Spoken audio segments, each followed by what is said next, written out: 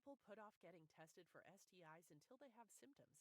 Here's the thing, the most common symptom is no symptom. That's right, most STIs don't show symptoms. Get tested every year for STIs as part of a healthy sex life. Planned Parenthood makes it easy to get tested. Walk-ins are welcome and Medi-Cal is accepted. Tap the banner to make an appointment today. LinkedIn knows that hiring is a big deal for small businesses. Sometimes it can even feel overwhelming. That's why LinkedIn uses candidate data that you can't find anywhere else, so you can hire the best person. 86% of small businesses who post jobs on LinkedIn get qualified candidates within a day. Post a job for free at linkedin.com/qualify. LinkedIn, your next great hire is here.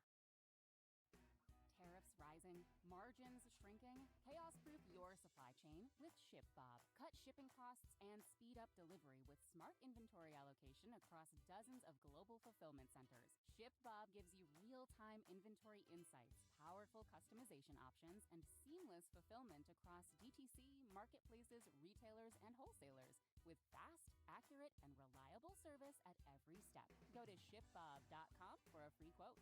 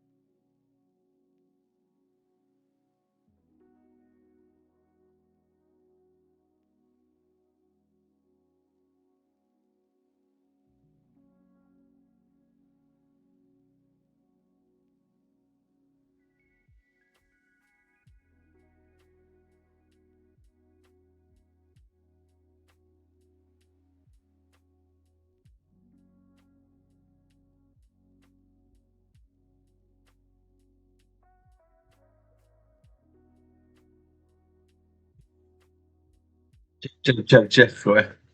Welcome, everybody. Guys, welcome into the stream. Welcome to the channel, XP for the Soul. You can call me Mr. B. Mr. B, I'm your art instructor for the day, in your company on stream for the next couple hours. How's everybody doing? How you doing, IGA? How's your day? Hope you're having a great start to your week. It's already evening time. Sun is set. You're chillaxing. Hope you had a good day at work today. Things were easygoing, stress free. Um, I need to make sure.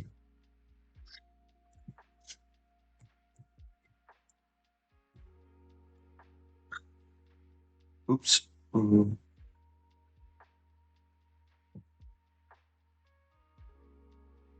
Sorry, I'm trying to check.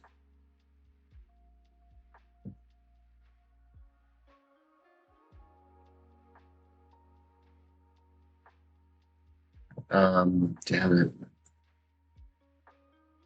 Mine. Verbs. No.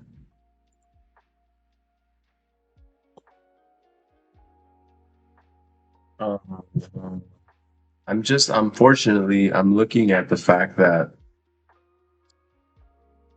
since I changed the name of the channel, I haven't been able to use my mental health message. So what I can't remember chat options, chat privileges. Where the fuck do I program? Oh, IGA, you're definitely gonna know, right? Where do I modify my chat commands? Where do I mod? Let me Google it. Actor who died while their last movie was in production. I don't need to hear that stuff. Why are you sending me stuff about death? Da-ba-do-da. Chat command Twitch.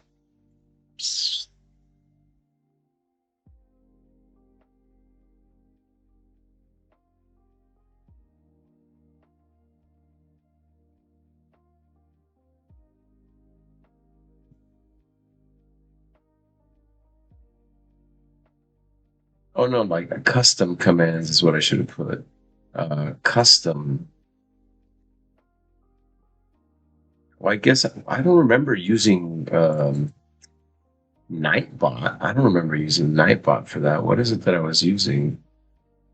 'Cause let me see. If I put mental health, it's still not going to work. Mental health. Yeah, it's not going to come up. I need help. Somebody help!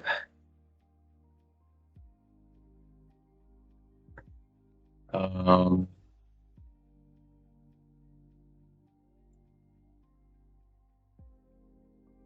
Booby booby beep bop boop bop beep beep bop boop. Um,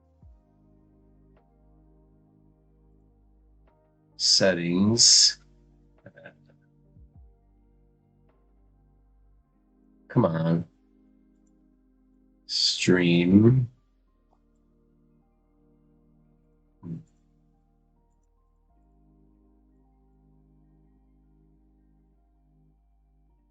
I gotta ask Dave because Dave's willing. You know that one friend who somehow knows everything about money? Yeah, now imagine they live in your phone. Say hey to Experian, your big financial friend. It's the app that helps you check your FICO score. Find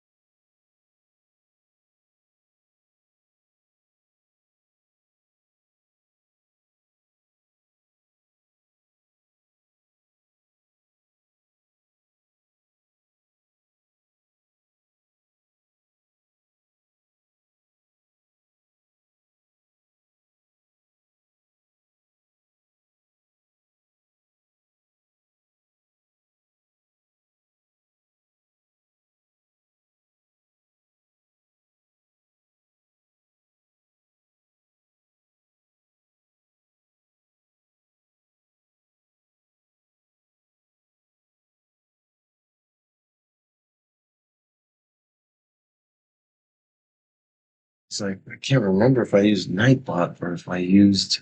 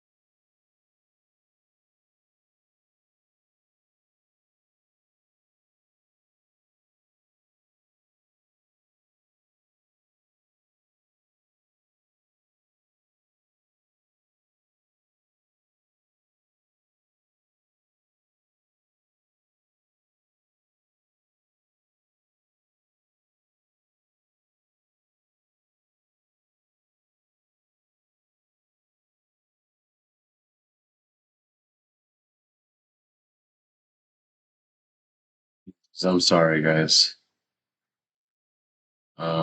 Let me see.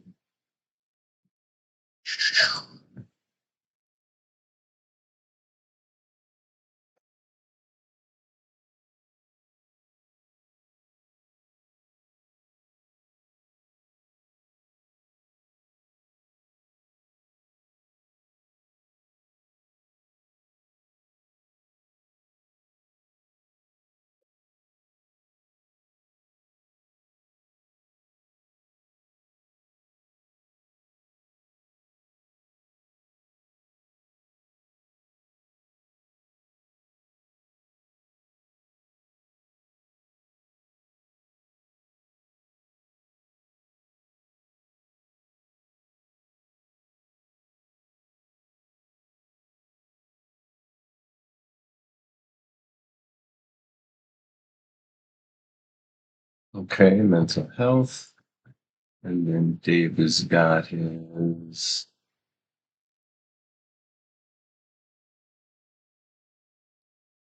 copy, paste.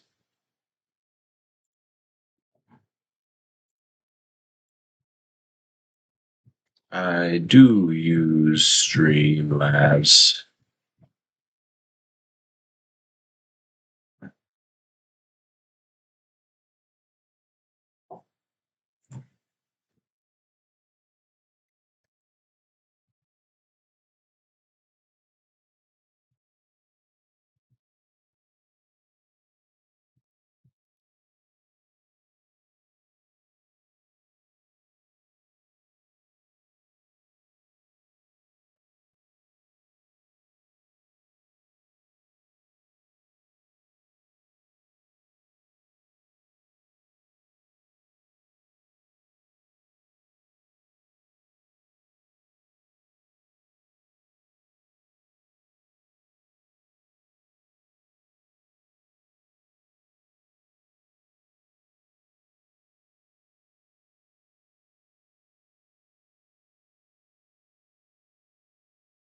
Yeah.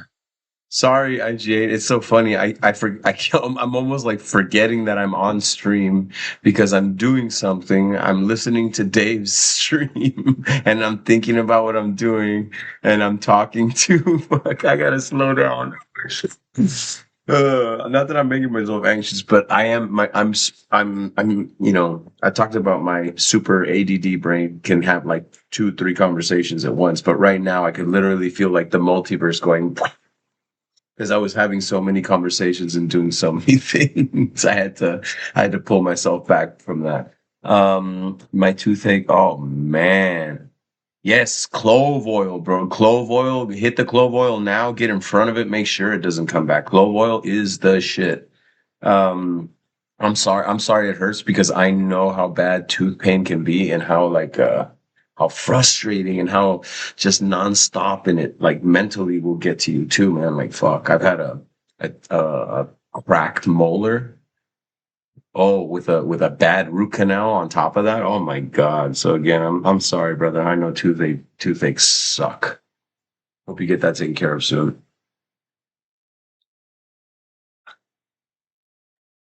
Mm. DMast, I'm really happy to hear not only that you did the project, but then again you did it on your terms, put your own little spin on it. And again, didn't have magazines or ink, but that's the whole point is you made it work with what you had, and you had your kiddo draw the images. That's good.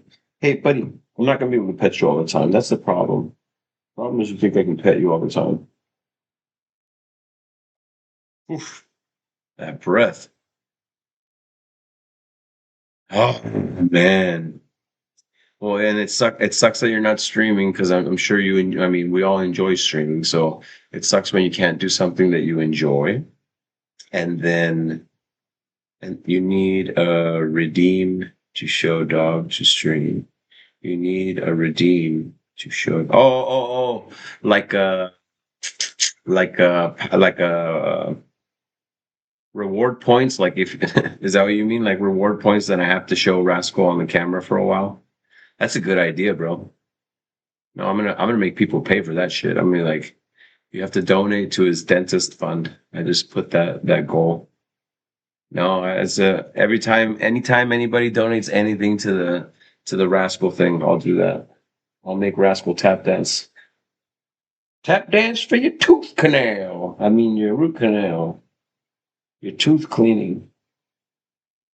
Oh, he was so relaxed after all that grooming and massage and yeah. So I'm gonna a Rascal Redeem. Rascal Redeem. Anytime you donate to the Rascal Fund, you get 3 minutes of Rascal screen time.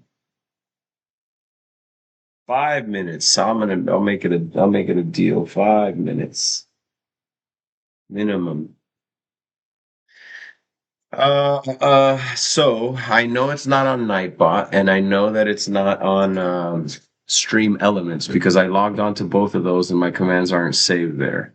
Now, I'm looking at my Streamlabs desktop, but maybe I should be on my Streamlabs. Rascal Go. Rascal Go, please. Stream Labs. I can't pet you right now. Thank you for the kisses on my leg, bud, but I can't. I'm sorry. I'm sorry. Okay, no, Streamlabs, dashboard, widgets, right? Something like that, maybe. Yeah, all widgets, no? No, chatbox, CloudBot, commands. Ha ha ha ha ha. I do have my mental health here. So it's strange. It's there, but it won't work. So maybe let me see. Mental health, template, advanced, confirm. Command updated. So let me try the command. That's why I don't want you licking my legs, buddy. You're gonna get hair in your mouth, and then you're gonna start. It's like when you lick your paws. The bot is now a mod. Yeah. So I looked at the Streamlabs dashboard online, and my command is there. But let me see. Hold on. Mental health. What the heck? It's not coming up. Needs.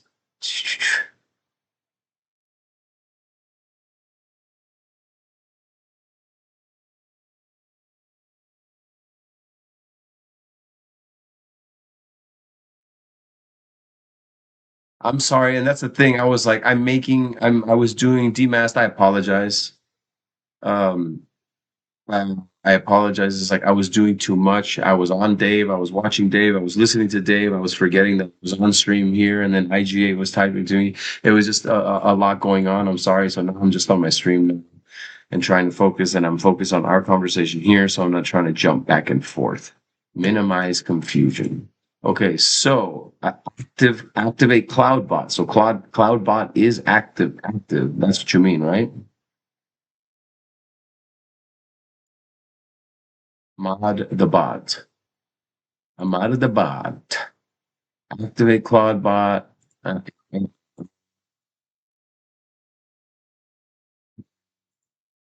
How do I mod? Okay, how do I mod the bot? I guess I should say. Walk me through modding the bot.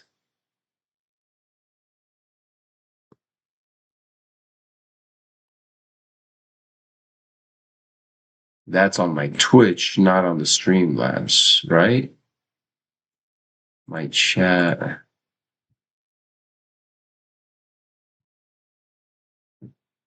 My Streamlabs chat bot.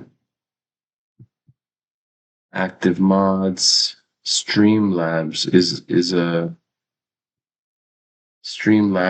is a mod on my channel.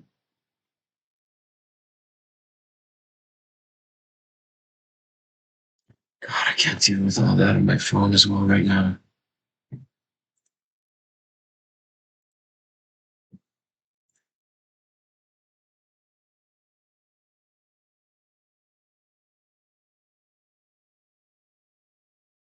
It's okay. And again, I'm not in a rush. I can keep just trying to figure this out. I'm not in a rush. I know you're spending time with your kid. It's okay. And again, just don't worry about it. Um Flip that. Let me see down here. Manage poll. Stream together. Manage polls. Shabba doobie doobie. Of course, I'm gonna understand. Sub on the chat. Click that. Edit stream info. Okay, let's go here. I'm going to deactivate the cloud bot. Then I'm going to activate the cloud bot. Oh, don't forget to mod Streamlabs by typing / mod Streamlabs in your chat. Very good. Fine. Very good, very good, very good. He's not going to come, bro. It's in the box. It's in the box. What's in the box?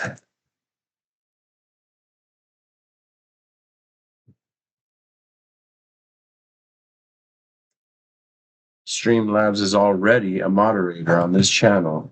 Have you seen the movie Seven? IG8?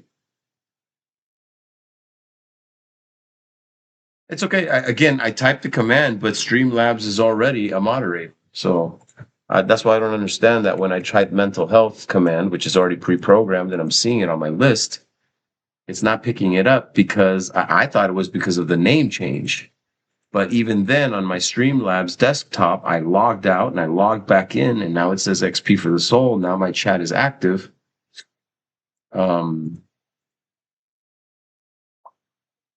But I can't seem to find it.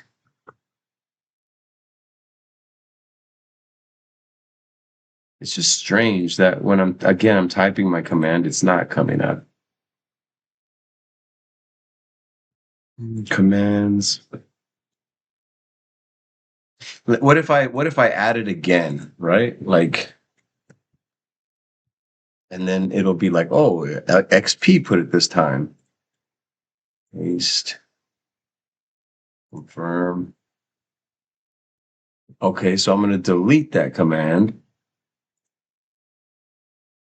and create a new exclamation mark mental health. Guys, thank you for your patience. Control V. Fine. Very good, very good, very good. Now let's see if that worked. Copy the message. Me. Mental. Should work. Oh. Oh, you got to be kidding me. So maybe what I'm going to do is I'm going to log out and I'm going to log back into Streamlabs webpage. Success. Success. You want to know how I got these scars? Chat box. No, not chat box. Back to dashboard. Cloud bot. That's what I wanted. Commands. Yeah, it's weird. The command is there. So let me see. Let me see if these other commands work.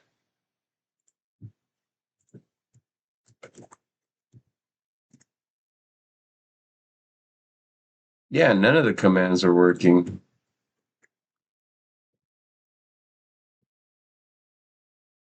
On Streamlabs or my Stream Manager.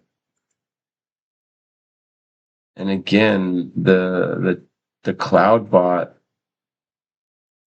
is active, is a mod.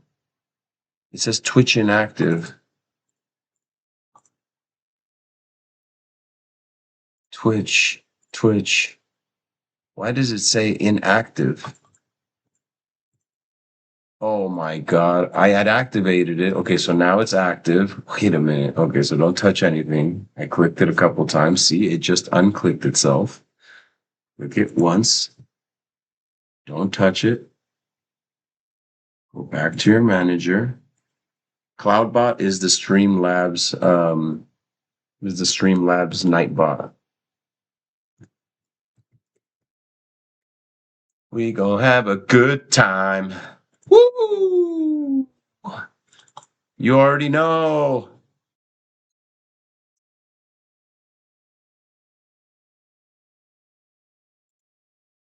You already know. I was getting frustrated. I was feeling a little. Hmm.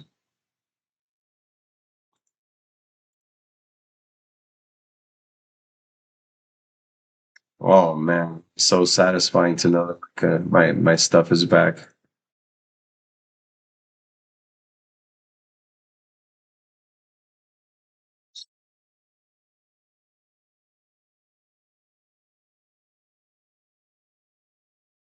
You did it before I could. Everything's Gucci. Everything is Gucci. Gucci. You know what? Yeah, and those little things are making my day good. Oh, I spelled it wrong. Oh, I did spell it wrong that last time. But I've been spelling it correctly every other time. What do you mean? Let me see. Mental health. Mental Heath. Mental with an L in between. I've been spelling it wrong every single time. Let me see. Mental HEA. No, it was correct there. So it was just inactive. It was inactive and I misspelled it. Oh shit. That's funny. I mean, I said that. I said that I could probably have a secondary camera. Like, watch this. I'll do it right now. I have a lot of cameras. We gonna have a good time.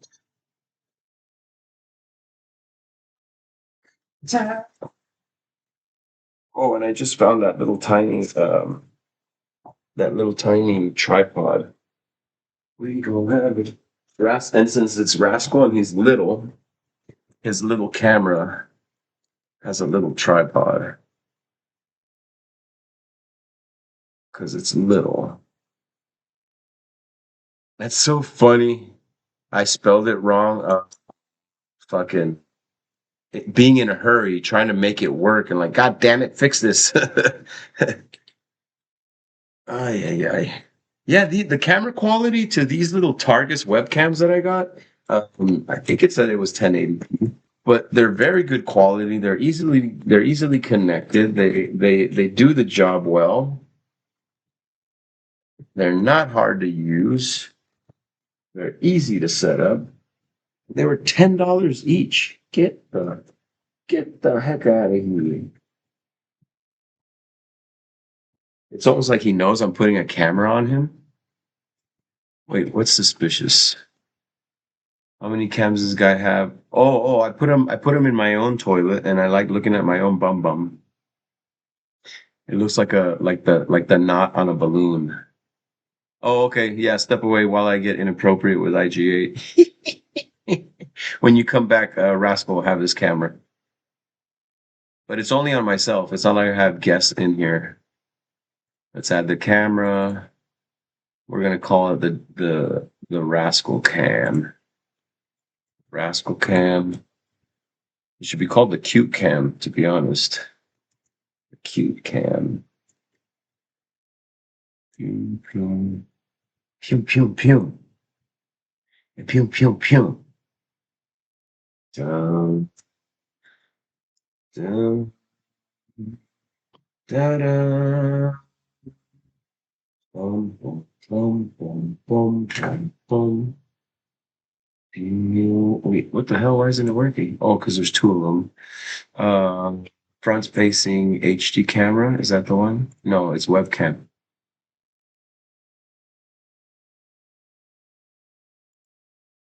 I have two of them. That one. That's the one. Dun, dun, dun, dun. Boom, boom, boom, boom, boom, boom. Okay. So now we have Rascal Cam. Marshall, Rascal want to eat. Okay. I go bye. Bye, bye, bye. Hey, Poppy, look at you. You're so cute. You're so cute. We should put you here, and then we're gonna put your thing above you, right? Oh shit. Your goal has to be on top of you. There's the cute cam. The goal goes over the cute cam. So they can help you and they can support you right here. Look at that. There you go. You gotta be able to see it. And on the TV. Look at that. That's perfect, Rascal. You laying down.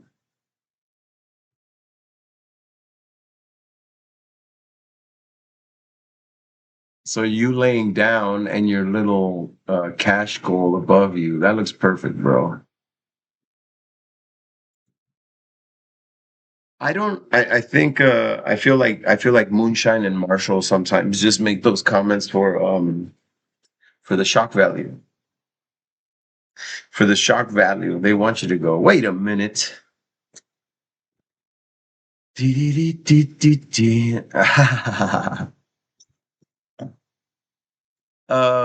Yes, I do. I have a page. Like I had the. Let me see what. Wait. Well, I can't click it myself.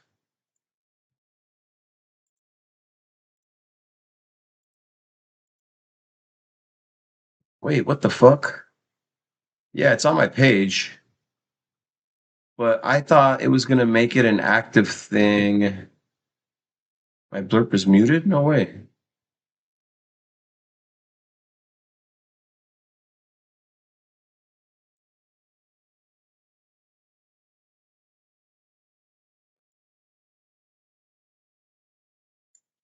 What do I add command on stream? Like the tip line? Oh, the tip page. Yes, good, good, good.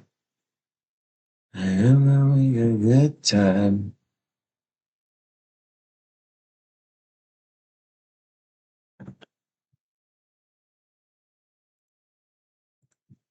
Mm, mm, mm, mm.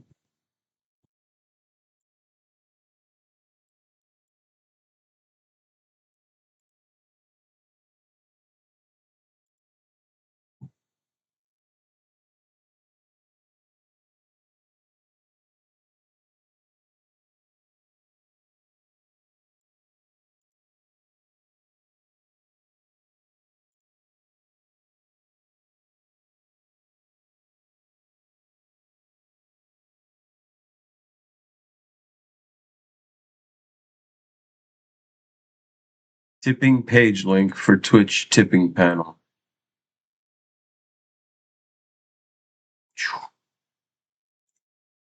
So what if I go now to my cloud bot? Command, add command, phone, donate. Oh shit. Uh, donate.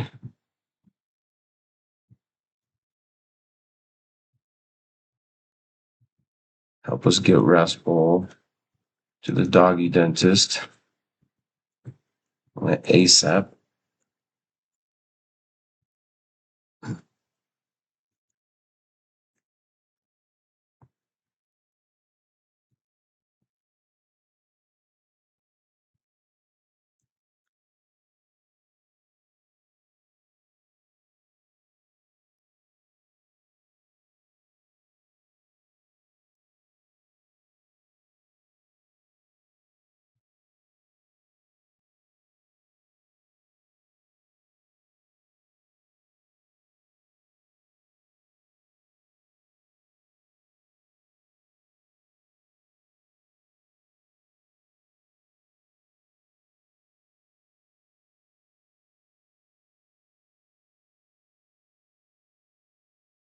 Control V.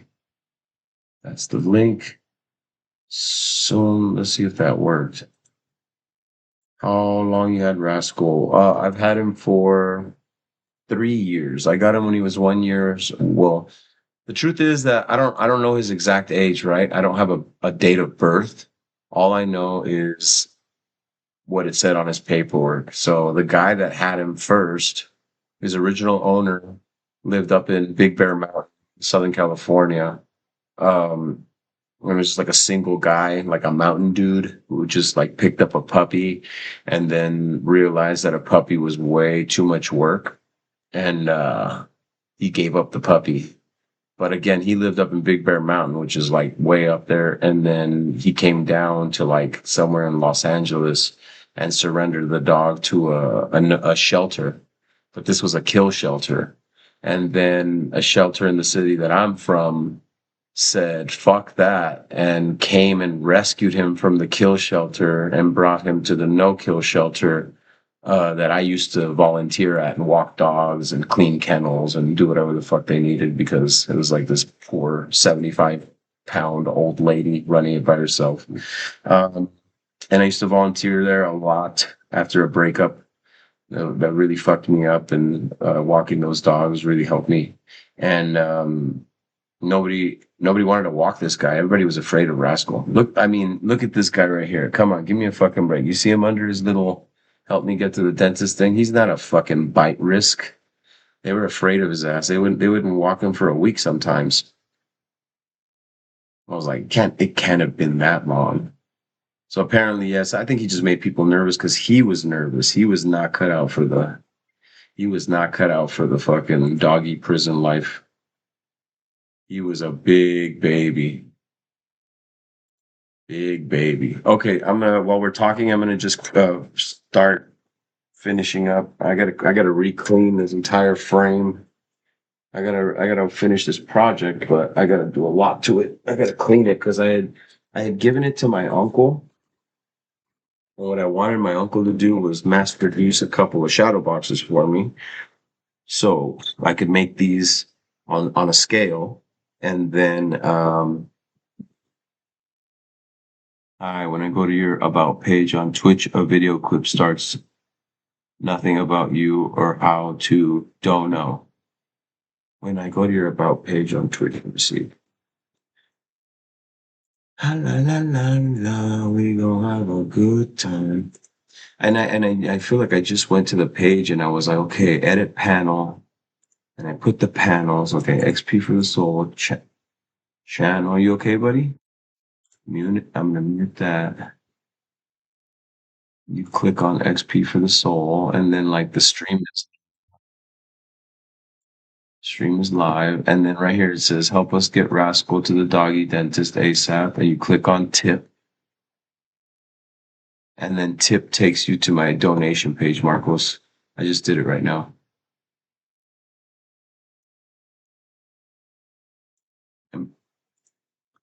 Oh, right here, let me see. So exclamation mark donate, boom, boom. Let me see if that worked.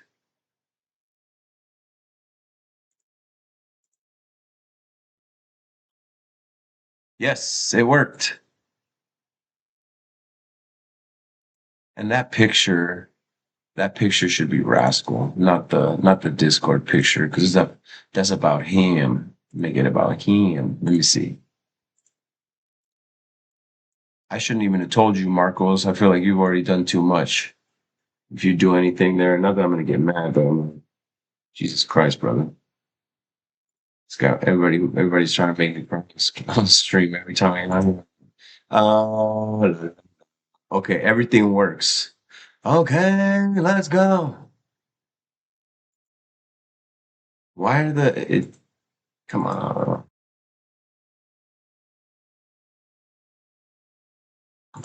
Okay, let's go.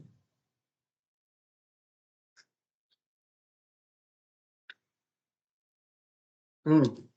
I wanted to say something about what happened earlier while I was working. I can't reach in front of the rascal cam. Heaven forbid. Heaven forbid I disrupt the rascal cam. um, I was working. I work a couple of days. I work like a half day with my uncle, and I usually help him with his like to dos that he can't handle because of his age and injury. So I do that, and then I do like a full day, another day out of the week. We usually have a good time. Today was a little bit tougher. I don't know what I was feeling, but he's a big supporter and proponent of art. So I was super stoked to share with him, hey, Dio, you got to see this art that we created on stream together. I'm super proud of it. I want you to check it out. I know you like art, and I know you like abstract art, and this is very expressive abstract art. Anyway, I showed it to him, and he was kind of like, yeah, like whatever. I mean, oh yeah, he's like, I like that one. Out of all like basically, I don't like the other ones, but I like that one. I was like, and again, not like I was mad, but normally in the past I would have been like all more butthurt about it. But now I'm just like, I am over trying to. It's not like I'm trying to make people excited about it, but like, dude, I want to share this fucking thing that I fucking love right now. I love this thing, and I want to grow this thing, and I want to put all my time into this thing. And I think that because it maybe, I don't know, it's not a typical business, or I don't know what the fuck. It's just, technology is superseding everybody's capacity when you're a certain age, or you just don't get it. Yeah, I talk to people about it, and I not yeah, I don't get the response I'm expecting, and that's fine too. I shouldn't be expecting any response. All I want to do is share, like, yo, I am passionate about this thing, and I feel like it's going well, and I've really been working hard and grinding out like fucking 250 hours worth of content in like less than 3 months, setting goals, reaching them, improving myself at the same time, and going to therapy and working out every day, and tending to my health and making new connections. And honestly, like the new friends I've made on here are I haven't made new friends in fucking years. So again, like this is all very good for me. I think it's very good for the community. I think that I'm providing value. Um, and I feel very aligned. So like everything's Gucci, and I want to share that with people. But it's just funny. Like sometimes I feel like I'm talking to somebody, and I'm getting excited about it, and they're looking at me like they think I'm on drugs. And I'm like, blah, blah, blah, blah. And then I look up, why are you looking at me like that? Like, why? That's the best way I think I can describe it. And then I actually think that I'm like, dude, what the fuck? Are they thinking I'm on drugs, or why are people responding strange when I tell them about what I'm doing and how well it's going? Um, and again, I think just some people don't understand. I mean, maybe there are some people who don't sincerely want to be happy for you, or again, it doesn't, none of that matters. None of that matters. None of that matters. My heart is filled with gratitude and love. I am going to continue to grind out. Oh, Rascal, you're off cam. Oh, shit. If he goes in his room, I'll put the camera on his crate so you guys can see him the whole time. Don't worry. I'll keep it on this guy at some point. Yeah, he's deciding if he's going to go in his room or come back to the sofa. Anyway, I'm good. And I love you guys. I'm here with you guys. Um, and it doesn't matter if they get it or not. It doesn't matter if they understand or not. I have to keep doing what I'm doing. And I'm gonna continue to keep doing what I'm doing. And I'm gonna keep growing what I'm growing. And I'm gonna keep grinding what I'm grinding. And I'm gonna keep pushing what I'm pushing on. You know what I'm saying? Like it's nothing is gonna stop us. Ah, ah. He's gonna be mad. I think he's gonna tell. He can tell I got a camera on him. He's like, "What the fuck? You got a security cam on me? What is this? What is this? You watching me? You watching me now?" He says. "Oh no, no, no. Stay there." And then the rascal goal to move a little this way. Oh, that works. Doobie doobie doobie. Poor guy. Okay, I need to.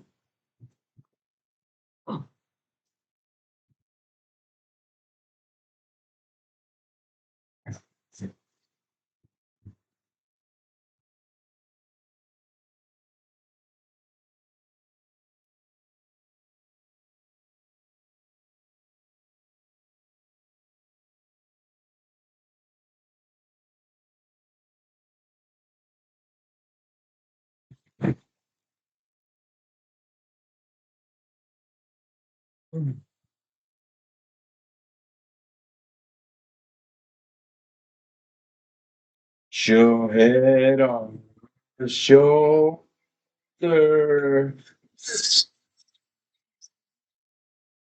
Just kidding, just kidding. Okay. Hold me closer, baby. Stay.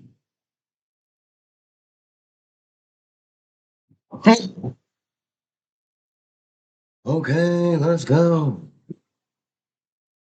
Ooh, music. To save and basically Not an ad. Music. Very much. Uh, uh, um. So, what I got going on is let's clean the glass because I'm not going to start gluing anything. I need to prep my surface. So I'm going to put this here. I'm going to bring this over. I'm going to remove that subframe.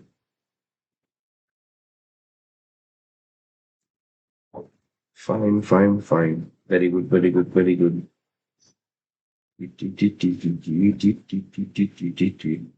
Fine, fine, fine. Very good, very good, very good. Okay. He's telling me got music for me.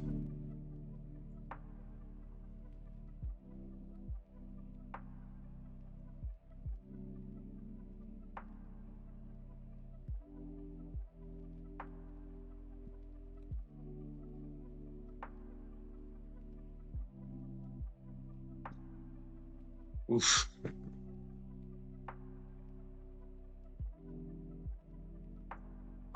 So I'm gonna pretend like you're just jumping in, guys. So welcome to the stream.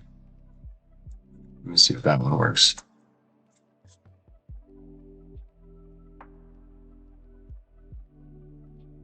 Nice. I like that. I like that.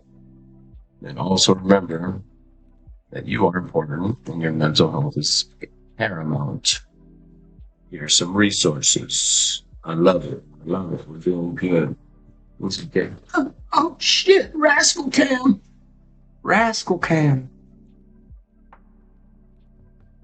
Got a mess over there in the kitchen, buddy. Um that's fine, but oh well I mean shit, tell me how you really feel, buddy. Tell me how you really feel. Um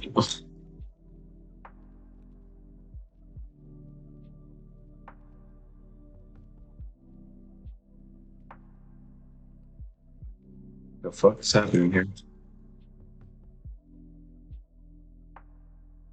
He sometimes he doesn't want to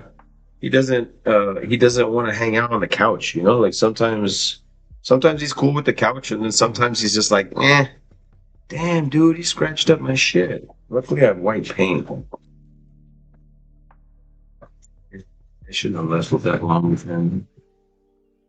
Uh, Thanks, man. I enjoy going to yours. Like I said, you have a lot of good information provided, not just about your game and having fun, but talk about real shit too.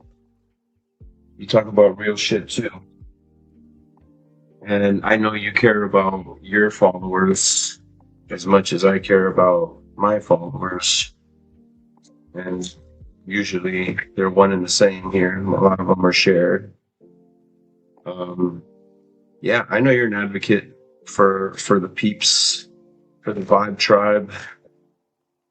So I respect and honor that because not everybody's like that, right?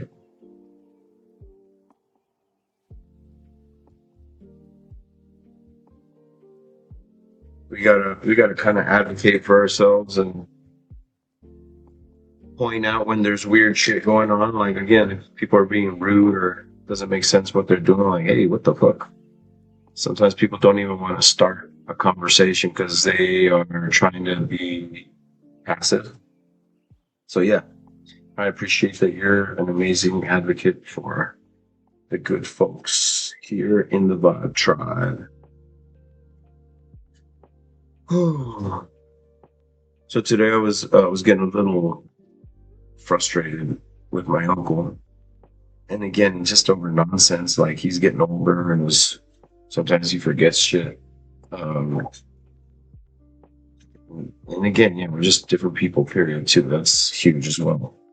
Um, so like Wildflower and DMass were hanging out on the stream, and I was doing some gardening, and then periodically I was having these conversations with my uncle about random shit. Oh yeah, that's crazy, man. That's awesome. It's a good feeling, man. It's a good feeling to know that people believe in what you're doing and they're willing to hang out and wait for it. You know what I'm saying? I think I've like when DMasked, even when DMasked player just pinned that chat that she created, letting people know that I was going to be doing an art project. That meant the world to me because that lets me know that people think that what I'm providing is valuable, and they want other people to know that there is valuable content accessible here. And hey, go check this out. So when people believe in you, it's a good feeling. Whether they're waiting on stream to see what you got next, telling other people about the cool shit that you do, and nudging them in your direction, like it's fucking dope. I'll be honest. I've talked about this kind of briefly a couple of times in saying, yeah, it's all good. It's all good. I mean, when I'm gardening, it's never gonna be much conversation. Mark will swing by for a little bit, say good morning. We sent him on his way to have a good day at work. It was cool. Like I like checking in with people briefly, and sometimes you can't. That's fine too. But yeah, usually when I'm doing the manual labor and you see that I'm on mobile, it's a little bit harder for me to like. I can't. The chat's not always visible. It's not until I open the stream manager. If I have the self-facing camera, sometimes I'll catch some of the chat. Sometimes it doesn't come through, which sucks. It's all good, brother. I don't even know what you do. What do you do? What do you do, IG8? You work in tech as well? You're in cybersecurity? Like Marshall? Do do do do.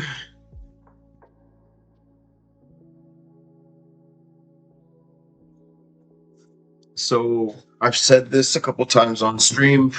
What we're trying to do here is measure twice, cut once. We do not want to fuck this up. So this seems to fit.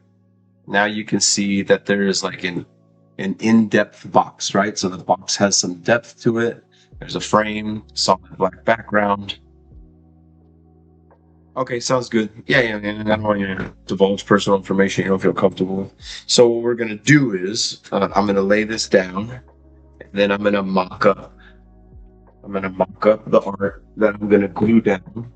I always have to remember that this way is up because that's where the little fucking hook is. My hot glue gun seems to be warming up little by little.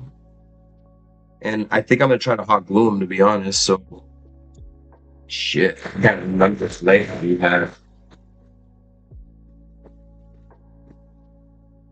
I don't remember the layout we had. Okay, so look, let's go like this.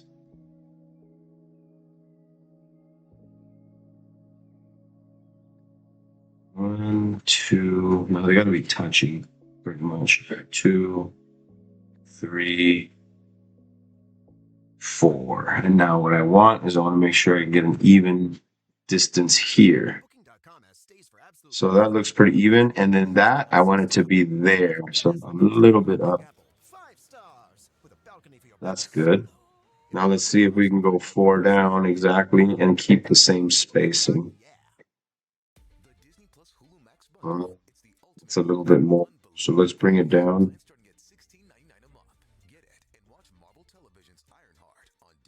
Man, I can't believe they actually made Iron to a show. But I don't know how many Marvel fans we have in the chat, but um, I appreciated the comic book Ironheart, and the comic book Ironheart is little African carries on Tony Stark uh, legacy and becomes Iron Man.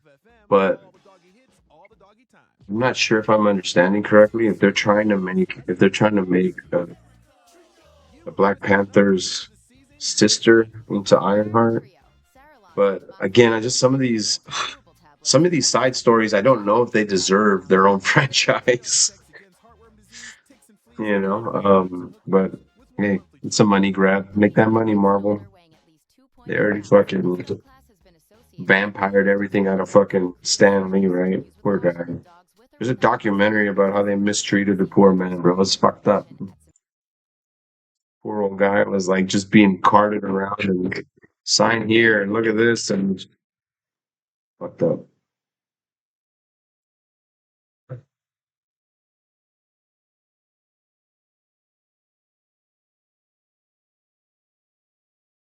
See, like my OCD brain is already looking at the diamonds. And these are gonna have to be perfect in my head. There is no perfect. There is no spoon. I have to remember. There is no spoon.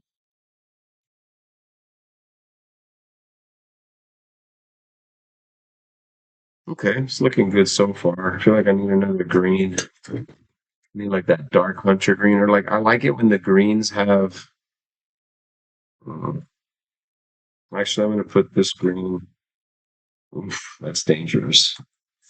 And those little pieces of aluminum popping up like cut me.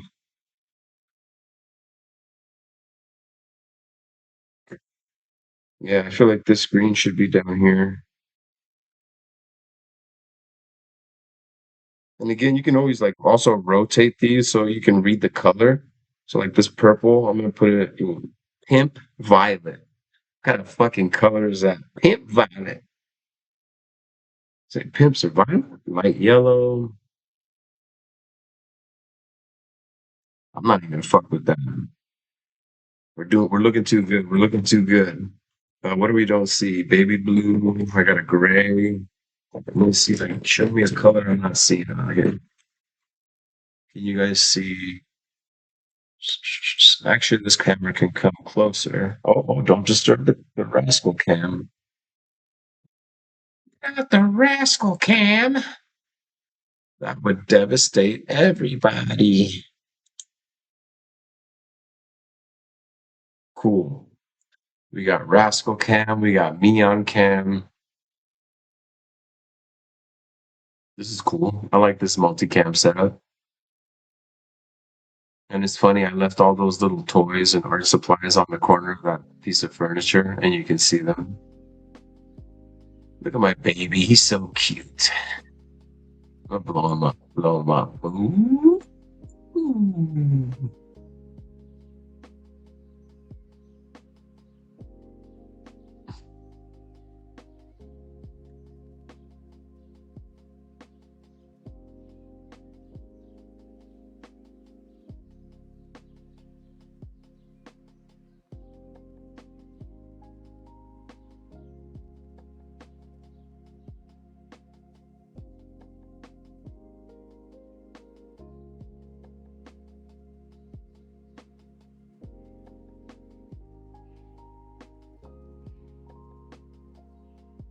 Do do do do do.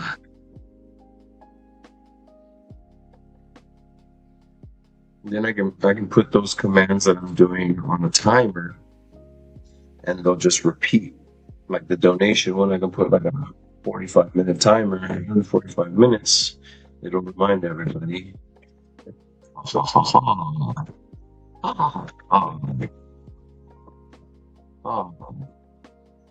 don't remember. Ooh, this pink is way more vibrant. I'm gonna switch this pink with this pink just because it has some splashes on it. The very see these like neutral, weird, like brown, gray. Oh, this has got to go on right there.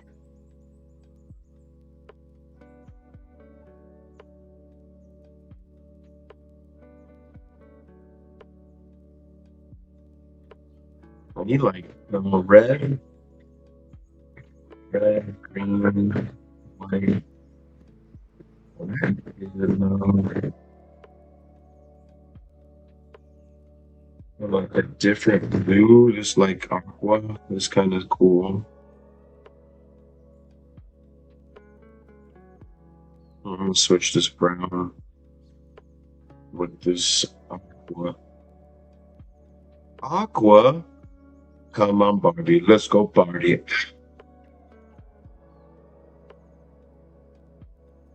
You guys remember that band, Aqua?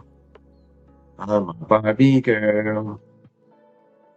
I don't know. I feel like black is too boring to just throw on. At least this maroon is kind of. But the maroon next to the brown makes it look too boring. So I feel like I need to put. Okay, let's see. What if I switch? Oh shit. This and this. Talk about overthinking shit, right? Welcome to my world, baby, where we overthink everything, even the things we're supposed to have fun with. Yeah, like I'm digging this. I'm digging this.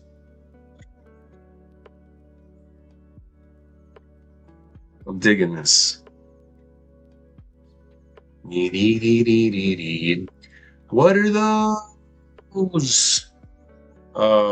They're my sandals. They're the top of a spray can. This thing,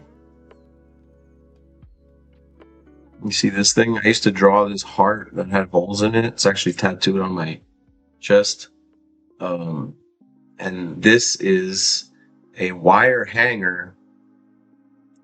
This is a wire hanger, and it's just kind of bent in weird ways. And then I draped stocking over it, and then the wire hanger was actually in a wooden base, so it would actually just to sit on a little block of wood like this, like it was growing out of a block of wood. And then, yeah, no, these are spray can tops. I already said that. These are the tops of the spray cans, and that's the color swatch, so you know a spray can. I was just talking about this piece because I saw it next to me.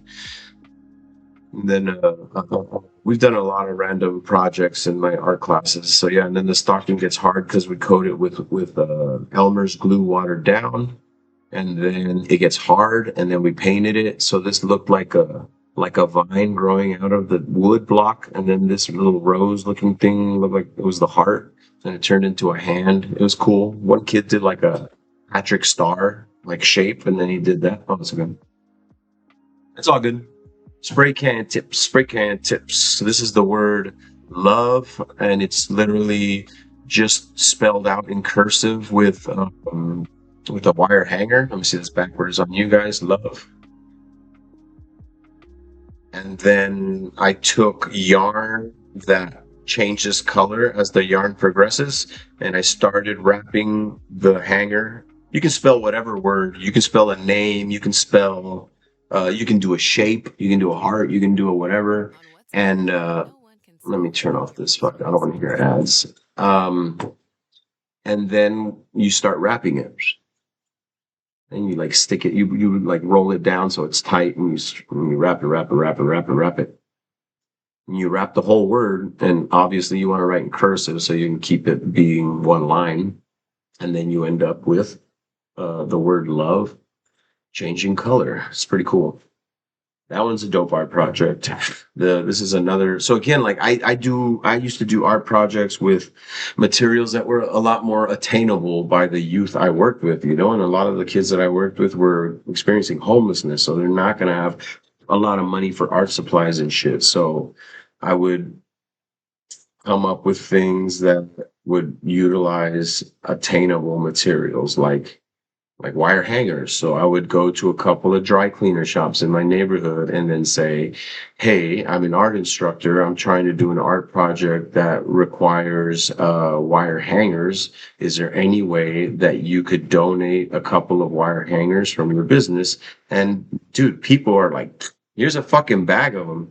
Like, you know what I mean? Like they're like, we have too many of these. Customers bring them back and we can't reuse them. And boom, they give me like a whole yeah, and again, I would always maximize back then Dollar Tree didn't exist. Dollar Tree didn't exist. We only had the franchise or the business, 99 cent only, that was like blue and white, and when they would ring shit up it sounded like a casino machine. But now those are out of business and all we have is Dollar Trees left as well in the city. This was a cool art project. The word is these were art projects where we were working just drawing one line as well. You know, I've talked to you guys about that. It looks like an eyebrow, and a bag under its eye. If you see what I see. And then I also taught the kids how to like draw with paper, I guess. So it was like a broken heart, and it's got like a tear coming out, and even the tear has a little highlight. And then again, this is just one, two, three, four pieces of construction paper, but I think it communicates a lot. And then, do you see what I see? The mirrors in the eyes. It reminds me of yeah, when the fat guy's on South Park too. Do you see what I see? Was it? Oh, that's Red Dragon. Red Dragon. Yeah, when Philip Seymour Hoffman is in the wheelchair, he's all doesn't want to look. And then you guys saw when I did that rainbow, that thing that went on the back of the denim jacket. This was a construction paper version of that I made. So like this would hang on the wall. Let me see. You can't even see it.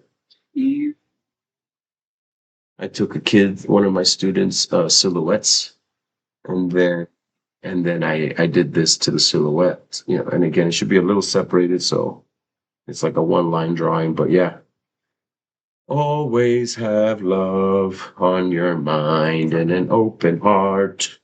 Okay, I gotta finish this fucking show. Do you see what I see? That movie was crazy. I like that was the first time I was exposed to Ralph. What's his name? Ralph Fiennes? Ralph Fiennes? Ralph, I don't know what his name is. The guy that plays Voldemort. That was the first time that I was exposed to him as an actor, and his acting in the movie Red Dragon was so fucking intense that I was like, dude, this guy's good. I see what I see.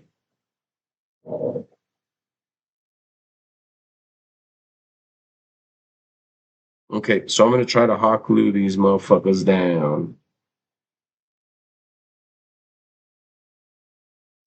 I'm hoping I can make a bark, right? Yes. And then I'm just gonna, oh, come on. Oh, this is gonna be hard because the glue's gonna want to dry quickly. Shit.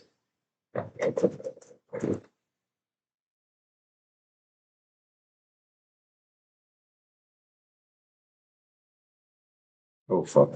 Okay, okay, okay. This is how we're gonna do it. Supercharged turbo action.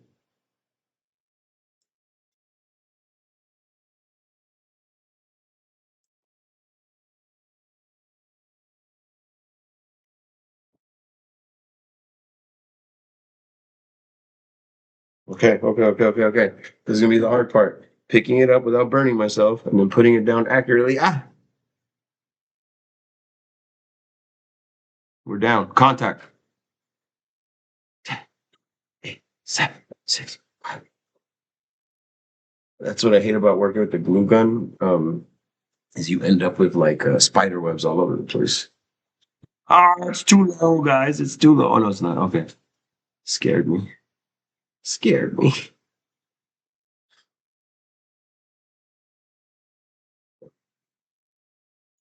Okay, so what I'm gonna need to do. No, no, no. We're good. We're good. We're good. No pasa nada. No pasa nada, papi. Good. Same shit. Here we go.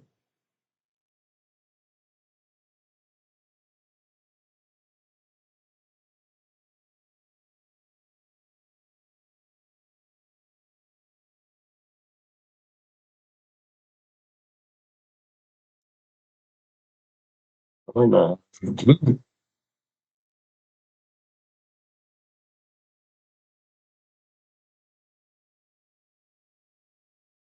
Hot.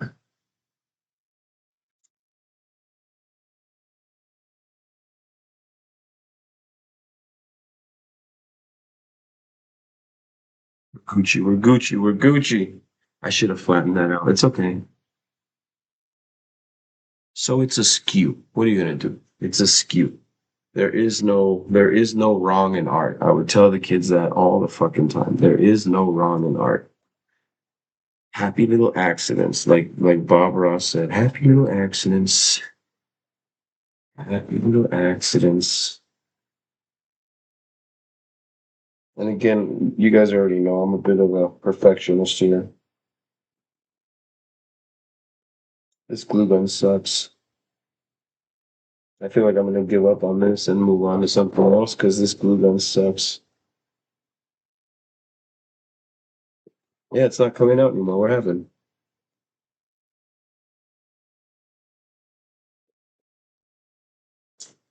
This shit's short out. What's happening here? Gosh darn it. Dag nabbit. I'm gonna take a pause. I'm gonna take a pause. Oh my god, that was crazy. Where do you get these spray can tops from? What I do is I have a bunch of saved spray cans from when I used to do aerosol art and paint with spray cans. And I save them because I've always wanted to do this project and like see it through. And I've made a couple and sold them, but like I really like how these turn out, and I'll show you when I finish one. But normally when I make these, like somebody wants to buy it immediately, so I want to make one for myself, but I do want to make a couple and try to slang them and make some money that we can, yeah, just put towards the rascal fund. I can show you guys. I'm gonna see what's up with this glue gun, or maybe I might go find another glue gun. But I also have this other art project that I want to work on. That it's actually kind of cool. I used to. I mean, I mean, I got access to a lot of military documents, and and uh, and I know you guys know that my mom used to sell fabric, so I actually cost of like one spray can like this. Oh, or cost of the art. Oh, I was selling those for like I don't know. I only charge people like $40. But like a fucking piece of art like that, I've actually seen at the Museum of Contemporary Art when they had the street art revival. There was a famous street artist who was selling pieces, not like what I'm doing, but something similar. And that shit was like $3,000. I was like, I'm gonna make that shit myself. I'll make that shit myself. I was slanging them for like $40 a pop, including the shadow box, the art. Yeah, I mean, I wasn't charging a lot. That's like what a normal piece of art in an art show is gonna cost you anyway. A good art show is. Again, I have a couple projects here. Like this is actually an interesting. So this, if you look, oh, this is in the wrong spot. Like that, like that. There you go. And then dark, black, black. These are all black, so these are all the same. And then these are all white. These are all, actually, these are not white. So if you look, you can see that this is like a little gradient, right? We talked about what a gradient is. A gradient is a smooth transition of two or more colors. So when you look at this closely here, this is like a smooth gradient because these are swatches. What are swatches? Swatches are usually little samples, so they can communicate with the color of whatever it is that they're producing. And so this has a number on it, like a number code on it, STO50, and it says white. So that's white, and then there's shell white, pearl, light almond. Actually, light almond should be next to pearl, like that. No, light almond should be the first one, actually, like that. Right? Yes. And then buttercream, and then harvest wheat, and then putty, and then silver gray, platinum gray. So like if we glued these together, they would actually look pretty fucking cool. And I could actually cut them down, and I don't have to use the number, right? So like I can flip them over. I can flip them over and cut the circle part out, and then just glue them like this, and it would like into a frame. Like if you found a custom frame from a thrift store, and you had shit like this, and then you just started to fucking layer them all in there. Or you could make it like a triptych piece too, like if you had multiple frames. Like you go to IKEA, you buy 3 frames, and you realize that, oh, if I split these up evenly into this by this, I can make 3 of them. Then you buy 3 frames, and you make 3 little things, and you hang those up on the wall, and you have a triptych art piece. Triptych meaning it's 3 canvases, but it makes 1 art piece. There's a triptych, diptych, big dick. So I was kind of thinking about doing that right now too, was like cutting these up and gluing them to something just to show. But I'm kind of not feeling it when I look at it now. It's a little too black. It's too bland. Dark forest, ocean breeze, heather green, tropical rain, maritime blue, true blue, steel blue, light beige, taupe, russet, burgundy. It's crazy, man. You're like, I thought these were all brown. I thought these were all green, green olive. So again, it's interesting. Art. I've been an art instructor, art teacher. I've been an artist. Tried to sell my art. I mean, I have sold my art, but that's not necessarily what I wanted to do. I had more fun teaching it. But again, when it comes to art, it's not just, oh, I can draw. Like, no, I mean, you don't have to even know how to draw. It's just, can you express? Line communicates a lot. Color communicates a lot. A good artist can just be like, can make you feel something. And the way you make somebody feel something normally is you use some lived experience on some real shit that you've lived. You see that color gradient I'm talking about? It looks cool. It looks like bird shit's funny. Come on, this glue gun is fucking. I think it's shorted out, to be honest. I have to go look for the other glue gun in the garage if I'm going to continue that. Gosh darn it. I mean, we have plenty of other shit, like I said. So, for example, military. These are all military fabrics, right? So, this is the Navy. Navy uses blue pixelated. This is Navy fatigue camo. You can see again, it's a Navy camo that's pixelated. I don't know why pixelated camo works better in the ocean, apparently. There's different types of camo, and they're all supposed to be specifically for their terrain. So, and then I have these other, this is like the desert camo. Usually, I think this one's Army. This is Army. So I have these military fabric swatches, which so again, see how all of this shit is gonna compound. All the knowledge, all the art stuff, everything I share with you, it should all be cumulative, like it all accumulates into this big thing you call art. So now you can like talk about it. So swatches can be swatches of color, swatches of fabric. Uh, uh, um, so these are fabric swatches of military specific fatigues, and then I have these super cool documents, which are super interesting, guys. And trust me, I've read a lot of these.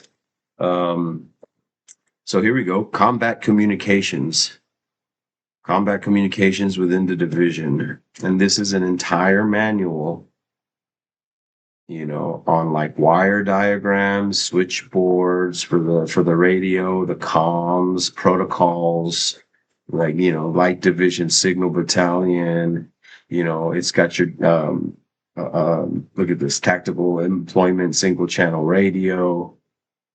So like actual, this is outdated. Like the army doesn't even use these anymore. They're outdated. So like the techniques, I mean, I'm not gonna get in trouble for this. But yeah, so like these documents are some real shit. Operations in low intensity conflict. Look at this shit. Hammer and anvil method. Reduction of encirclement, like fucking surrounding people. Fucking driving a wedge method. Like I'm telling you, these are fucking operation roadblocks, checkpoints, raids, patrolling. Like Jesus Christ, man. So this has got a lot of interesting like verbiage and diagrams, and again, legit information. So what I wanted to do was I wanted to make a collage that intertwined the font and text. Oh, look at this old school fucking military flashlight. It doesn't work anymore, but this is fucking old school military. This is from like an army surplus store, actually. Doobie doobie doo. Doobie doobie doo. Wait, why isn't it? Anyway. So yeah, I had the idea of doing an art project where I could use the swatches of fabric and military journals, training journals, to create like a big fucking military piece. And I have a bunch of like guns and ammo magazines that I could collage into it as well. Man, I'm fucking bummed about that. I'm bummed about that fucking glue gun. Shabba dabba doo. You shabba dabba doo. Mm, mm.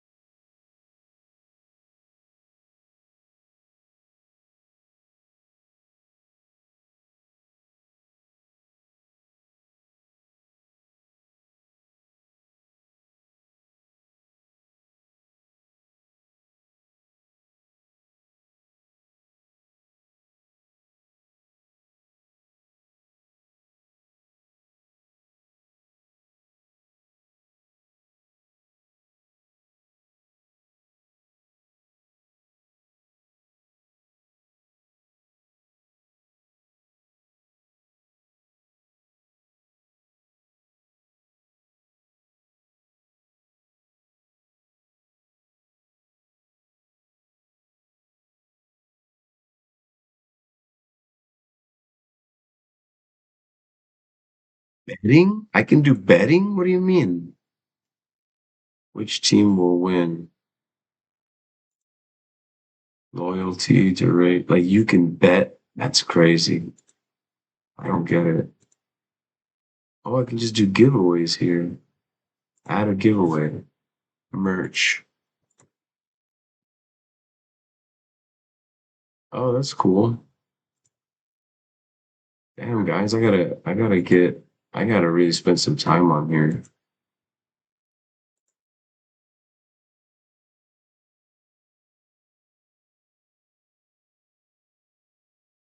I love being on here though. Even if I'm just learning about shit while I'm doing it. It sounds like there's a lot of people here, and I'm like be on stream while I'm doing this shit, you know?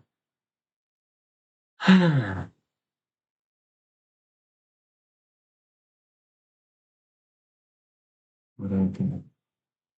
Something moved up.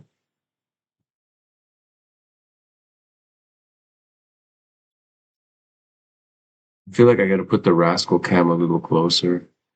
Let me go edit the rascal cam. I'm not gonna put it in his face, but let's see if we can take a closer look on the sleeping rascal in his natural habitat. Oh, he seems to be hibernating. Crikey.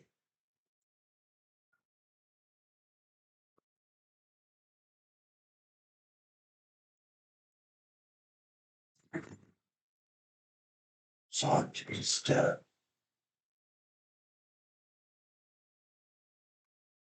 son of a biscuit. You guys looking at a mess? Looking into the potato? The fuck is happening here? Like that. You think if that was getting frustrated for you. I bet.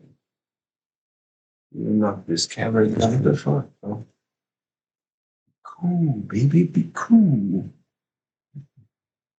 Okay, well, it's a little to the side. Here. Hey, Poppy, why you look nervous? Why you look nervous, baby boy?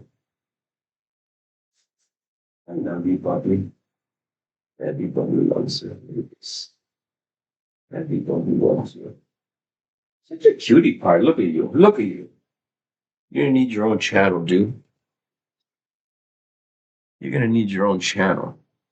Uh, uh, uh. Sneak peep.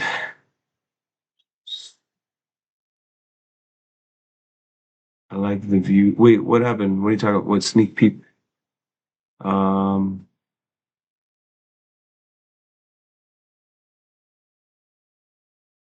I am confused. I'm glad you're back though. My glue gun is acting up. I think it's shorted out. So now we're starting to try to figure out what else we can work on. Could just always start drawing something. The way it was, it was good too. You mean like where he was behind? Yeah, yeah, yeah. But he went into his room. He didn't want to be on the couch, so I have to fix it this way because he doesn't want to be in the couch right now.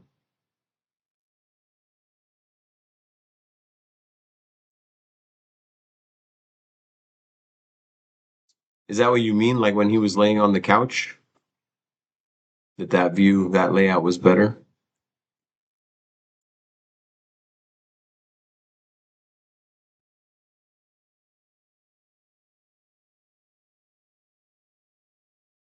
Shabba dabba dee.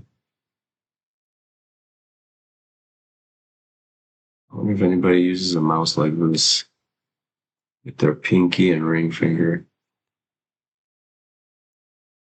Oh hell no, this is weird. The view before I changed it. So yeah, when he was on the couch, I wanted to leave it like that, but um, he jumped off the couch and went into his crate. He just wants to be in his room. He's like, if you're not going to be petting me, I don't want to be out here. Just hang. He's just, yeah. I think he's not pouting, but if I'm not petting him, he has a hard time entertaining himself. I need to teach him how to play like by himself. It's funny. I feel like this must be similar to what, not the couch, the second view. Yeah, it's just that because you can see the toys and stuff. Is that what you mean? Because you can see the Deadpool and the llama.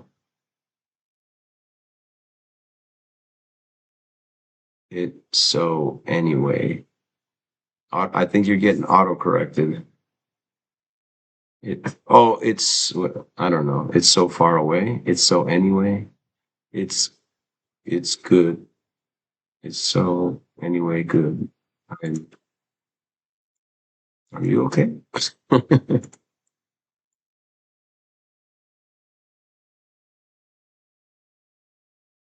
Just the paw only. Oh, nah. Like it's almost like when when you go to the zoo and you go to see the polar bears and you can't really see the polar bears because they're in the cave and you can only see like the paw of the bear sticking out and you're like, oh look, I can see it right there. That's how it was with him. But it's good anyway because you get to see everything, but it's almost like he doesn't want to be seen. It's strange. I feel bad because I feel like this is all in my head, but yeah, like I feel like he knows when a camera's on him and he gets self-conscious because that's how I get. But that's why it's my stuff and it's in my head. Like I'm looking at him, he's just a dog relaxing. He doesn't even know there's somebody watching him right now. He hears me talking and he might be thinking I'm talking to him, but my tone is, yeah, okay. Check this out. Check this out. Cute cam gone. You give me the money. Give me all the money. Give me all the money if you want to see the dog again. Put all the money in the donation page.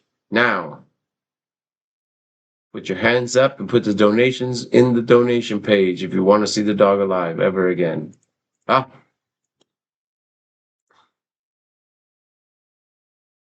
he is tired. I'm gonna turn it off. I'm gonna turn it off. I guess I shouldn't give it away for free.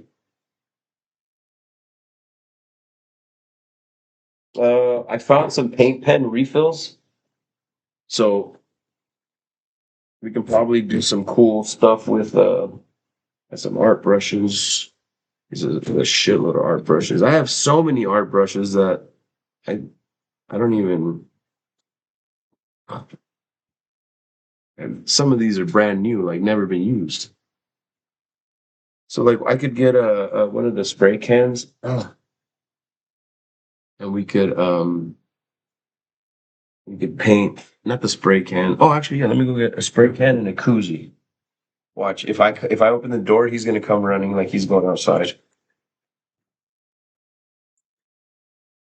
No, stay right there. Stay right there. Stay. You're not going outside.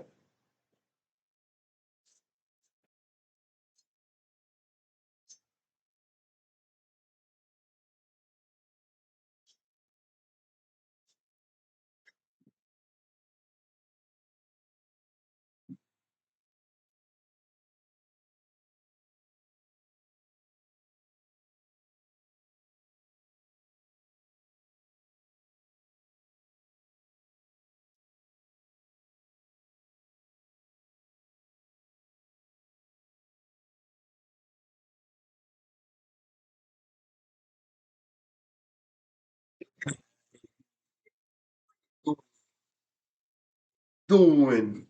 You want to get back on the couch, baby? Get back on the couch. Up. Get back up on the couch, Papa. Lay down. Lay down. Lay down.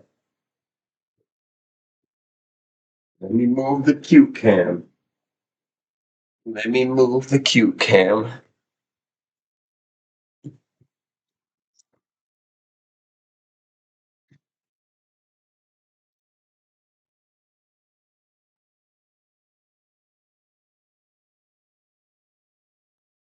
Ay, ay, ay.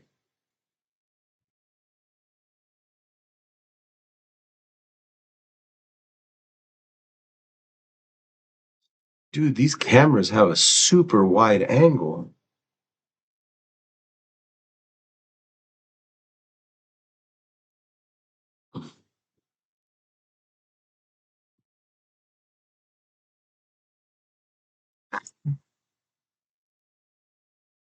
Rascal cam. Rascal cam. Turn it off. Turn it off. Turn it off. Nobody paid for that. Can't get it for free, y'all. You just get the sneaky peeks for free. You get little teases.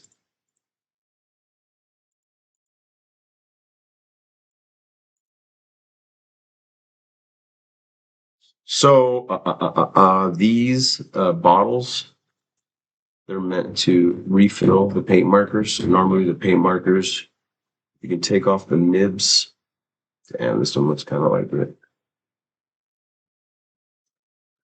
So let me see. For example, take these little water cups. Open this guy. Send me the link for the can, and I can.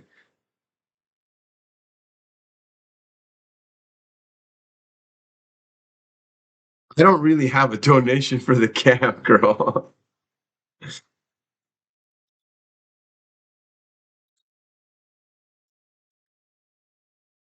Come out.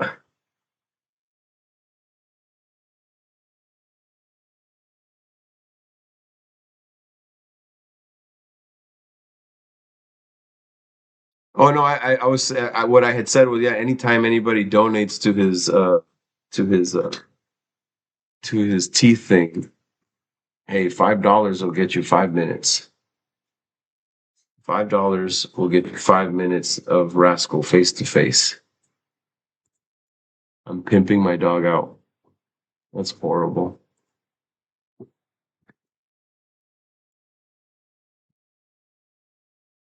Yeah, they're really great webcams. I bought them at a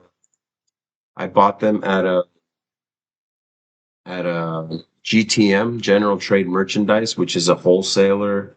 It wholesales returned Costco items. So you can find good Costco sold products at a very cheap price. Um, I found one store, and I purchased it, and it worked so well when I connected it. Um, it worked so well that I started going back to every location in the city looking for more of these cameras, because I looked them up and they're $25 each on Amazon, and I was paying 9 plus tax. Um, so GTM is now that general trade merchandise, that store is now carrying Amazon products. And the funny part is, basically it was almost like, not that they ripped off, but they were using the same business model that we were. So they were starting to buy Amazon returns in bulk, and now they're selling those at discount. So now you can get Amazon and Costco products at these GTM stores. But again, once I realized how good of a deal it was, I did all I could to start scouring the city and looking for more of the cameras. And I wasn't having any luck until I went to the last location, and I started like digging through shit. And I had one, and I found two more, and I picked them up as soon as I found them. And I was like, dude, I have three cameras. Actually, yes, I have three. So right now this is built into my laptop. I have this one for the art. I have the cute cam, and I have one kind of semi-permanently installed over my stove. And I just when I'm streaming cooking stuff, I have a multicam setup for the kitchen. I just put my laptop down, I connect the cameras, and I can just start streaming. I guess basically my apartment has turned into the whole thing has turned into a studio.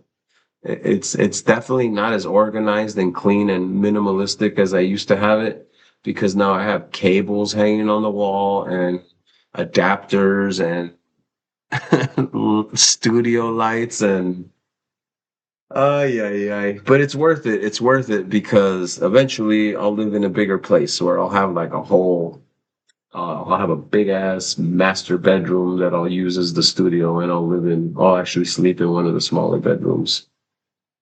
And then Rascal will have his own room too. Ooh. Rascal's gonna have his own room, and we're gonna have a big backyard that we can run around, and we do a lot of visualization of that. Actually, I'm working out in the backyard. Rascal's running around in the grass. There's a pool. We're overlooking the ocean. So check it out. These are it's it is the dream, but it's also the reality. It's like it's happening. It's happening. I have no doubt in my mind that all of those things are happening. And again, I don't even have to know how. I literally just know that these things are coming. Um, and I see them and I feel them in my mind, and they are real. I feel the grass under my feet while I'm working out and sweating. I feel the ocean breeze on my face. I can smell the salty air. It's happening. Montana is a big spray paint company that's used by a lot of graffiti writers. Montana. Now, when you hear Montana, you think Montana, America, America. No, Montana is actually a Spanish spray paint company. So, Montana 94. Exactly. So affirmations are important, guys. Positive affirmations are important. Spending time visualizing your dreams and visualizing the sensation of the dream already being in your possession is also very important. So we could definitely do that. Like I'd be down. I mean, I could literally just jump on ChatGPT right now and generate a fucking script I can read, and we could do some visualization exercises. And again, the main thing about whatever it is that you're visualizing is like, I have it already. I'm not stressed about it. I have it. Now, what does it feel like? So again, if it's that convertible that you're going to drive up and down the coast, you're picturing the convertible. You know, you're picturing the color, how vivid it is, how shiny. You can see a reflection in the fucking door as you're opening it. You can feel the handle. You can feel the fucking leather as you're like getting into the seats and shit. You feel the key. You feel your hand turning. You know what I mean? The car starts to vibrate and you take off. You hear the click, click, click, and you're off. You know what I mean? Put the top down. You're feeling the fucking air going through your hair. I don't have hair, but I don't know why I sounded like Trump. I don't have hair. It's the most excellent not having hair. Um, feel it, imagine it, the sensations. We've talked about this is a concept that I used to talk to my friends who were struggling with addiction and substance abuse at a very um, young age. And I would just tell them, all that effort that we put into tearing our fucking bodies down and destroying ourselves. And I'm talking about like, not taking care of our physical health, fucking drinking obscene amounts of alcohol, doing drugs, like, just shit that is not, helping you and building you up. It's literally tearing you down and destroying you, but it's a coping mechanism. It's a defense. It's an escape. It's a numbing. I would tell those friends that were going through that, I understand, but that same effort that we put into destroying our bodies and tearing ourselves down, did you know you could put that same effort into building yourself up? Huh? What? Again, most people have probably never even thought of that. And then, honestly, as soon as you hear that, you're like, "Shut the fuck up." You know what I mean? Like you don't believe shit like that. That doesn't occur. So that's the truth: is that we can put effort into getting healthier, visualizing our goals, maintaining calm, practicing regulating our emotions, doing art to stay relaxed and tapped into our inner child and play, knowing ourselves better. All this shit is important, but it's stuff that's usually neglected. Where was I? Montana. Montana Spray Paint is a Spanish company that produces a high quality spray paint that a lot of graffiti writers use. A lot of people like it because how it's got a lot of coverage. It's like good quality paint. Like the colors that they offer are amazing, bright, vivid, and they have different qualities of spray paint. So Montana Hardcore was like their first line of spray paint, and that was like their baseline. So let me show you hardcore. Oh, I didn't bring a hardcore. Yeah, I did. This is a Hanger 94. Oh, I didn't grab a. Okay, so I don't have a Montana hardcore, which is the standard Flagstaff product that they made. And then Montana 94, Hanger 94 was a little bit more inexpensive. Um, and they still had really good colors, but again, you could tell that the paint quality was a little different. And that one was produced in Spain as well. Now, see, made in Spain. Now, Montana Gold, you can tell like the can was gold. Now, Montana Gold, these guys, their fucking color palette was ridiculous. I used to buy this shit, and that's why I have so many. If you count how many spray cans I have and you multiply each that by like $10. Like each can was between $7 to $10. It's insane. Like I've spent so much fucking money on spray paint. I don't even like thinking about it. Yeah, yeah. So right now I literally skin the cans. So you guys have seen that I use these to create these artworks that go into the shadow boxes. So this goes into a shadow box. These get affixed to the background, and then this hangs on the wall, and it's in a glass framed box. And then that's the top of the spray can. This is the skin that goes around the spray can. I cut it out. I take off the top, the straw, the bottom, and then what I've done in the past is I've overlapped them, oriented them in different ways, and I'll affix them to a piece of wood, and I'll use that as a background for like a graffiti character or a graffiti word, some shit like that. Iron Lac. This is another brand. This is cool. And again, I was really into. That was what would catch my attention too. Was like the can. Some cans were really cool. Some cans were fucking like this is another Montana Gold, but it used to have like a thumbprint and a G. You can't see it very well, but again, there's a lot of cool shit we can do with these. Like we could literally cut these into pieces and arrange those into different things. Okay, let's try this. You remember, where's my straw? You guys remember the straw? Where's my straw? The straw technique. We're gonna do a little, oh, you know what? Let's just do some crazy shit. Let's just get crazy with it. We can layer it. So if I want the color to be like darker, I can put various coats on it and you can see that the color saturates. So saturates is another art term. When you use things like Photoshop, when you use things like, I mean, not just Photoshop, it doesn't have to be that complex. When you use any sort of like photo editor, you'll see the word saturation. Now, that's what that means, is saturation of color. So you'll notice that when you play on those settings and you're editing photographs and you put saturation super high, the color is like through the roof. It's like just super bright. Um, yeah, I'm gonna get the straw because this is getting boring already. Boring. Boring. It's a blue sleeve, not a straw. Looking for.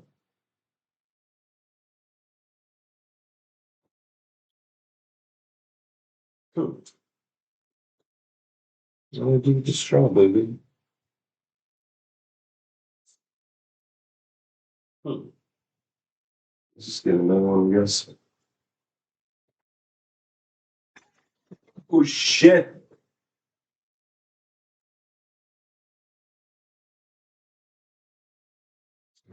Ah.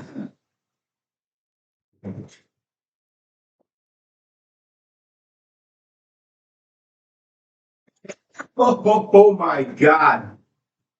Woo. Sorry, Poppy. That scared you, huh? I'm sorry. I'm sorry. Your nails, baby. We gotta cut your nails. God, he sneezes like a cartoon old man. Zoom.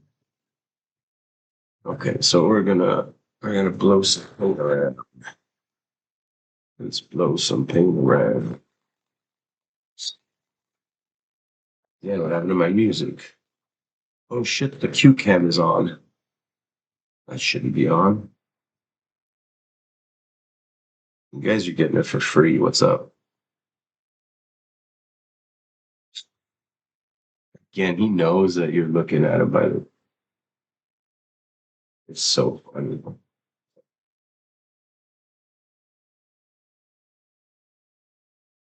Why is it backwards?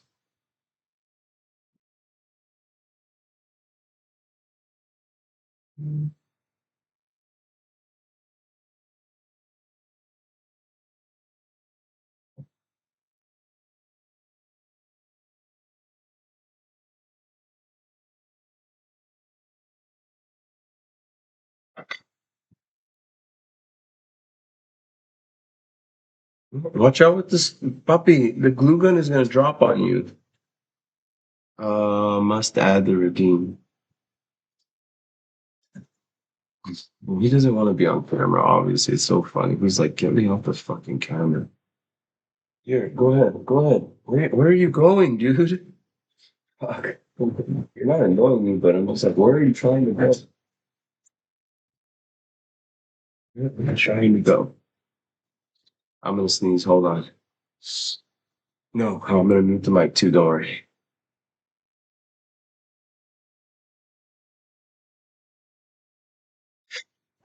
Oh shit! I didn't even mute the mic. Poppy, I can't pet you. No, no, I can't pet you. I'm sorry, dude. I can't pet you. I'm in the middle of something. I'm sorry, buddy.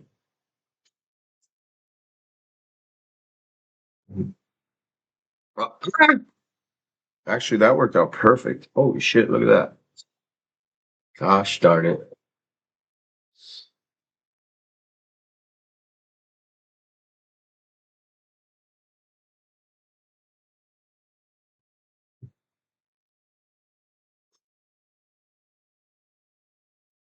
I'm not gonna sneeze. I'm not gonna sneeze. I'm not gonna sneeze. I'm not gonna sneeze. Hey, hey, hey.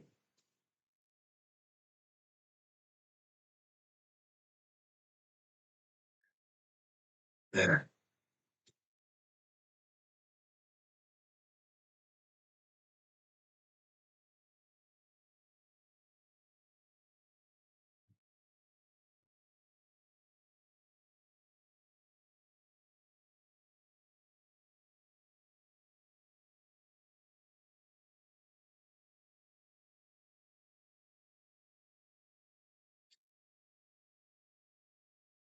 Rotate it. Just change it up.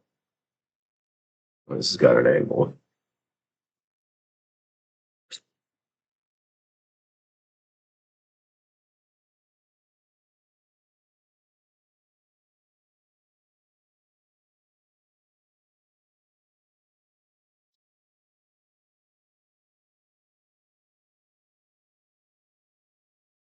You know what I could do?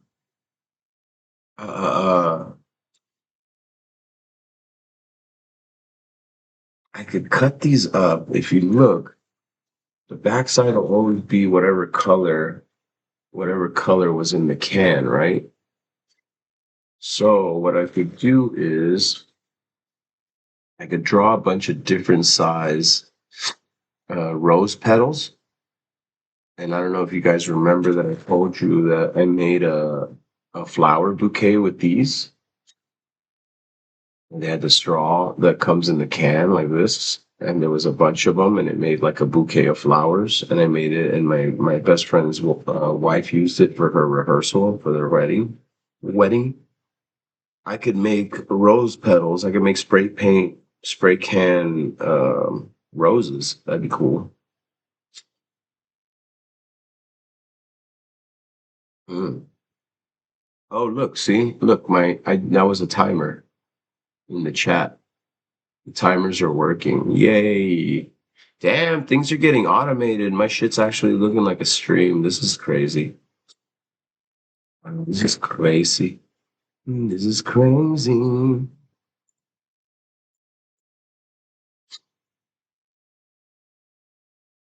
Cam, why aren't the subs visible?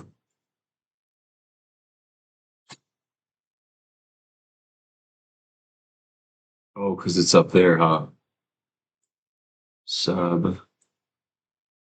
Wait, no, it's you can't see it. Sub.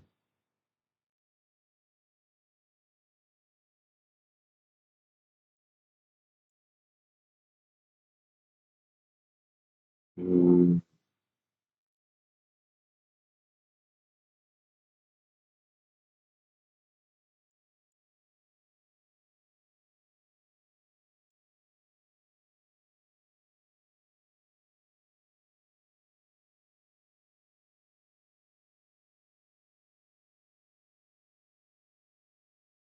yeah, but I know it resets, but does that mean that I have to recopy the browser source and update it every week, I guess?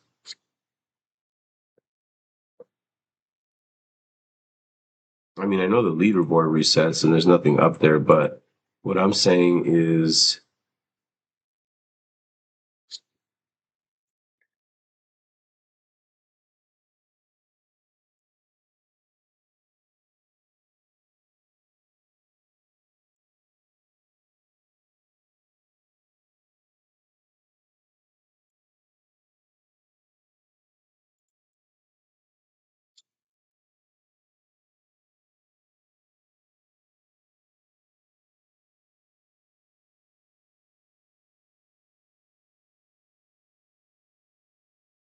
here, this thing, the XP for the goals.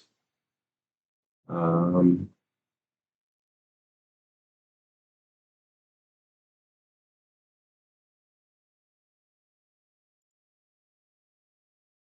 why aren't those on the stream? Like, where's the browser source? Do I have to update that? Hide preview, show preview. What?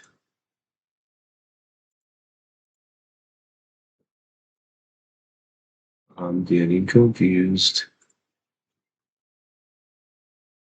Yeah, the goal, I can't. No, the goal is there, like the Rascal goal is there. Yeah, and that's the only one I need on the screen anyway. No, it's just that previously, what the fuck? We just got 26 viewers. Hey guys, welcome in. Welcome into the stream. Did we just get raided? What happened? Did we just get raided? The police? 34. What the fuck is happening, guys? What the fuck is happening, guys? Welcome into the stream. They call me Mr. B. They call me Mr. B. Welcome to the stream. We call it XP for the soul. Why do we call it XP for the soul here? Because this is a safe space for you to come and get those experience points for your life. For this game we call life. We're here to support one another. We're here to break the stereotypes and stigma around mental health.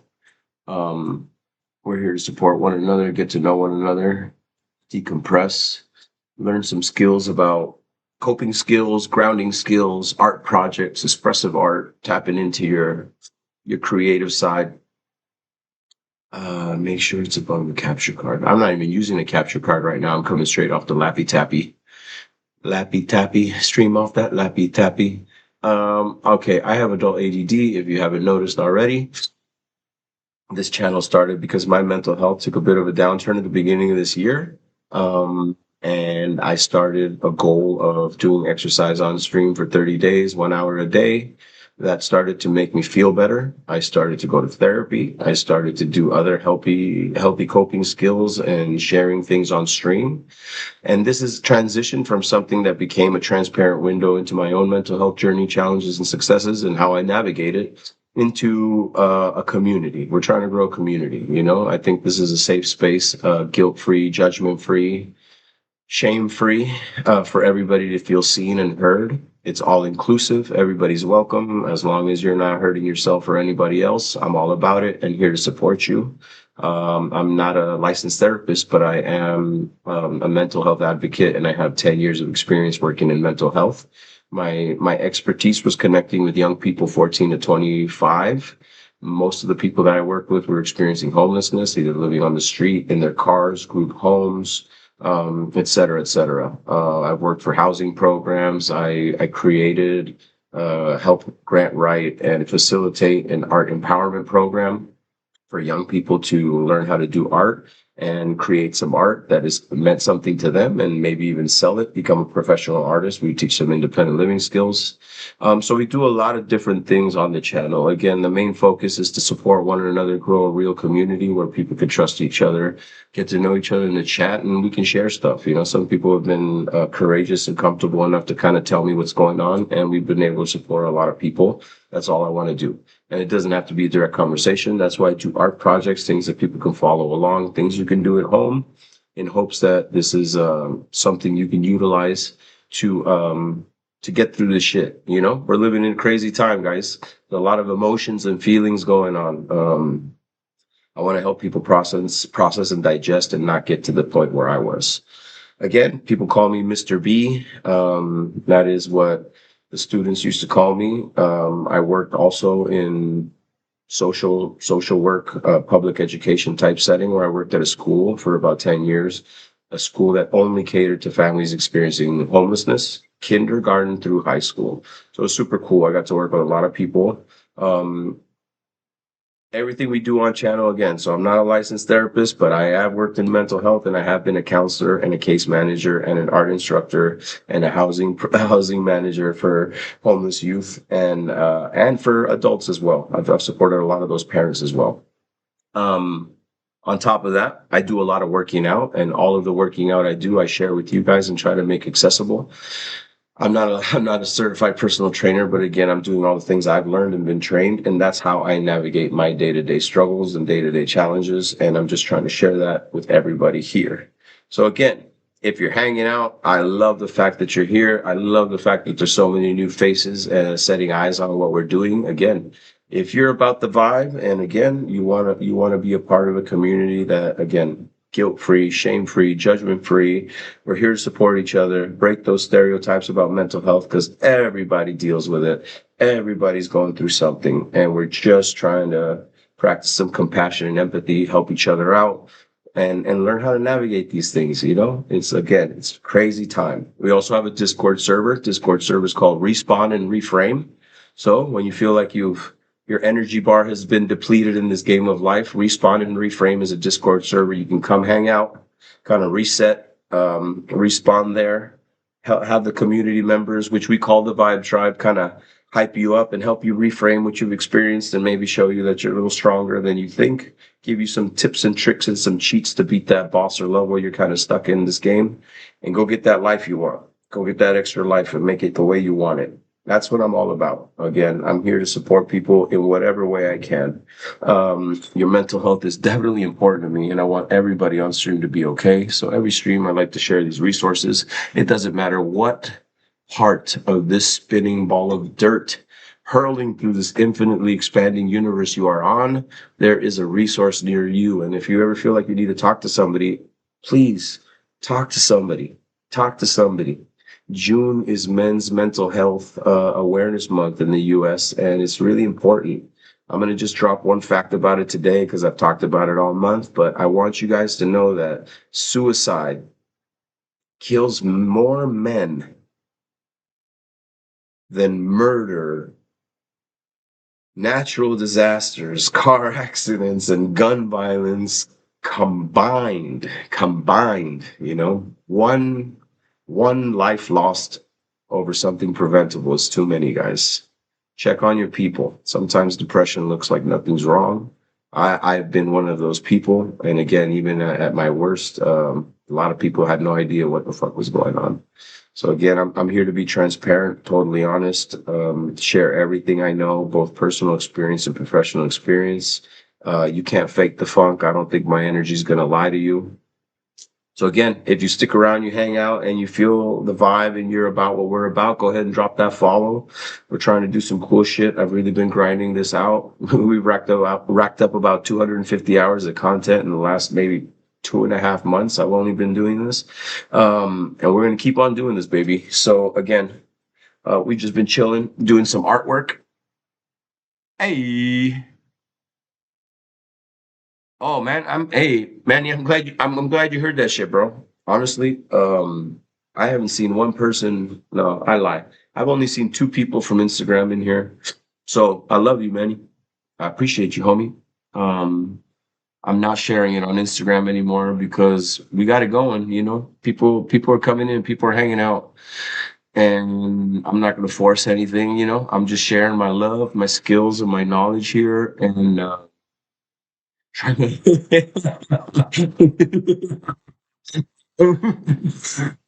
you asked the wrong guy, homie. Oh, look, I just put the mental health message in the timer, set it off. Man, Manny, I'm gonna take your face. I'm gonna upload it to ChatGPT, and then I'm gonna tell ChatGPT, put this guy on a couch like Titanic saying, draw me like one of your French girls. You asked the wrong guy that question, homie. I love you, bro. Hey, thanks for being here. Mm. And again, if again you heard I'll check out your stories. And again, I won't call you by Mexican. Hey Mexican. Hey Mexican. If you heard what this channel's really about now, you know, again, it started off as something and it's turned into something else. And this is if you know anybody, you know, again, this is not for everybody. But if you have friends and you have people in your circles that you feel that you talk to about shit like mental health, somebody that you feel comfortable enough to be like, hey, I found this cool channel, it does art, working out, cooking, meditation, check it out. You know, tell the people that you know would be interested and send them this way, man. This isn't for everybody, but again, if you know the people that you talk to about this shit, and you're like, trust me, they'll dig this shit. Yeah, man. Especially right now, like I said, a lot of people going through a lot of different shit, man. It's a wild, wild world right now. It's a mad, mad, mad, mad world right now. And we got to do our part to watch out for our people, watch out and watch out for ourselves, you know, like honestly, you know, I was really neglecting my mental health for a while before I realized, yo, I got to take this. They'll throw this in, which just the homies Discord. Yeah, for sure, bro. And again, I just set up the Discord. I'm really grinding on this shit, Mo. Dude, this is all I do. I don't go out. I'm not drinking right now. I'm like day 16 of 30 on the alcohol cleanse. I'm only hitting my cannabis pen.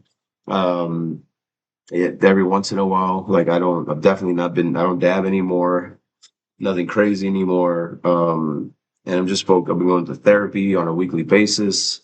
Well, now we're going every other week. But yeah, dude, I've really been isolated, focusing on healing, self work, doing what I have to do, and I'm starting to feel the benefits. You know, physically, mentally, socially. Socially. Earlier, I was talking to IG, whoever's in here, and I was saying, our friend IG8 streams. And again, if you're a first time viewer,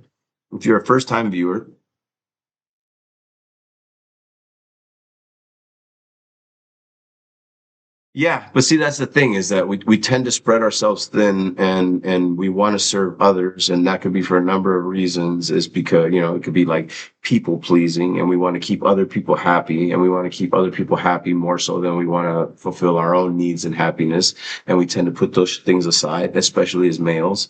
So yes, bro. Again, I can tell that you are totally experiencing a lot of what a lot of our community members experience. So I would hope that, yeah, you know, and people pleasing comes. We talk a lot about shit like that, bro. Again, I really get into our mental health conversations, and yeah, people pleasing comes from a myriad, a crazy number of things. You know, it could be like unhealed mother wound, unhealed father wound. It could be like a lot of different things. You know, we talk about getting triggered and how when we get triggered, it's really, it's really our shit, not their shit. You know, like when somebody pisses us off, like so and so did that. We talk a lot about holding that mirror up to ourselves and accountability and like, well, it's really triggering me, not them. So it sounds like it's more of my shit than their shit. I'm very honest with myself on here. There's been a lot of aha moments on stream, whether I'm swinging the kettlebell around or I'm sweating on the bike or I'm just, I'll be saying some shit and I have to check myself about, hey, no negative self-talk. I need to stop that distorted thinking pattern. I share with everybody evidence-based research. All the shit I talk about is either evidence-based research or, studies. This is not based on what some fucking influencer told me. Like I worked in mental health. I read things. Everything I like to base on is science, evidence-based. I'm a very skeptical, rational person. Um, So your brain doesn't know the fucking difference. 10 minutes earlier to everybody popping in, it's just kind of like our vibe tribe of normal people that hang out normal. Regulars, not normies. Regulars sounded bad. The regulars were hanging out, we're having a conversation, and we're talking about visualization. And I do practice a lot of visualization, and I know what my future holds for me for several reasons. Number one, because I'm putting in the work to get towards that. I have faith in the universe that the universe is always conspiring for me, not against me, even when I feel like shit is happening to me and I'm like, fuck you. I just got in a car accident. That's the second one in less than a year. I'm not so sure about how well it's going to go in both of them for me, even though they were both obviously not my fault. And I know that.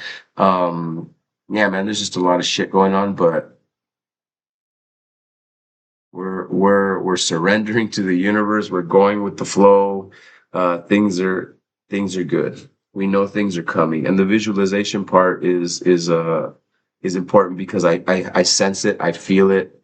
I imagine sensations, air, what I'm doing, what I'm seeing, and that also happens with negative. So that's where I'm trying to bring it back to. Is negative self-talk is something that a lot of us do and dismiss immediately. So like a lot of the clients I work with, a lot of the young people I work with, they'd have a lot of negative self-talk, and I struggle with it on a daily basis. So let me normalize that first. But second of all, saying, we usually talk shit to ourselves when we lose something that like our phone, right? Or our keys. You lose your fucking keys, Mexican. You're like, stop, fucking idiot. Like, where the fuck are your keys? I just had them. You are immediately, we're saying all kinds of negative shit to ourselves, right?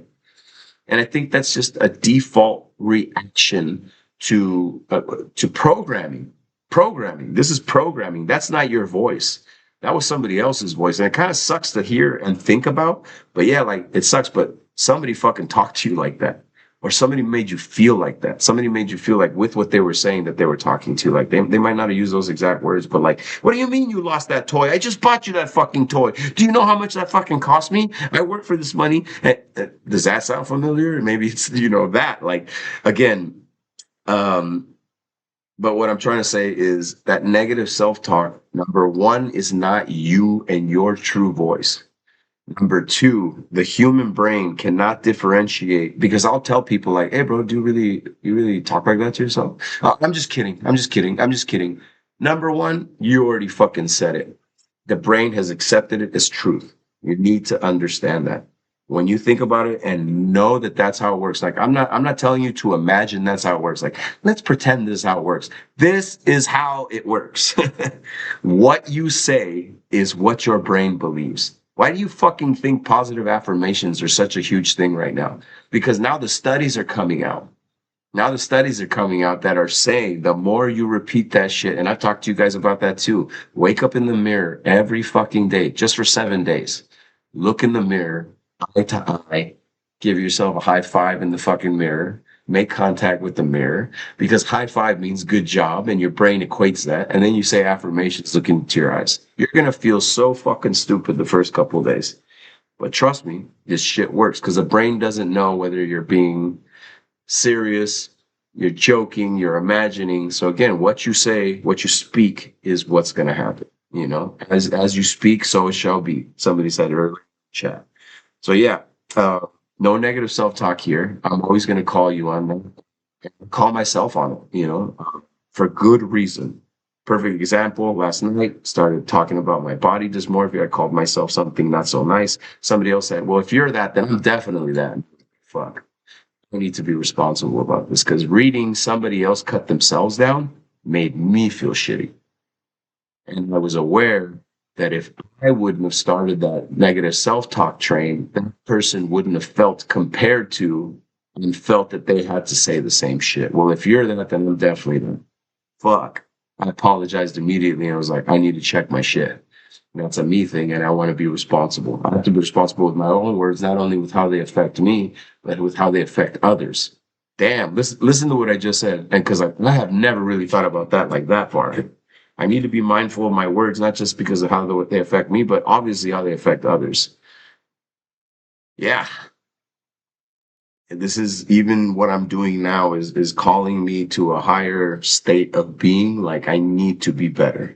And that's all I'm trying to do is every day is I just want to be better. And if you're on board and you're trying to be better fucking day, I honor you, I respect you, and I love you, and I want you to know that most people aren't trying to do that shit, and you're ahead of the game, baby. You're ahead of the game. Manny, I'm gonna make you a koozie, bro. I'm gonna make you a koozie. So I have these double wall metal insulated drink koozies. So this will keep a can or a bottle cold for hours, homie, for hours. So I bought a bunch of these. They're double walled, so when you grab it, the heat transfer from your hand to the metal doesn't cool the drink down because it's double walled and there's a gap in between. I've literally kept a drink cold for hours just by putting it in this. I'm kind of customizing them and painting them because you've popped in several times and always shown support. I'm gonna finish one of these and I'll give it to you next time I see you on a ride or at a Rub Thy Nip event. Appreciate you being here, homie, and welcome to all the new people too. Again, I love seeing the number jump. I love seeing new people. And again, if you've been hanging out and you're into the vibe, um, go ahead, drop the follow. We're here. We're here to support one another, vibe out, chill out, talk about mental health, break some stigma, break some stereotype, comfort each other, hype each other up, learn about coping skills, do some cool art. Do you guys want to see some of the art? Hey, Wildflower in the house. Here's one of our featured viewers. I gotta enable that thing so I can make people a featured viewer. Wildflower in the house. Okay, let's go. What's up? We got a party going on. We got 27 people. I think I'm gonna show people the artwork we created. Oh, let me turn on the cute cam. Let me turn on the cute cam. Cute cam. It's not. Shut up. No. No. Don't tell me that. I know why. I know why. I know why. Give me a second. Advanced audio settings. Blurp is muted. No, it's not muted. Okay, let's go. Hey, Papa. I'm gonna have to work on my blurps, my blurpage. I'm sorry. Okay, let's go. I'll do it myself. I'll do the Arnold too. Let me get the artwork we made the other day. Don't go anywhere, guys. All the newbies. All the newbies.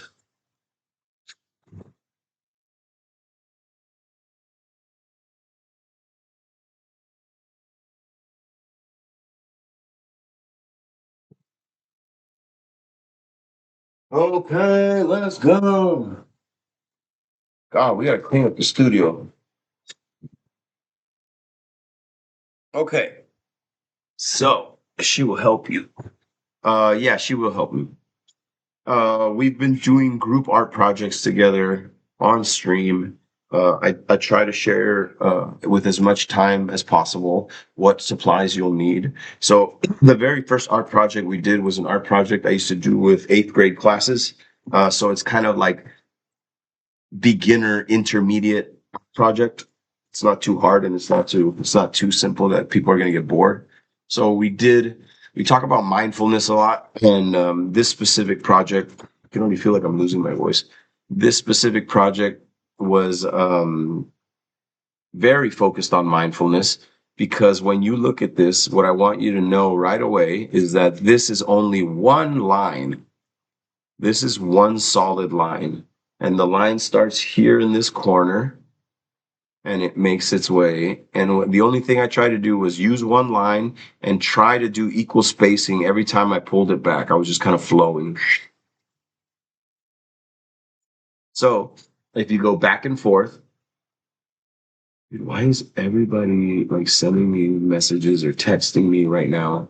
And it's only when I'm on stream and it's only when I have a lot of people that people start bugging me. And I'm like, not now. I actually have people.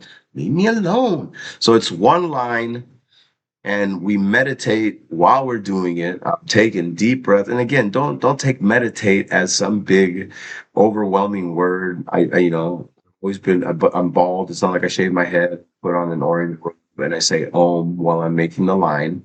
I'm just being mindful. I'm focusing on my breath. Again, like visualization, I'm really focused on sensation. What I had people do was just like put the meat of your hand on the paper. Don't put the marker down yet. Just feel the sensation of what it feels like to make S's and back and forth, and feel the fiber of the paper sliding under your hand. Again, this is really about mindfulness, getting in tune with your body. Normally, when people meditate, it's because we want to snap ourselves out of our fucking head. Our thoughts are spiraling. We're ruminating on some negative shit or some trauma, and we seem to be stuck in a spiral and we can't seem to stop it. The way you stop that is you practice mindfulness. The art of mindfulness is what checks you back into your body. Literally, we are checking in with the body. So, mindful breathing is a great grounding technique and is a great mindfulness technique, because number one, you focus on the breath, right? We're gonna do it. I actually already started working on the script. I was writing it out, but I realized I could probably use ChatGPT to put what I have. Anyway, focusing on the breath, taking a deep breath, feeling it fill your lungs, feeling the air go past your nostrils, and feeling your chest rise, and exhaling and feeling the air coming out. All of that is being mindful of your breath. So when we're doing this line, we're literally practicing mindful breathing. We had super chill music. Now we're focused on the sensation of our hands sliding on the paper. We're starting to get a rhythm. We're starting to get a flow. You start to feel good, and you fall into what I call the zone. Beware the zone. And I say beware because like you'll be there in the zone, having a great time, feeling zen, and then you're gonna look up and it's like, oh shit, 45 minutes just passed by. So it's a good thing, but you have to be aware of it. So once I filled the paper with the entire line, again, I grew up poor. I didn't have all the other supplies I wanted, so I had to make do with what I fucking had. I used to make toys. I used to use whatever I had as art supplies. Um, Glad that I've always utilized that skill because it's made me adaptable, but I've also made things very approachable by people who don't have a lot of money, because I grew up the same way. So I'm like, trust me, I know I don't have fancy art supplies. You can use this fucking crayons, watercolor paper, two markers, a pen, like whatever, all this requires the piece of paper, one Sharpie, two colors that match. You can go and Google complementary colors, two colors, pick two colors that you think go together, red and blue, purple and red, green and yellow. I don't know. It doesn't even have to follow a rule. Pick two colors. Then you look around and you look for things in your everyday life. But I want you to look at them a little differently. Just look for interesting shapes. And I want you to use things around. So the koozie was something we were customizing that day. So I put the koozie on the paper and I traced the koozie. After I traced the koozie, I traced it with a pencil, and then I traced that pencil with a Sharpie. The Sharpie created the border to the shape, and then in turn creates all these little compartments. It kind of looks like cells. Like if you're into biology, if you're into science, and I am too, and I'm also a visual learner, so I'm into all this shit and like connecting it to that. So like this is like a cell, and this is like a cell membrane, and these are the different elements of a cell, right? And you look deep into the cell, and you find its nucleus. Oh no, sorry, that's a natural. Well, I can't believe I'm doing stupid dad jokes in front of 30 people. I'm a fucking idiot. You look inside the cell, you see his nucleus. Um, so it creates a cool visual, but I also want you to remember that these are everyday objects.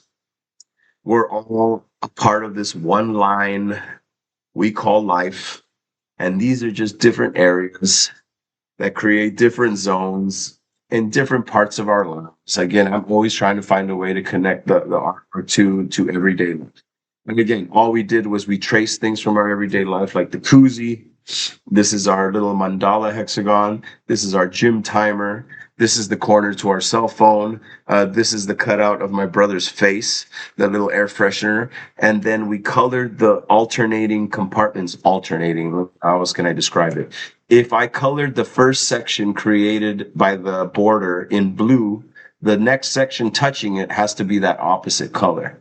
And then fill that one. And then the next section that connects that, I need to fill that entire section with the opposite color. And then when I move on and I find another little bubble, now, oh, that one's got to be red. I don't know if this is making sense, but you can do, I used to do these on an entire table. I used to carry a roll of paper and I would unroll the paper across a long table. And I'll go and I'll be like, I'm going to start. And I would start on one corner of the paper and I would start. And people would like to see me zone out and fill the entire paper with the line. But what I enjoyed, what made me happy, was that I'd be like, I'm starting. And again, this was at a drop-in center in the middle of downtown, and it was only accessible by homeless youth ages 14 to 25. So again, a lot of these kids needed resources and some healthy shit to do and not be on the street. So I'd be like, hey guys, I'm going to start my project. If you guys want to be a part of it, come on through on the table. And I'd start doing the line, explain the project, and I would look back. And as I'm making my way down the line, I can already see kids grabbing shit and tracing shapes and they're coloring. And they're like, "Can we draw something? Like, do we have to trace it?" And I'm like, "I love that idea. The fact that you asked and it's something new, not going to say no. So if you want to draw something, draw it, but use those same coloring principles." So again, to see somebody being proactive and start and just kind of follow and get into it. Number two, to want to push it to another level and add their own spin and influence to it. And can I draw my own? Can I draw a skull and color that? Fuck yeah. Fuck yeah. So again, there is no rules to art. I never want to say no to art, especially when the youth would ask a question, can I do it this way? I'm like, dude, of course you can. You had an original idea. You asked permission. Let's fucking push it to the limit. Second piece of art we created was a super cool abstract piece of art. This was something that when I first pulled out the paint pens, I used to be a bit of a graffiti artist, and I used to paint with paint markers and spray paint. And the paint markers are a very versatile tool. Like you can use it in a lot of different ways. I was breaking down the anatomy of like how a paint marker works, and I was showing everybody like the cotton nib that's on the tip, and how when you push the marker down, the cotton nib goes into the paint compartment and comes out soaked in paint, and that's what leaves the trail. But sometimes when you hold the nib down and you don't move it, it'll bleed like a marker will bleed out if you hold it if in one place for too long. So that's what these like little splotches are. So a lot of this, the very background started like a splotch. And then we started to build on top of that. And again, when we do art here, there is no wrong. There is no mistakes. I never want you to be focused on like, holy shit, I'm going to create this masterpiece and it's going to look like this. No, the whole point of what we do here is not the end result. We're focused on the process, and that's kind of like a life mentality, right? It's not about the cumulative end that we reach. It's about the ride. Are you enjoying the ride now? Because if not, something we can do a little different. Because it's not about the end. It's not about what we're trying to accomplish. It's about the process. And this is about the process. So I always want people relaxed.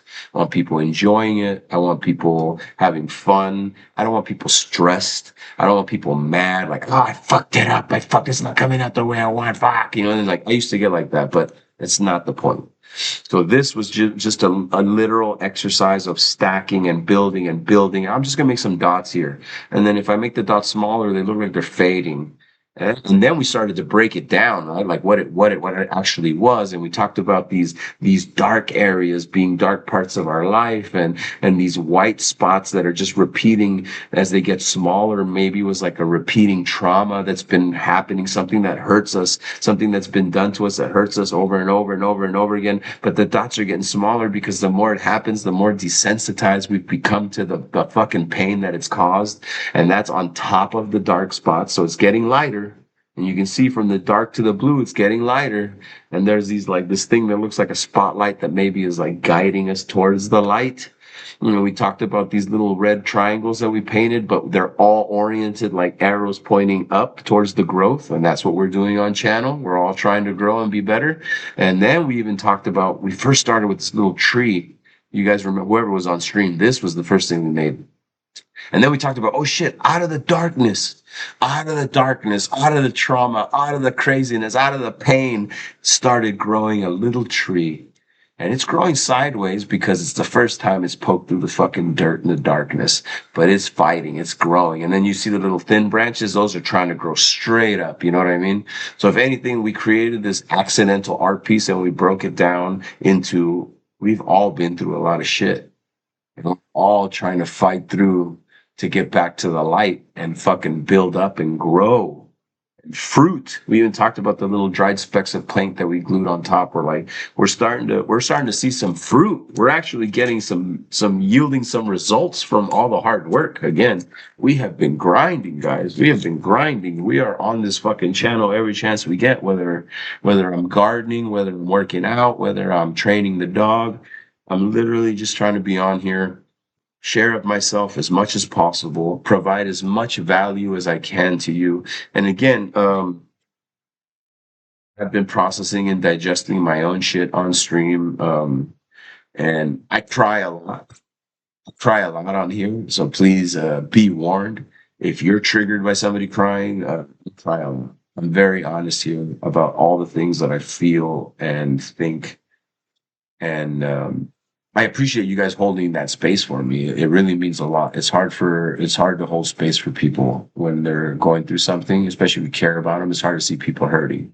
So that's what I appreciate about this. And I want everybody to kind of reap those benefits. I want everybody to feel comfortable enough to be sharing as much as I am, talking in the chat. It's going to take time, it's going to take time to get comfortable, get to know each other, but again, please. Nobody knows who you are on chat. I mean, it's funny. I'm talking to some people and I do know them in person, but I don't know where you live. Like, unless you know I know you, I don't know you. I don't know what you look like. I don't know what you've been through. I don't know where you stay. I don't know your social media. And again, this is guilt-free, shame-free, judgment-free. I don't give a fuck what you've done and what you're currently doing. I'm going to support you. I'm going to accept you. I'm going to love you. I'm going to see you. Regardless, as long as you're not hurting yourself or anybody else in a hateful way, you know what I mean? Like on purpose and malicious. Like, we're good. This is the spot for you. You need a place to decompress, take a deep breath, feel seen, feel heard, feel non-judged and accepted. Come on through. Yesterday we created a really cool project, and this is something that you can do with old magazines. You can do it with free periodicals, like free magazines. Like every city has you can go to like a 7-Eleven, you can go to a gas station, and they usually have like free periodicals. Like in San Diego, there's the Weekly Reader, Auto Trader, the Penny Saver, anything that has like images and color in it. I want you to grab a couple of those. I'm sure maybe in your house you have a bunch of old magazines sitting around.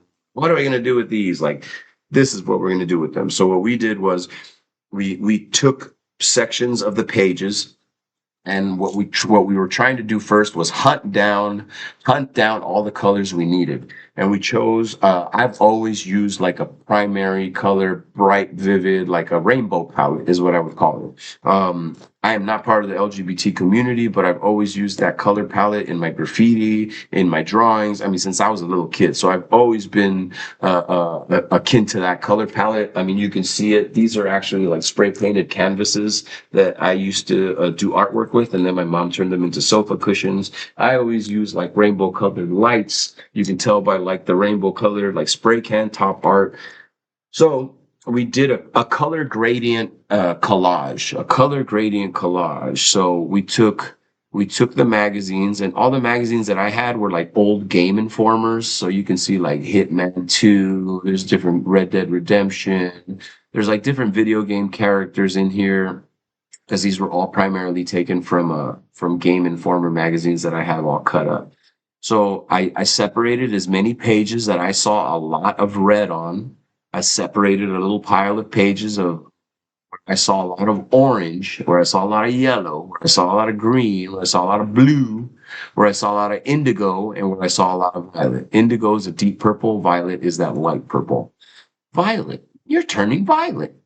Um, and then we took our piece of paper, we created we guesstimated 7 equal sections. And nothing's perfect. That's the other thing that I talk about a lot. And that's another line that I like to steal from Brene Brown. If you've heard them before and you're older, Brene Brown is an amazing person, and she talks a lot about leaning into the discomfort. Uh, uh, um, she also fuck, now I had a brain fart. What was I going to say about Brene Brown? Perfection. Perfection is an unattainable goal. A lot of us consider ourselves perfectionists. I can't start unless it's perfect. I can't do it this way because it's not going to come out perfect. Like, don't.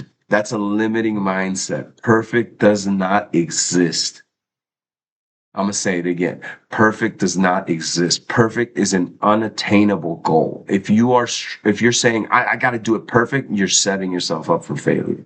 So I want you always to strive for excellence, not perfection.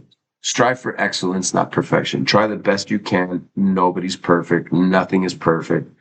Sometimes the best art, I said this earlier on stream, sometimes the best art happens on accident, but it's only because you're trying things and you're doing things and you've had previous experience, and sometimes it just lands on your head like bird poop. It falls in your lap and it happens, you know what I mean? But let's try to be excellent, not perfect, because if we're going for perfect, none of us are going to win.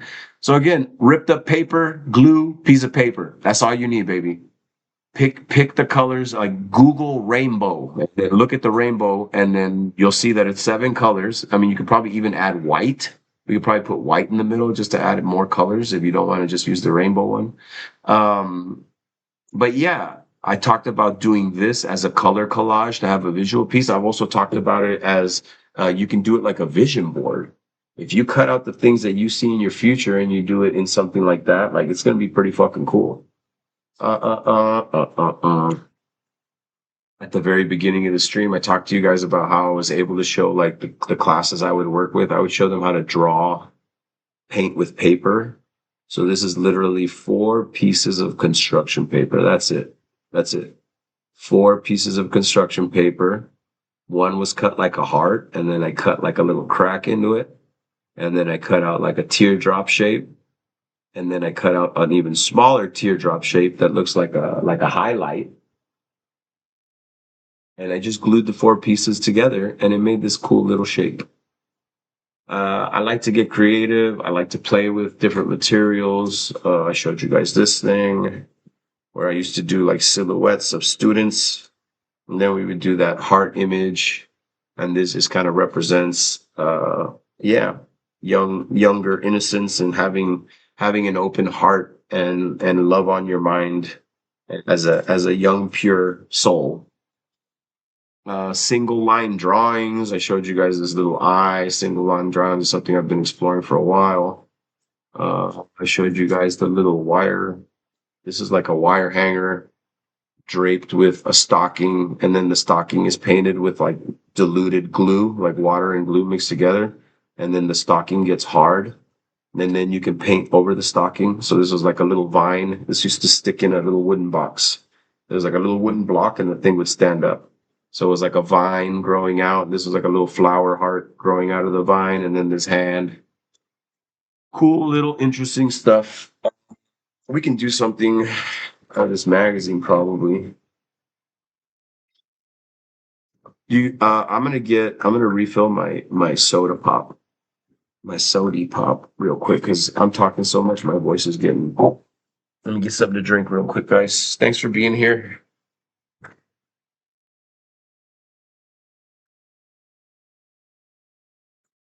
My name is Rascal, and I am cute, and I am here.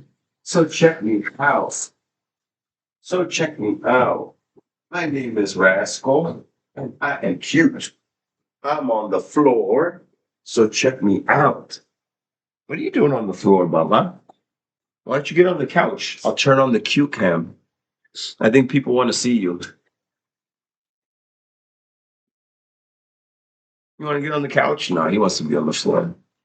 I'll put the cute cam on him. Give me a second. Let's activate the cute cam. Another big star on the channel. Another big star on the channel. Again, this is not just about me. This is about the community. This is about you guys. Rascal is a part of our community. Right, Papa? Right, Baba?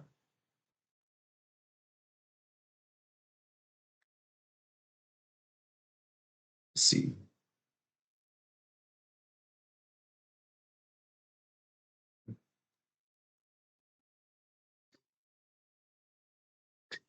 Look at that cute cam. Doo-doo-doo, doo-doo-doo-doo. Oh, where'd you go? Where'd you go? Right there. Okay.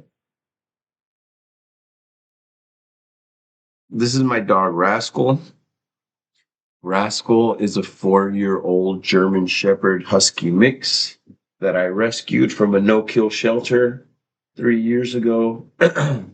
This is the first dog that I've ever owned that has picked me, not me going to the store as a kid and going, I want that one. I went through a really bad breakup and I was volunteering at a no-kill shelter. And this guy was, a lot of people were afraid of him. A lot of people didn't want to, they didn't want to walk him. I'm a huge Mike Giant fan, so I'm going to take this out because I'm probably going to use it for something. I'm just going to start ripping out pages of things I want to use. So people wouldn't like to walk him. People were nervous. People were scared of him. When you looked on the board, his name was always labeled bite risk, unpredictable. So he didn't get the love and affection that he needed while he was in doggy prison. I consider shelters like dog prisons, like dogs. I mean, I'm sorry to say, I don't think any dog enjoys any shelter, no matter how well they're taken care of. It's still like a bunch of stressed out dogs barking at each other. And I could tell that my guy did not belong there. Um, Again, this is a German Shepherd specific shelter, so they had some big, mean fucking dogs there. And actually, this was before I was actually bit on a run. So at that point, no fear, no hesitation for me. I would just walk into any dog's kennel with confidence, put the leash on them. And again, and they never gave me any shit. Most of the dogs that I worked with, as scary as they looked, most of them never gave me any shit. But this guy specifically was like not scary at all. Like I remember I saw him online on the website and I was like, oh, look at this cutie. If I end up taking any of them home, it'll be this one. So in the back of my head, I feel like I was like, I liked him already. I had a crush on him already. And then I would walk other dogs and I would leave him in a playpen outside. And somehow he would escape that play area and he would follow me walking around the block, walking other dogs. And I would catch him. Hey, what the hell? He got out.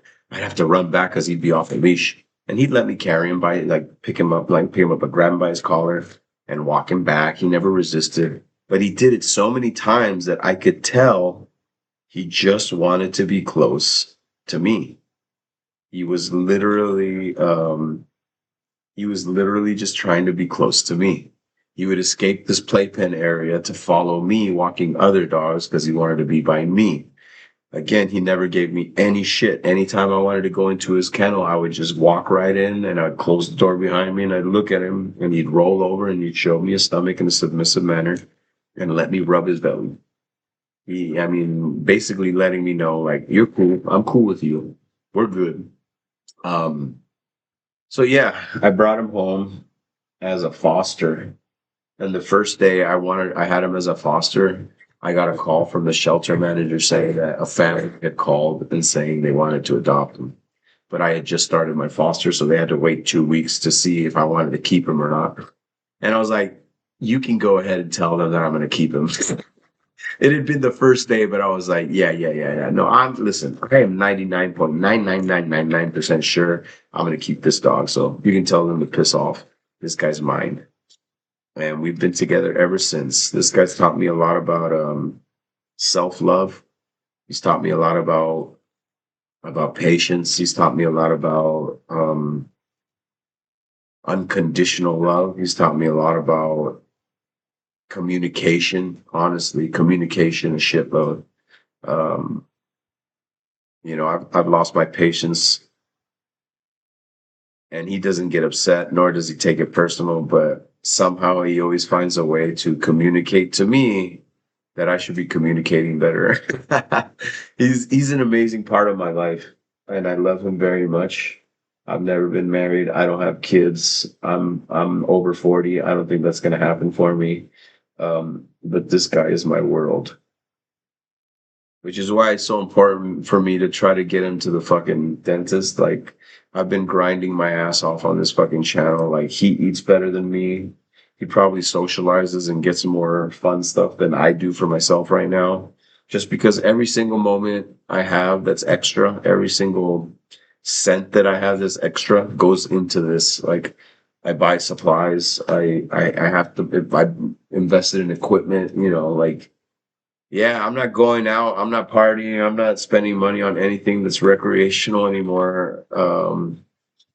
But now I need help. Now I need help. And even that was a big emotional moment, was me admitting that I have a difficult time accepting help. I have a difficult time. I got very emotional talking about that. And I'm proud of myself for not getting emotional about it and being able to talk about it as directly as I'm talking about it. It was a big wake up to realize, holy shit, I'm glad that things are gaining momentum on the channel. But I really have to be aware that, fuck, I've kind of neglected some other shit and now I'm a little behind, and I started to feel stressed and overwhelmed, and I started to realize, fuck, I need help. But again, yeah, just because of the hard work now, and now we're affiliates, we can ask for support from those who are capable of supporting. Um, I don't expect donations from anybody, no matter how many people are in the fucking chat. They're never required. They're always appreciated. It's just, I know that there's some people who are in good financial standing that can support things like helping me to get the dog to the doggy dentist. I tried to take him to get his teeth cleaned because his previous owners, you could tell, never took care of his teeth. And I got him like a year and a half into his life, and I've been trying to undo that year and a half, this whole 3 years we've been together, but that shit keeps fucking gaining on me. So he really needs it. He really needs it. I want to be able to provide it for him, but unfortunately, yeah, we just need a little support.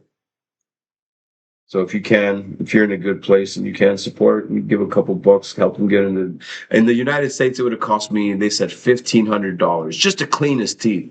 And then they wanted to say, and then if we have to pull teeth, it's probably going to be like 2,000. I looked at them like, F you, I can't pay $2,000. So you want me to just let my dog's teeth deteriorate? But I found a dentist. I live on a border city. So I found a cool dentist that I trust, that other friends have used, that actually transports the animals, does the work, brings them back. And it cost a fraction. It's only $300 in comparison to almost $2,000 to get his teeth fixed, to get his teeth cleaned, be anesthetized, and the dentist will pull the teeth that need to be extracted, only for $300. So like I'm telling you guys right now, if I get any cash, if I because I hustle trying to sell shit online, marketplace, offer up whatever I can. If I get my own money, I'm putting the fucking money into this fund as well. So whenever I get money, I'm gonna make it seem. I guess I'm gonna make it seem like there was a donation, but I'm definitely gonna tell you, my money's coming in here too, guys. I'm trying to do it. I don't want other people to do it for me. I just need a little help. Um, I think his teeth are starting to bother him, Wildflower, unfortunately. Um, I think some people have noticed that sometimes I'm like, "What's wrong, puppy?" Like I sense it, like something's off with him. I'm like, "What's going on? Are you okay?" And I just feel like he's looking at me like, I'm not okay, but I don't know how to fucking tell you. Um, no, right now it's funny. Right now he's just tired and he's kind of sad that whenever now he knows that when I'm sitting here and this is set up, he also knows that he's very used to getting a lot of attention. I don't want him to make you guys feel bad. Like, yeah, I want to get his teeth fixed, but please don't feel like he's dying on the floor. My dog is a bit of a baby and I have spoiled him. And I'm always touching him and I'm always petting him and I'm always not dramatic, but he's spoiled. Like I've gotten him used to certain behaviors. And unfortunately, it was for my own benefit. Stroking a dog, stroking a dog makes you feel good. You know what I'm saying? Like stroking a dog is actually proven to decrease stress, decrease cortisol, which is the stress hormone, the stress chemical in your body. So yeah, a human being sees a dog. What do you think the natural reaction is? And then of course the natural, oh, yeah, he's the cutest boy. He's the cutest boy in the whole wide world down there. He's the cutest boy down there. I feel like the Brady Bunch where I can look down. He's the cutest boy down there. Um, Baby talk, constant stroking. Um, does he have to earn the petting? So my dog is not food driven. He's affection driven because of the way I've programmed him. So for me, when you want a dog to do something, you got to find the currency. You got to find the currency. What is it? Is it hot dogs? Is it beef livers? Is it freeze dried chicken? Does your dog like salmon? Is it whatever? My dog is going to respond to commands and training hell of a lot more with me touching him and getting excited and stroking his face and blah, blah, blah, blah. That's going to get him to fucking tap dance like those dogs who do salsa. I can get this guy to do backflips and do salsa dancing if I train him by touching him. Like he's affection driven. I was the same way as a kid, which is the funny part, and that's how I know I'm raising this motherfucker. This is an amazing artist named Yusubro. He does all these stippling. I don't even want to ruin it. I'm gonna cut this out. Sorry, I'm getting distracted. Adult ADD. My mom used to say I was the same way. I was always like making contact with her. I was always touching her. I always had to be like holding her hand. I'm definitely a mama's boy. I definitely have been healing some unhealed mama wounds. My people pleasing comes from trying to make my mom happy. Yeah, yeah, we've really processed and digested some serious shit on stream and kind of made our way into our root causes, which is cool because that's why we've made so much progress and all the shit we're working on. And I wasn't sure when I was going to get to the root causes. I've always felt like, God damn it, I want to get to the root of things and fix them already. I finally feel like we're getting there. I love it when it happens online. I mean, on stream, live, having those aha moments with people. We talked about Shepherd Ferry. We talked about Shepherd Ferry and Obey and how tearing paper and wheat paste was very connected to how we were doing the collage project. The collage project that we created was very much like a Shepherd Ferry piece. Shepherd Ferry, a lot of these elements on a wall are actually overlaid. They're not all spray painted. So like on a Shepherd Ferry, we put like paper that created those lines, and then he put those symbols over it, and then he'd rip this thing and he'd wheat paste it talked about wheat paste being like a glue that you can make out of flour, and you boil it and it turns into a paste, and you smear it on the wall and creates this goop. Then you put the paper on the wall and you use like a flat thing to squeeze it out, and all the goop comes out the side. Like that's exactly what we fucking did with this shit. So we were literally taking a street artist technique like Shepard Fairey from Obey, and we were creating our own kind of rainbow collage using kind of a street art technique. And again, I've always tried to incorporate all the graffiti elements and street art elements that I've ever learned and used as a young man. And I try to incorporate it into the art that I teach young people, not just young people. I hope there's some old people like me too. Young, old, no matter what age, race, or creed, come on through. We're here to support you. This is a cool magazine. If you guys aren't aware, oh shit, see what I mean? Like I'm glad I put those timers, but I think I gotta turn this timer up. I feel like it's coming up too often. I'm talking about it and then the reminder comes up. I don't want to be drilling people that hard. It's kind of annoying me. I can't imagine how annoying it is to you guys. Or or maybe I have to stop and check myself right now. I've set these timers at 45 minutes. 45 every 45 minutes isn't too much. I think I'm downplaying and minimizing the fact that I need help. Yeah, see what I'm saying? Like I'm getting to that. You see? So like this is me making myself feel better and checking myself about no, like I programmed that to happen and it's okay. It is okay. Thank you, Wellflower. Wildflower, I love you because of earlier today. Um, no, listen, girl, you've already helped me so much. You know what I'm saying? Like again, you've been a consistent supporter. You've been somebody that again I notice when you're not there. So just your being there is is help enough. You know what I'm saying? And again, I know that a lot of people want to help, but I would never want anybody to overextend themselves or go outside of their ability. You know what I mean? So again, just you being here is more than enough. I know that some rich person is gonna see it. And again, guys, like I'm just I feel like I've been doing a lot of fucking being that's negative self-talk too. Okay.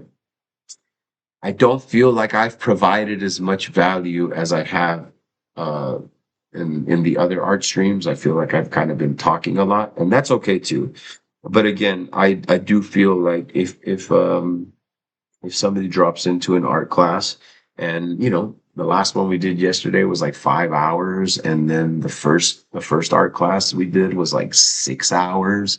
Like, first of all, I mean, yeah, you're never gonna find a fucking 6 hour a free art class for 6 hours that you can interact with the teacher and ask them questions and they'll go above and beyond. And again, that's all I'm gonna fucking do. But again, if somebody were to sit through the art class and then you think that was worth $5 to pay for a fucking 6 hour art class, and you donate $5 to fucking help get Rascal some healthy teeth. Yeah, and it's funny. The last time I was trying to teach him how to play like tug, and I kind of feel like something's up with his teeth, or he doesn't want to really like pull back. So I'm starting to feel like there's something.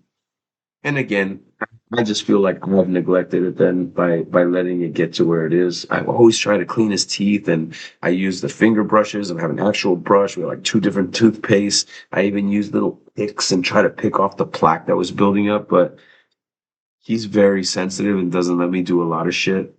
So it's hard that I've been trying to fight back all this shit that happened from him being neglected the first year he was born, but I haven't been able to fix it. And I mean, I can't fix it, but I can take it to somebody who can fix it. I need to figure something else out too. I need to be able to provide more. I need to find more ways to make money. I need to start painting these fucking koozies or making more artwork and selling the shit on the street or fucking offer up whatever. God, what can I sell? I'm gonna put my feet on Feet Finder. You guys think I can sell pictures of my feet? Like, like stepping on waffles and covered in syrup and shit. I'm sure somebody will pay me a couple $100 for pictures of my feet, right? I take the good care of my feet. I have good looking feet. I don't have nasty toes. I cut my nails. I take care of my feet. $50. Come on, guys. I'll show you my feet. All right. Some Pixie was telling me I should do ASMR. I mean, I know that several people have said like, "Oh, you have a soothing voice." When I'm just kind of talking about mental health shit, I don't think it's that I have a soothing voice. Maybe the words I'm saying are soothing, but uh, uh, um, yeah, I don't know. Maybe I should start exploring all that kind of shit. I mean, I'll try anything. Again, I just want to be able to take care of myself, to be able to take care of my guy better. I understand that I need to take care of myself because if I'm not okay, I can't take care of him. Maybe we should do another raffle. I got 27 of you guys here right now. So I'll tell you guys. When I first started the channel, we started a first 50 follower fun freebie giveaway. So I started compiling a box of prizes um, that somebody could win in the first 50 follower giveaway. So I entered all first 50 followers into a raffle, and in this box there was there I can see it right here. There's a Deadpool, a little Deadpool mini plushie with a little hook, but it's actually a Bluetooth speaker. I had an original Nintendo Entertainment System emulator that looks like a Game Boy. 3-inch color screen, rechargeable battery, 500 games programmed into it. You can connect it to the television. Comes with an extra controller. Then you and your friend can play retro Nintendo games on the television as long as you still have RCAs. There was one of those included in the box, either red or blue. We had a bunch of stickers. We had a lot of licensed products from Marvel, DC, so like I have a box full of goodies. Maybe we can like I don't know. I gotta find a way to give those things away to the people that donate to Rascals Doggy Dentist donation.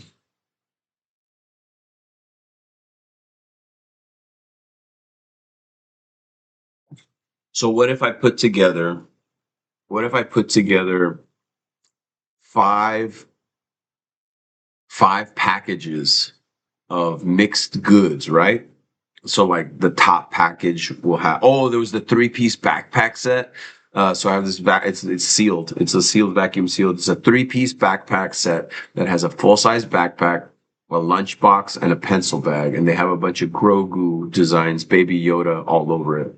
There's a lot of cool shit in that fucking box. A complete set of mini Funko Pop little toys that are DC figures like Superman, Supergirl, Wonder Woman, Batman, the Joker, Harley Quinn, the Flash, Green Lantern, uh, uh, um, sticker packs. I had a big Black Panther bead art. It was like this Harry Potter plasma lighter thing that looked like a wand, so you could like stick it into a candle and not burn yourself. I was including packets of the liquid IV powder that I drink during the workouts that we do on stream. Um, a bunch of cool shit. But what if I section that off into like 5 tiers, 5 tiered packages, right? Like the top one will have like the best shit and so on and so forth down. I'll make 5 packages, and then the top five donors to the donation thing, it'll like keep like a leaderboard, and then, yeah, the top donor gets the main one. But then again, my issue is people have to be in the lower 48 United States, because after research, it's really expensive to start to mail shit outside of the lower 48 for me. So that makes it a little hard.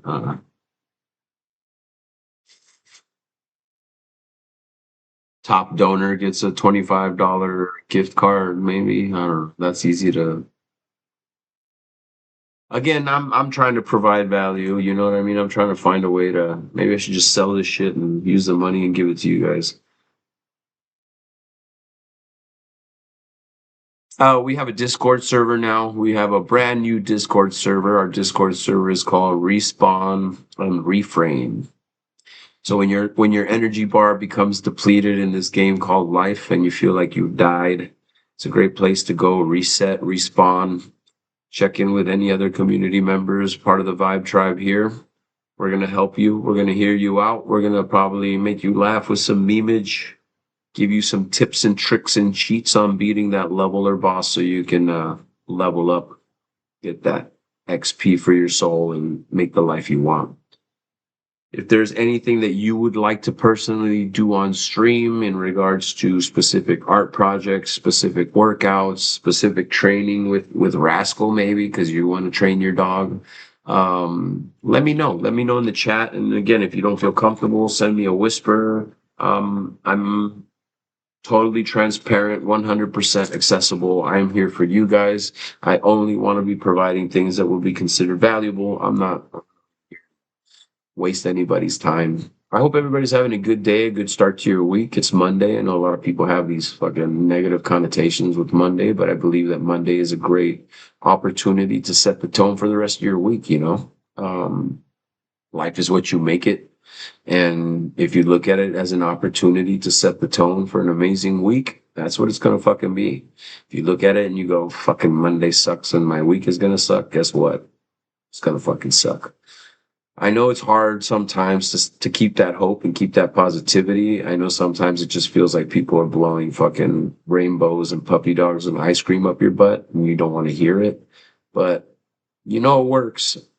You know it works. And whenever you're ready to make the switch, because it's okay, you know, it's okay to feel shitty. And you want to feel shitty. But like I said, and I always have my gym timer with him, like, but set a timer, you know what I'm saying? Like, I'm gonna fucking sulk for 30 minutes and then stop pouting and fucking do something about it, you know?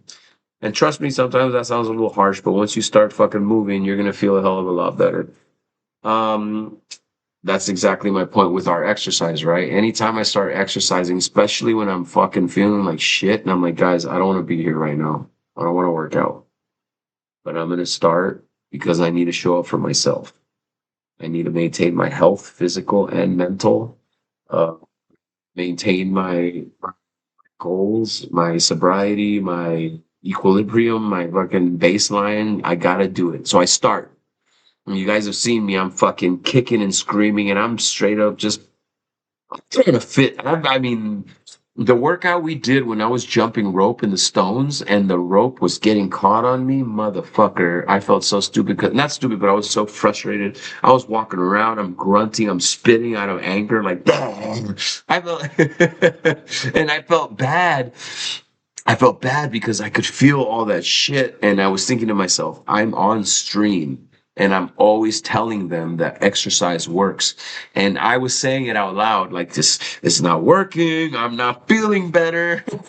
And then, and 45 minutes into a 1 hour workout, it all fucking switched.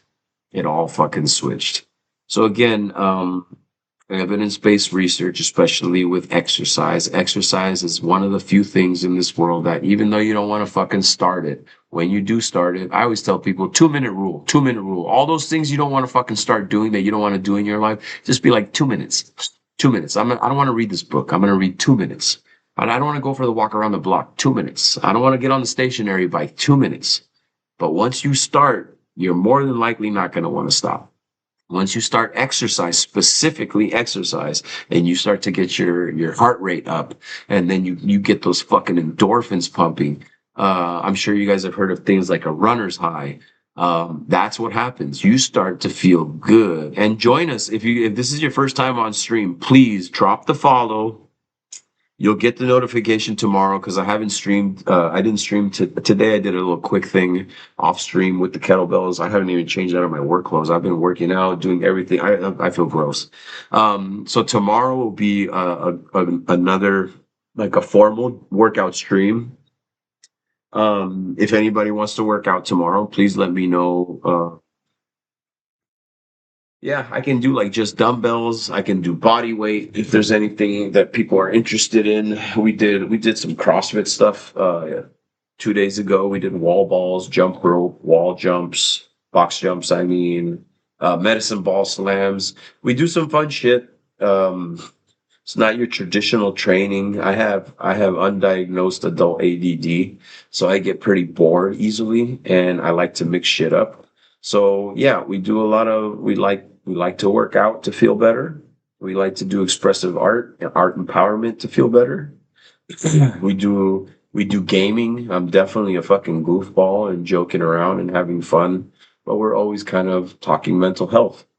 I'm always kind of trying to bring that everyday mental health element into the conversation because mental health exists every day in all of our lives. I'm not just because I say mental health doesn't mean that every day is like a fucking major breakdown or a fucking schizophrenic episode. Like mental health, a mental health conversation can just be, change is hard. Change is hard. Professional change can be hard. Like, fuck, I got to change jobs, or I lost my job, or I got fired, or I'm moving and I have to, or I'm not happy at my job, or personal change. So and so broke up with me. I broke up with so and so. This person passed away. Uh, I lost contact. A lot of change is hard. Somebody died. I mean, change is hard. And a little acknowledgement like that can go a long way because a lot of us are dealing with a lot of different things, but we don't know everybody's story. I'm just kind of firing off random general things that people might be going through, but change is hard. And if you're struggling with a change that is out of your control and you're having a difficult time with it, I wanna I wanna acknowledge it. I know that change is hard, and I'm sorry that it's difficult, and I hope that it gets better quick. I hope it settles down and it feels different. Sometimes it just takes a little time to process and digest what is happening, and something changes. Perspective shift. Maybe your opinion changes. Your feelings are going to change. I mean, that's the one consistent in this world is everything changes, guys. You don't have to do shit, but the only thing you have to do really is die. And that might sound kind of morbid or kind of crazy right now, but yeah, like literally the only thing, like there's this older, like a boomer saying that's like, the only thing that's certain in life is death and taxes. Motherfucker, you don't have to pay your taxes. Motherfucker, you don't have to pay your taxes. You think Trump paid his taxes? No, most politicians don't pay their taxes. The only thing you have to do is die. Other than that, everything changes. So again, I know it started off really dark and morbid, but the bottom line is everything changes. Nothing lasts. Life is it's the yin and the yang. It's life cycle. It's beginning, its end. But everything changes. Even bad times. So when things are bad, please remember that's the one consistent. This too shall pass. I am not a religious man. I believe in the universe. And again, I believe that the universe never puts something on your plate that you can't handle. And the universe is constant with that change thing. So this too shall pass. Nothing lasts, even bad times. You guys got to remember to practice your healthy coping skills, keeping a positive mindset, staying grounded, staying calm.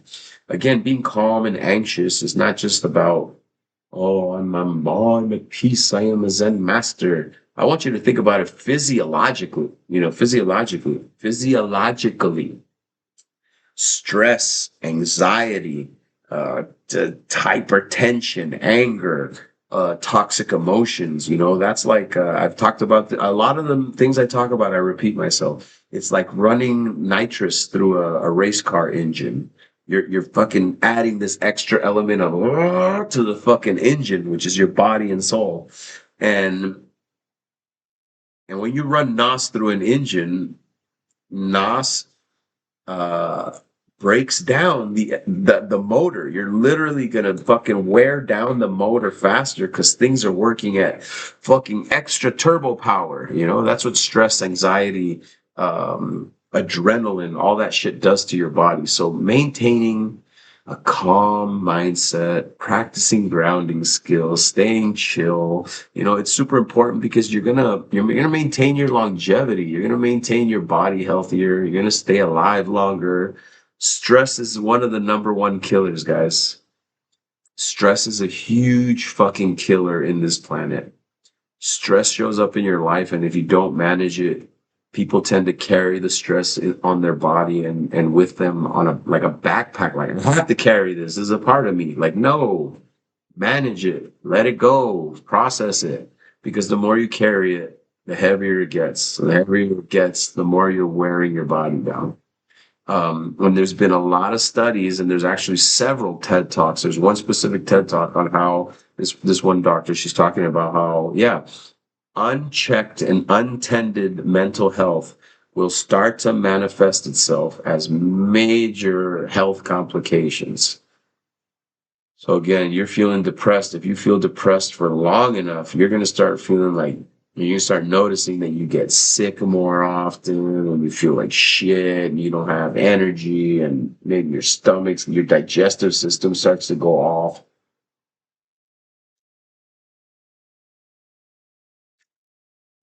Physical health, mental health, all that shit completely goes hand in hand.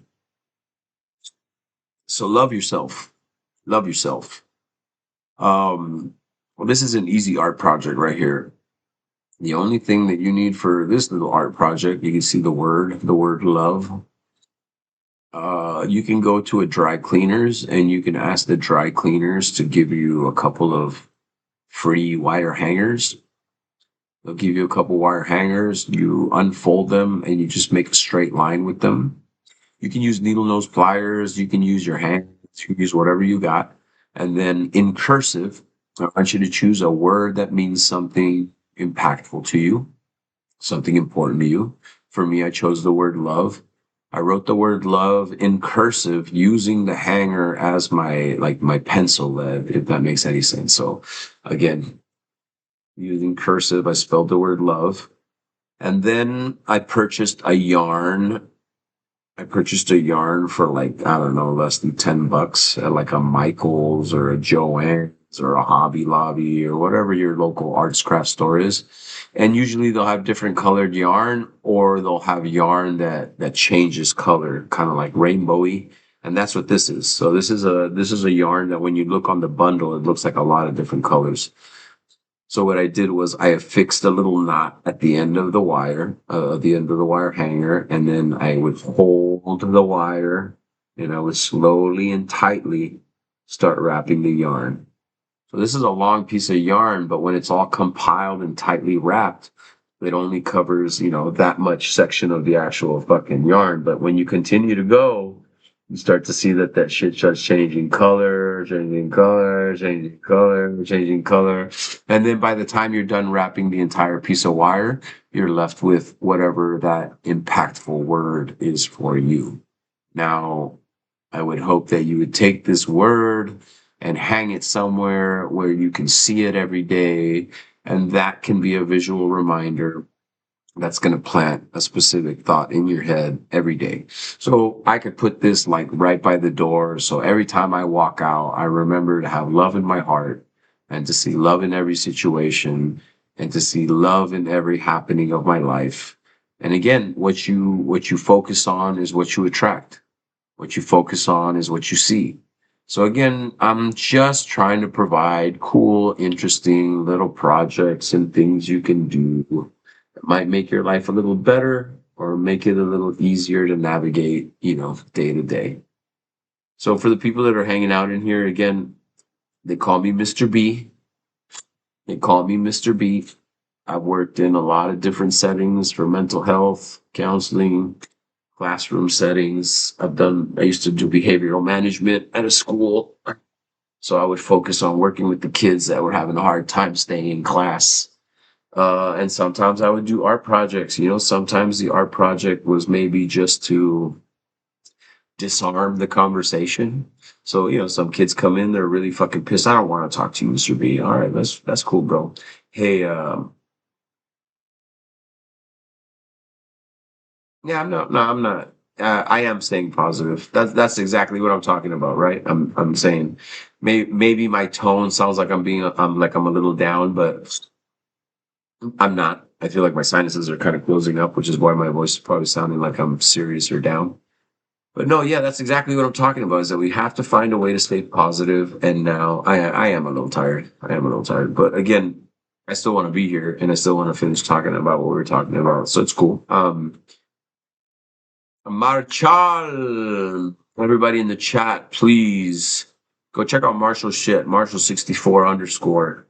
Very fun streams. He streams a lot of horror games. He's been on a fucking Dead by Daylight kick for a while now. I think he's gonna change it soon. So if you guys are into the DVD, I like to watch the DVDs, Laserdisc, VHS. Oh man, I'm full of shitty dad jokes, guys. By the way, I actually haven't done dad jokes on stream, but I am fucking known for doing stupid ass dad jokes. Welcome, Marshall. Good morning. I'm assuming 8 plus 9. 8 plus 9 is 17. 12 minus 5 in the morning. Fuck, bro. It's 5.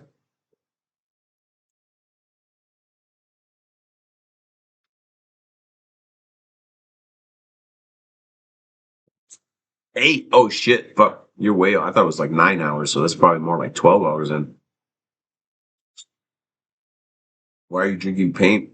Because I'm trying to put some color in my life. I'm feeling down, so I'm thinking if I drink a bright color, take a little shot of color, it'll brighten me up. It'll brighten me up. Whew. Yeah, I think I'll be honest. You guys know how I had that fucking panic attack the other night because my sinus is completely closed up, and I was like, I almost fainted trying to breathe. Like, um, but last night I ate well. I I did everything. I did my pre bed routine well.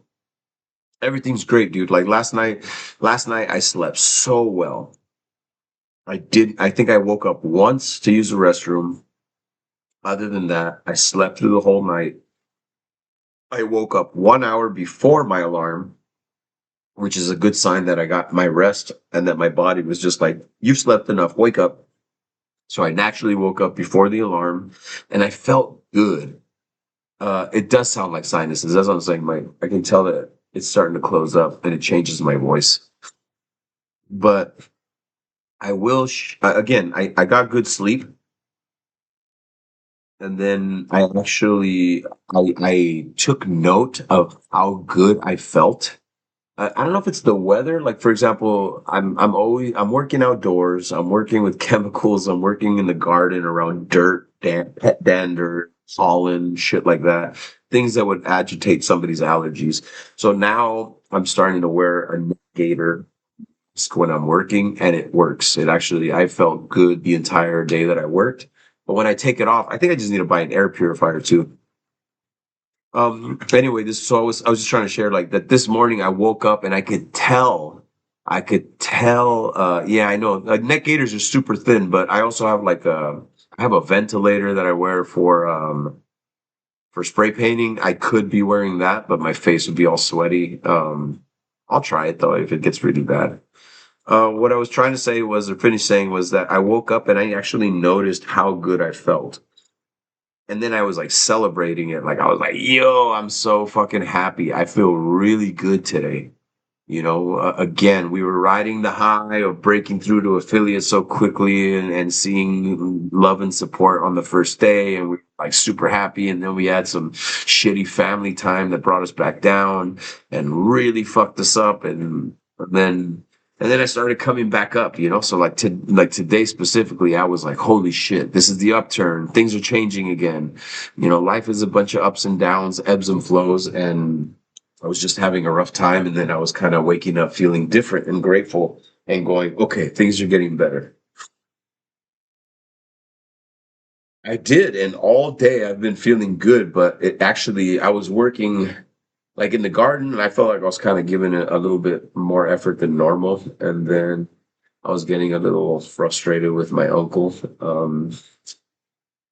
I would tell him I'm always due to my people pleasing, my people pleasing in the way I function. I want to make sure that I'm doing things correctly. So I would be talking with him, and I'd be like, "Hey, so I'm going to do this," and what I'm hearing. And it's funny, I always use mental health terminology. So I'd say, "So what I'm hearing you say is." So what I'm hearing you say is that you want me to do this, this, this, and this. You know what I mean? And then again, to clarify that I'm hearing you correctly and that I'm going to complete my task correctly.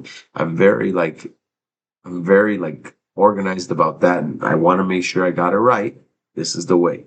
And then it'd be like, no, no, no, no, no, no, no, no. What I want you to do is, and then repeat back everything I just fucking said. And then I would look around and be like, what? I just fucking said that. But I can't say that, you know, because again, like he's older. I don't want to I'm not trying to personalize anything, but again, like he's getting older, so I'm like, wait, why did he just say the same shit to me? I just said that. But then it happened several times, and I was like, bro, are you doing this on purpose? Uh, um, and then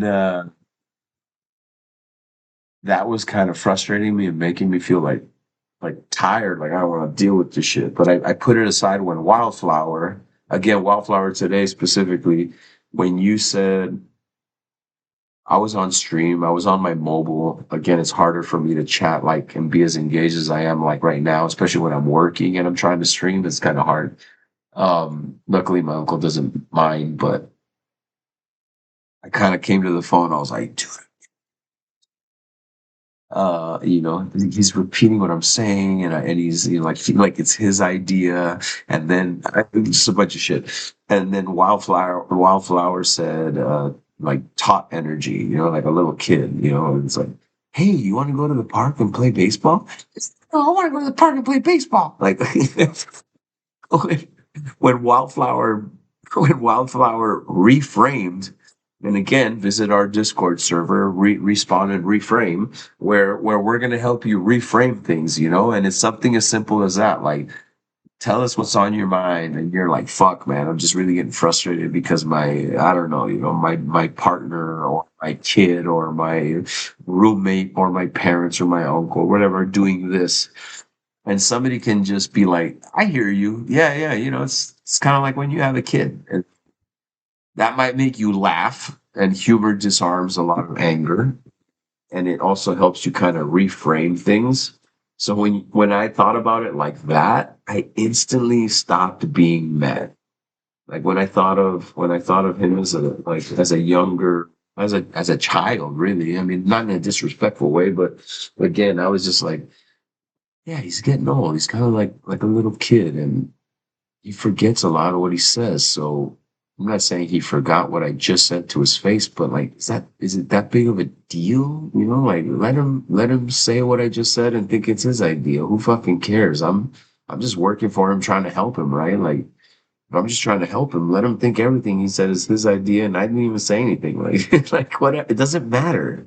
It doesn't matter. You know, like I love my uncle. He loves me. We support each other, and we enjoy each other's company. And I mean, you're not going to get along with everybody all the time, right? We do spend a lot of time together. It's only understandable that sometimes we get on each other's nerves. I could tell that I was getting on his nerves towards the end of the day because I was kind of responding with more like, uh. It's like Tai Chi, like I was fucking blocking his shit. So he didn't like I was doing that, and he was, oh, it's just a question. It's just a question, like pretending like I'm getting defensive.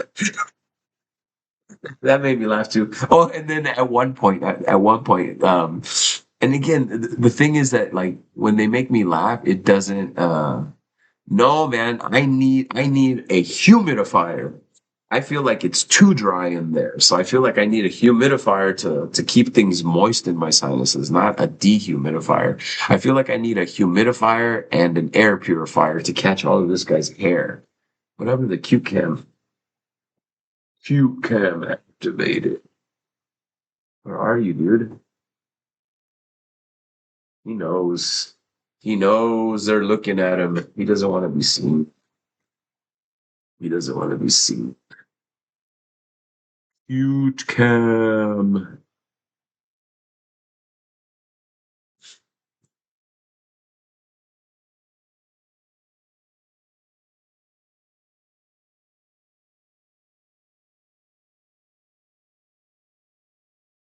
Oops, where are you?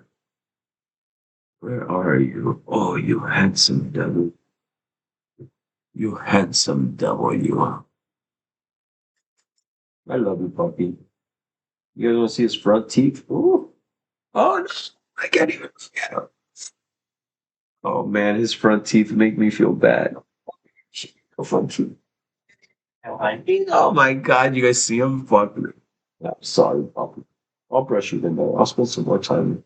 Yesterday, he was really happy. He was really happy for me to spend some time with him. Just brushing him. You want to be over here? Okay, let me hold on. Right here. Oh, shit.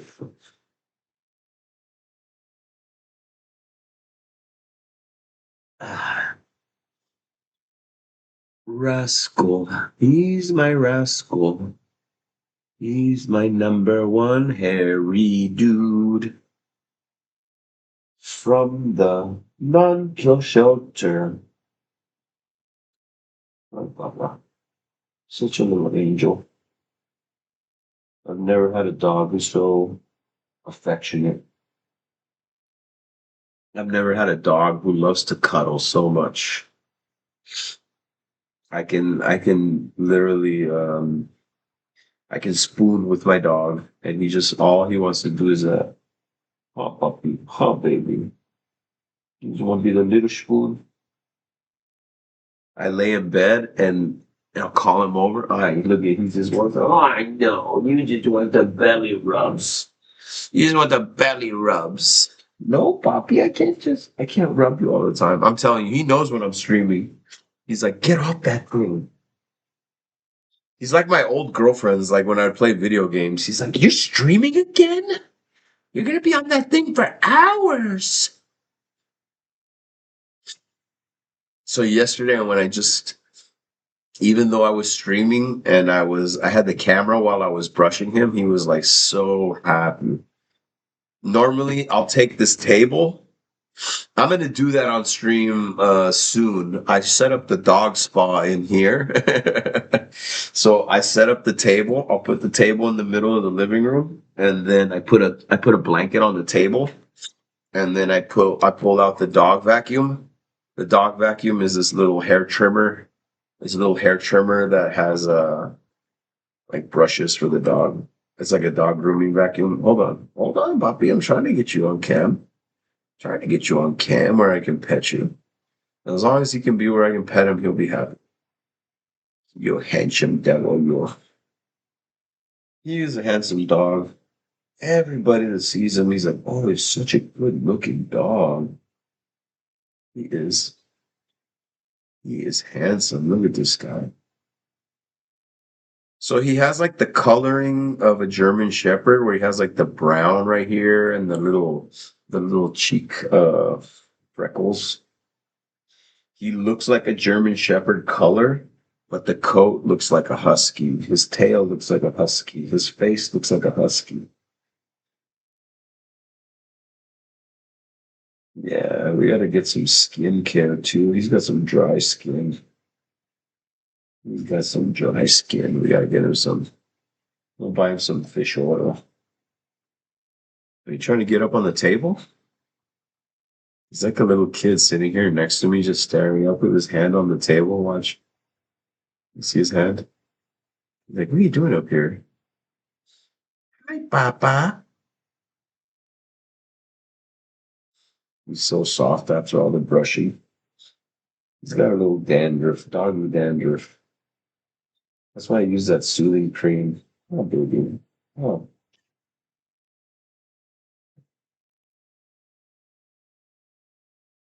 I give him a massage every day. Let's see if we can. No, this is probably too low. I usually take him outside and I have him stand up on the guardrail and I'll give him a massage. Let me show you guys.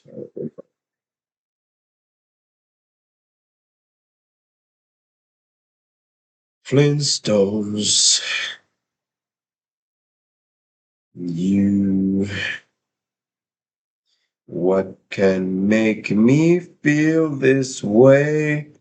Rascal, rascal, rascal. Talking about rascal, rascal. Let me see. Hold on, I'm trying to show people you getting a massage. Wait.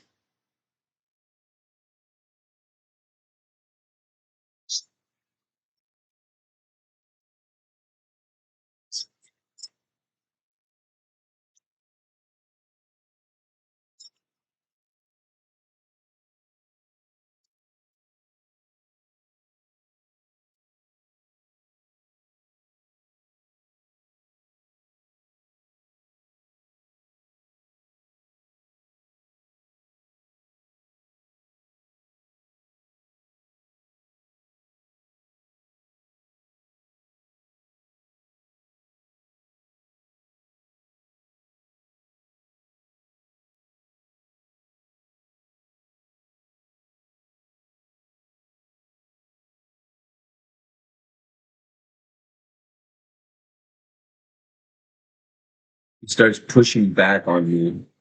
At a certain point in the massage, he always starts pushing back really hard off the guardrail. You see, starts pushing me back. Tip. This guy left without tipping me. Can you believe that?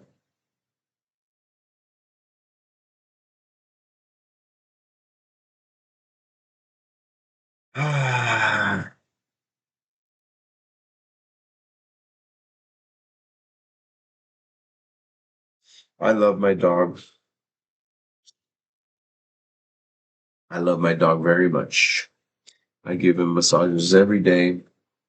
I want to provide nothing but the best for him.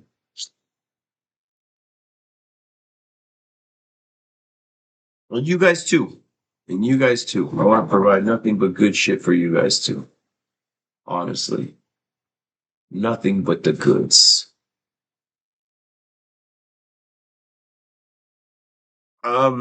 Marshall, you already working? You're on the clock? Are you still eating hard boiled eggs and fruit? Oof.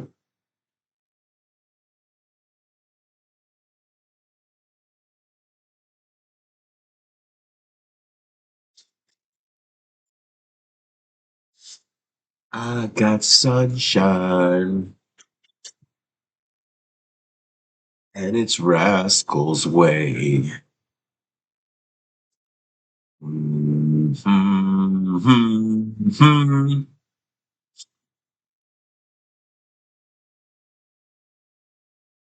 Marshall. Uh, uh, um, Wildflower. Wait, Wildflower, you were the one, I think, what, that was a demask. Was that you that said you were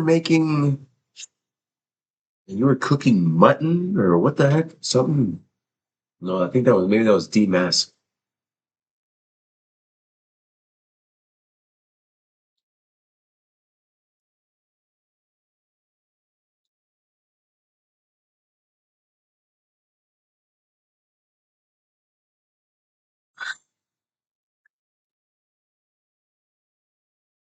Eight in the morning over there, bro. That's crazy.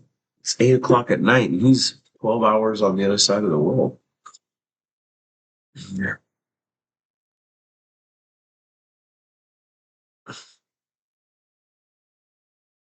We had a really good time looking at old pictures too. Pixie was on the stream. Was that yesterday? Yeah, it was yesterday. Yesterday we were looking at old pictures of me. We found some crazy shit in a shoebox. Man, I really wanted to finish the spray can project, but that damn glue gun gave out. But that's okay because we got to hang out. I can't believe these blurps aren't working either. Blurp. Blurps aren't muted.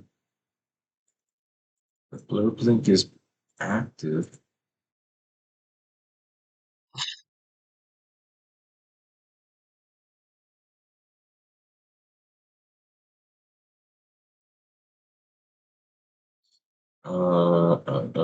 Chat highlights, deleted messages, shield mode.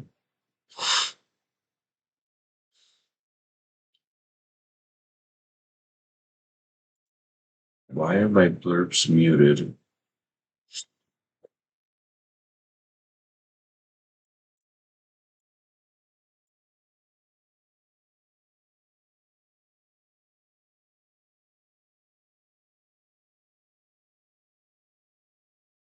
Oh, I just fixed something. Tell me if you hear the blurb. No, you probably didn't hear it.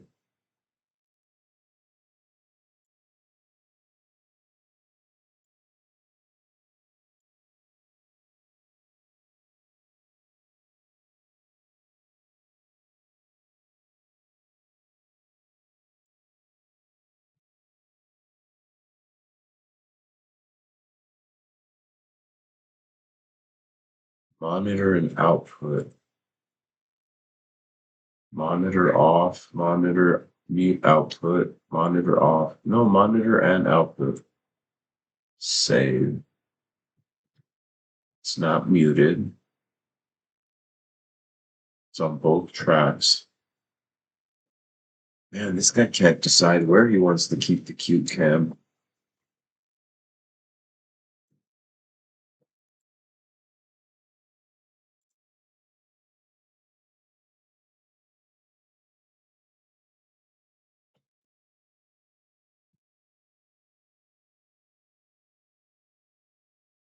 Advanced properties.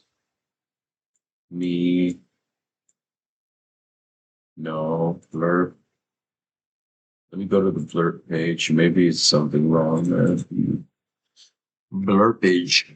Blurb. Blurb.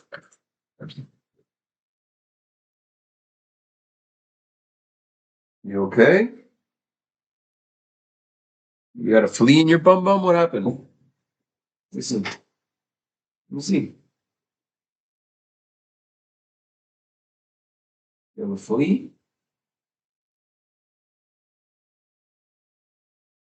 Hmm.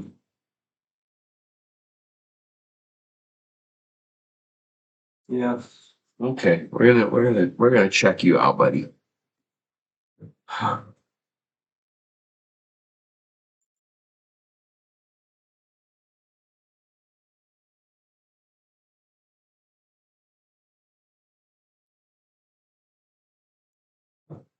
Oh, the volume is super low. The volume is super low on the blurps, guys.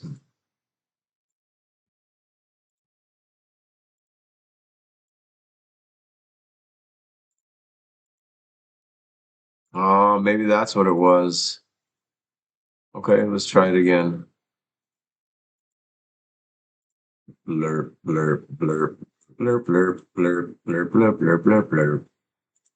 I like to blurp it, blurp it. I like to blurp it, blurp it.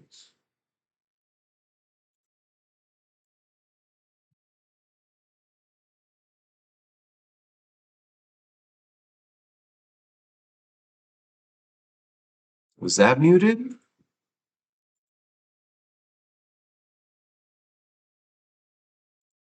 Did you hear that, Wildflower?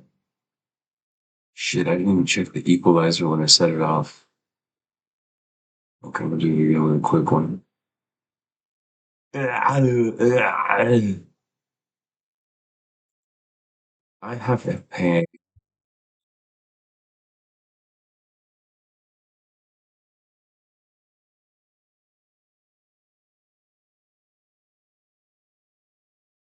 Damn it. It is muted. What is happening? What is happening? Hi, Rascal. Double Rascal. It looks like there's two of them. Oh, imagine if I had two Rascals. I'd be the happiest boy alive. Okay.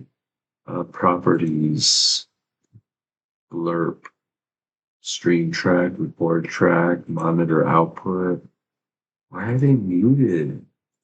Oh, I don't have to mod the blurps, do I? Yeah, you wouldn't have to. Apple Pen.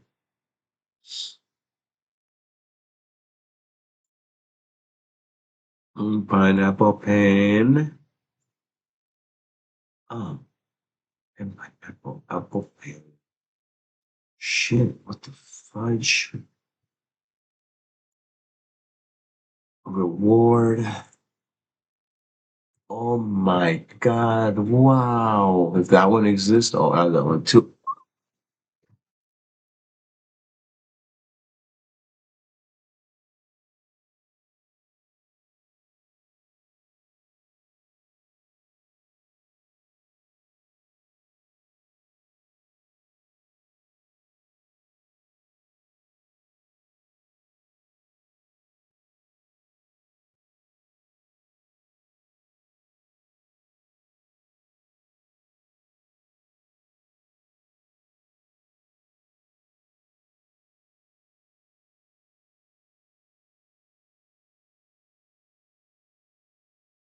When that shit first came out, I used to bug the shit out of people with that. I remember I used to work with this guy at that drop-in center for the homeless youth, right? And this guy was he was kind of annoying. And he would just kind of pump himself. He was really he would talk about himself a lot, really. Like, oh, but I mean, and again, this guy was like 5'3", kind of like not in the best shape, but he would swear he could, yeah, bench press 275 pounds. I'm like, yeah, right, buddy. And but again, one time we were all talking, and I would use this shit a lot when he would say something like that, like, "Oh, you know, I can bench press 275 pounds," and I just be like, "Oh my god, wow!" He would get so pissed. Oh, I'm so bummed that these blurps are fucking muted, man. Why would my blurps be muted? God, D-Mask player, help me! Assemble! Blurps. Uh, blurps, no sound. Why can't my viewers hear my blurps on stream? Monitor off. Streamers won't hear the audio, but will be audible to viewers. No, monitor only. Mute output. Streamers can hear, but it's muted for viewers. Monitor and output, both streamers and viewers. I have it on both output and monitor. Can anybody in the chat please let me know if those blurps are playing? I think my friends have stepped away for a while.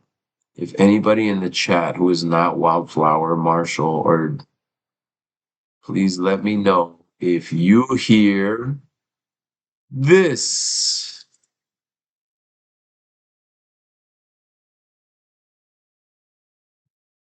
Did anybody hear that? Can anybody hear me? Or am I talking to myself? Just wanna know if you can hear it. I will pull another blurb up off the shelf. Shazbot. I know what's happening. Apple pen. Pineapple pen. Oh, I pineapple pen. May MacBook. MacBook.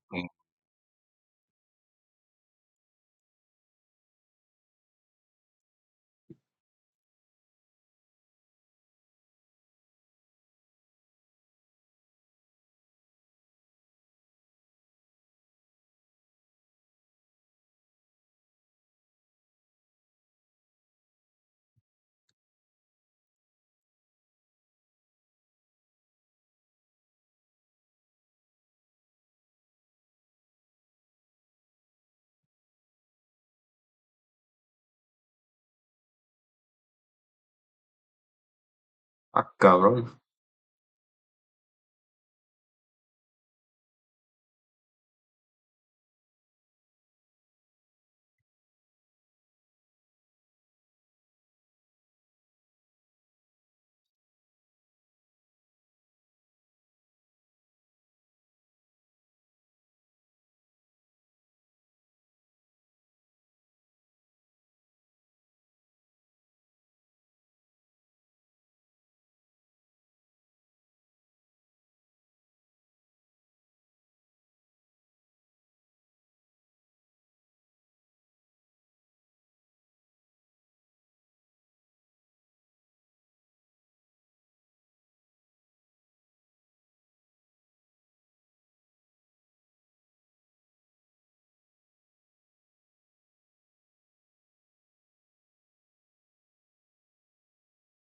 This guy's getting wasted on chat. I mean, on stream. I watch it. That's something I kind of want to talk about. So yeah, a lot of you guys know, I've been maintaining my mental health. I'm not drinking. I'm on day fucking 15, 16 of 30, taking a break from alcohol. I was kind of getting carried away, drinking a lot of beer. Um, so yeah, again, I decided to take a break off of alcohol. When things got really bad, I found myself experimenting with some fucking harder, crazier substances that was fucking totally out of pocket, not a character for me. But so I'm trying to stay away from alcohol for the next, 2 more weeks. I've been away from anything fucking crazy since the beginning of the year. Um, but I have some family members, a younger cousin who also was kind of struggling with shit. I love my cousins like siblings, and I would do anything for them. And it was I've been trying to spend time with him. I've been hanging out with him a couple times, trying to make an effort and support him through his trying to overcome this. Sounds like he's trying to be sober and whatnot. And it's hard because I want to support him at every opportunity and every turn, but I also have to be very honest with myself about the fact that we're in two very different points in our sobriety journey. Um, Again, if somebody tells me they're sober, I'm gonna believe you, and I'm gonna go, okay, cool. But sometimes people show signs that maybe that's not the case. And that also concerns me. And again, I know the signs because I've been there and I've seen them on people. And again, I started to play with things and I saw how it felt, and I can see a little something, something. But again, my experimentation with like the crazy shit, and I'm talking about like coke, um, was very, very minuscule, like very Disneyland version of somebody who played with a fucking hard drug. Because number one, I was scared of that shit. And number two, my dad probably had a heart attack because he was probably playing with that as an old man as well. Um, Anyway, again, this is I was on the very shallow end of whatever the fuck that can get to, how bad that can get. Now, my cousin is on a way. I'm not talking shit, I'm not judging, I'm not shaming, but he's in a way deeper pool. His situation is not my situation. His situation is way more severe than my situation. I'm in a different point of my sobriety than he is, and he's still very early on in his decision to try to become sober. Um, that one time I spent time with him, he was kind of sharing how bad it was. And just even hearing how bad it was kind of stressing me out. And I wasn't triggering me or making me want to use, but I was immediately having the conversation with myself about, you need to be careful, Mr. B, because you're trying to stay on the straight and narrow. And sometimes if you're hanging around people who are trying to stay on the straight and narrow, but don't stick to it, they sometimes try to suck you down with them. And I've had that conversation with my cousin, right? About like people who use want to hang around other people who use because it enables their behavior. Hey, let's hang out because I know you do this too and you don't have a problem with it. And you're not going to guilt me or shame me or judge me because you do it too. So you'll find that those people tend to gravitate towards each other. Even when they're trying to stay sober, you'll find them hanging with those people. And that's when lapses and relapses happen. So that's another thing I'd like to highlight, the difference between a relapse and a lapse.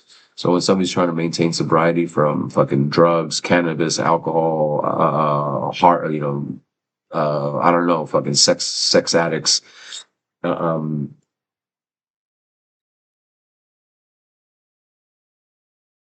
you hang around with those who do that because again, it enables the behavior for you to continue with your use. I remember when I first spent time with my cousin having that conversation because a lot of his friends I know also used, and one of them very, very heavily. So I asked him and I said, "Have you connected with your friend?" And he said, "No, not really." And I said, "I'm kind of surprised because I thought that was your best friend." And then I straight up asked, "Do you feel like maybe you're kind of keeping a distance because you're trying to stay sober and you know that he's kind of not on that trip?" Um, my cousin was honest and transparent with me. He was like, "Yeah, I think at first it was kind of that, and then he went on to have it. But again, yes, partially that. Now, I was really happy to hear him say that because that's honest. That's honest. Like, hey, I don't feel like I can hang around this guy because it might trigger me into old shit. That was the exact concern I had by the end of the hangout with him. Was like, fuck, I don't really know if he's sober or not. I mean, he's saying he is, but blah, blah, blah, blah, blah, blah, blah. And again, I always just went back to, hey, whatever he says is true. But ultimately, I need to make sure that I protect my own peace and my own sobriety, right? Um, so even more recently, that same family member called me. It was like, "Ew, hey, what are you doing?" And this was Saturday night, and I was already all set up. I'm like, "Dude, I'm about to start an art class, and I'm gonna do this, I'm gonna do that." And I was ready. We spent 6 hours on stream. We spent 6 hours on stream that night doing our thing.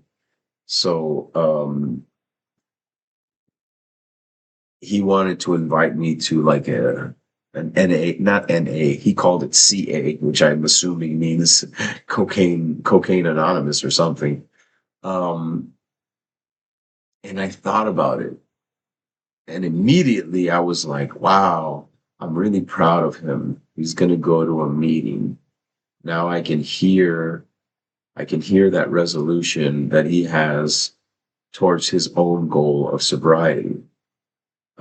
So again, I was super proud and super happy to hear my younger cousin, who I know is struggling with that, trying to access a resource like a meeting. And he said, "Hey, I just wanted to see what you were up to because maybe we could hit up this meeting." And I thought about it. And again, my initial reaction was I was happy for him. I was proud of him, but I had to do my own inventory. And I immediately started to have that conversation with myself about, well, listen, Mr. B, you guys are not in the same place of the journey, right? I myself have been doing weekly therapy for months now. I've been doing a lot of shadow work and doing that work, that self work, and being reflective and really looking inward and being inquisitive and taking an accountability and holding myself accountable, taking an inventory and holding myself accountable. Um, I don't particularly feel like I would benefit, nor do I need the support of a meeting format for my own sobriety. Um, I used to take a lot of kids to meetings, and I would participate by sitting there with them, even though, again, I wasn't using, I was just there to support my clients. Um, Again, I don't think I personally need it because again, it's not the same issue. It's not the same level. We don't have the same severity of issue. I'm much further down the line in the process, and he's still very fresh and liable, not liable, but possible that he can bounce back between lapse and sobriety. And mind you, huge differences. I'm from a mental health background where the agencies that I've worked with have always trained me on strength-based approach. I'm always a strength-based approach. Like, um, I'm gonna look at the best. Harm reduction is good. Whatever's harm reducing harm is good, and strength-based. So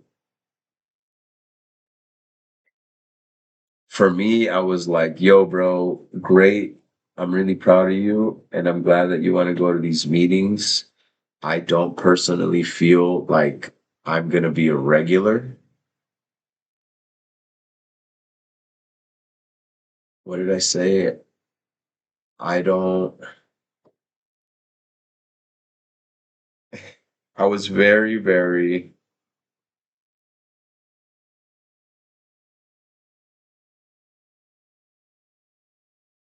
okay, okay.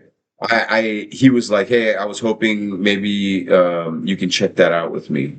And I was like, that's cool. It sounds great. I'm trying to make some money because I'm fucking sacrificing my shit. Um, yeah, he's chilling out, bro. He's chilling out. He's like, you see, wrong way. He looks like he's passed out. Yeah, he gets bored. So yeah, so my cousin's like, hey, I want to. I was wondering if you want to go to this meeting with me. It's tonight. It's at this time. I'm about to start a 6 hour art class. I'm gonna hang out with my people. I can't. But I'll go with you if you want. I'll go with you to check it out. He's like, I'd go more often, but I don't have a car. Again, to illustrate how severe his situation was. He had gotten a DUI. After the DUI, he got on his motorcycle, was still working, then got into a motorcycle accident, then fucking split his pelvis in two. And then even after that it was probably still experimenting with substances, even though he was all fucked up. Anyway, so he's going through a lot of shit. And I want to support him. But again, his stuff is up here. My shit is down here. We're not the same level, but I have a feeling that he's going around talking like it's the same level, and he's talking to me like it's the same level. So I had to be clear. I had to be able to set a boundary without having it sound like a boundary. And I wanted to ultimately be very clear with him so there was no misinterpretation. So when he asked me to go to this meeting with him, I wanted to support him. I want to encourage him going to these meetings. But again, this is all a titration, or limit, which means making its way down, trickling down effect of your own decision making. And again, I made my own decisions, and I played with stupid shit. But I fucking corrected and I pulled up because I saw how bad this could get and how serious that shit was and how much that was not who I am. And I got the fuck off. And I want to stay the fuck off. So I need to be aware of things that might trigger me. And I thought about it. I was like, I want to help him go to these meetings, but being around people who need to be in meetings is probably going to be way more triggering for me than supportive. You know what I'm saying? Like, if you've ever been to a meeting, yeah, sometimes it's not the nicest environment. It's a bunch of people who are like just off the shit and they're not feeling good. Or, it's not like they're all fucking 20-year AA or NA or CA, whatever you want to fucking call it, a 12-step program, fucking vets. Some people, when you go to these meetings, are like fucking, fucking, they're tripping balls. They're still fucked up, and it's okay because they're trying to get help, and I'm proud of them. That's what those meetings are for. But again, that's not what I need because that's not the level of support that I personally need. I'm doing work. So I very clearly told him I won't be a regular and I will not be a carpool option, but I will go with you to one meeting to make it more accessible for you. So again, like, I understand that you'd like to go to these meetings and you want to help yourself, but you don't have a car. But the reason you don't have a car is not, again, it's not that it's not my fault. Well, ultimately, it's not my fault. And I want to help you. But for me to drive fucking 15 miles down and then 20 miles up and then 20 miles to drop you and then 15 miles back to my house, like that shit ain't going to work. That shit's never going to work. It doesn't matter how much gas money I got. It's just, I can't do that, you know? That was a tough decision for me to make because again, I love my cousins like they're my siblings, and I know how hard it is when you're struggling with something. I'm not like that because I'm not struggling with. I've never struggled with use to that level, but I know what it feels like. You know, I know what it feels like, and I'm trying to be empathetic. I'm trying to use empathy, put myself in his shoes, know how it feels, how it must feel pretty shitty to fucking have life finally come down on you and be like, bro, you're gonna fucking deal with this whether you like it or not. And that's when life fucking puts you into a motorcycle and splits your pelvis in two and shoots your forearm bone out of your fucking skin like Wolverine and cracks your helmet like a fucking eggshell. Yeah, crazy shit, man. Crazy shit. I'm so glad that he's alive and that he's healthy and that he's trying to be better. But I am fully aware of the difficult road he has ahead of him. He has a lot of difficult decisions to make about his future, about his relationships, about like, because ain't nobody got time for that anymore. You know, he's a grown ass man. He's 40 as well. Ain't nobody got time for that. You got to decide what are you gonna fucking do with your life, and are we gonna get on with this shit? But if it's not, I'm as much as I want to support and spend time. If I see that things aren't getting better, or that it might not be the healthiest thing for me to be around, I'm always going to protect my peace, and I'm always going to protect my peace, my energy, my sobriety, my mental health. Again, I love them, but I just don't want to. I don't want to put myself into a situation that's going to fuck me up because I want to help somebody else. I don't want to go to some fucking meeting and then leave there feeling like, dude, all I want to do is fucking get wasted because seeing those guys made me feel fucked up. You know what I mean? It's happened. I didn't even say it that outright. Last time I had a difficult moment when I had that family time, my mom really fucked me up, you know? I felt very dismissed. I felt very upset. I felt very hurt. Um, and I started to say it, but I stopped myself because I didn't want to even say it out loud. But I remember being on stream and saying, I know I'm doing better because I'm not dealing with this how I would have. I said, because I would have dealt with this very differently a couple of months ago. After that tough day with my mom, I'll be dead ass honest. If I would have had a difficult interaction like a whole day like I did the day with my mom that left me feeling so shitty, those are the days that I would have gone and bought like a fucking 12 pack of beer and I would have started drinking at home by myself, like watching TV or playing video games to distract and numb myself. And then I would have gotten so wasted to a point, and especially if I had money, that I would have gotten wasted to the point that I started feeling like wasted. And then be like, I don't want to feel wasted. So I'd call somebody to bring me a bag of fucking devil's dandruff, the booger sugar. And then I would spend a couple hours fucking feeling great and sober and high on that shit and not drunk anymore. And then probably going through the entire 12 pack and the entire bag of devil's dandruff and then feeling like shit the entire following day. But that's what happens, you know? You're going to pay the piper. You're going to pay the piper, but are you paying now or are you paying later? So again, I have a triggering, difficult, emotional situation. How do you want to pay? How do you want to pay the piper? Because you're going to pay now or you're going to pay later. So my decisions are sit with the feelings, sit with the emotions, let them come up, and let them pass. Because that's what's going to happen. Is this too shall pass? Nothing lasts forever. We would have gotten fucking, we would have sat down, we would have felt some kind of way, and then little by little, the feeling would have passed. And I would have been able to process and digest my emotions and realize that I don't. And again, that's usually what happens nowadays. Due to the ongoing exercise, I've rewired my trauma response. And that's another evidence based research study that just came out. The study was just released, stating that ongoing, consistent exercise like running, cycling, which we do, um, rewires the brain's chemistry and trauma response to reprocess and forget traumatic memories. Are you hearing me?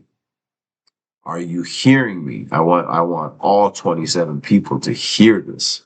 A lot of us have been through a lot of shit. We've all been through trauma. And some of us have processed and digested it a little bit more than others. But some people are carrying this stuff and they're not even aware of it. You're carrying this shit in your body. Regular exercise over a period of months can help you do away with that undue trauma response to where, and what I mean by undue trauma response is, you know, um, you're walking down a path and you see something, you get closer, it's a snake. Oh shit, you get all scared. You're walking down the same path the next day, you're walking, you see the snake, you get closer, you're like, oh shit, you get scared, you run away. You're walking down the path, you see something, you get closer, it's a snake. Oh shit, you walk away.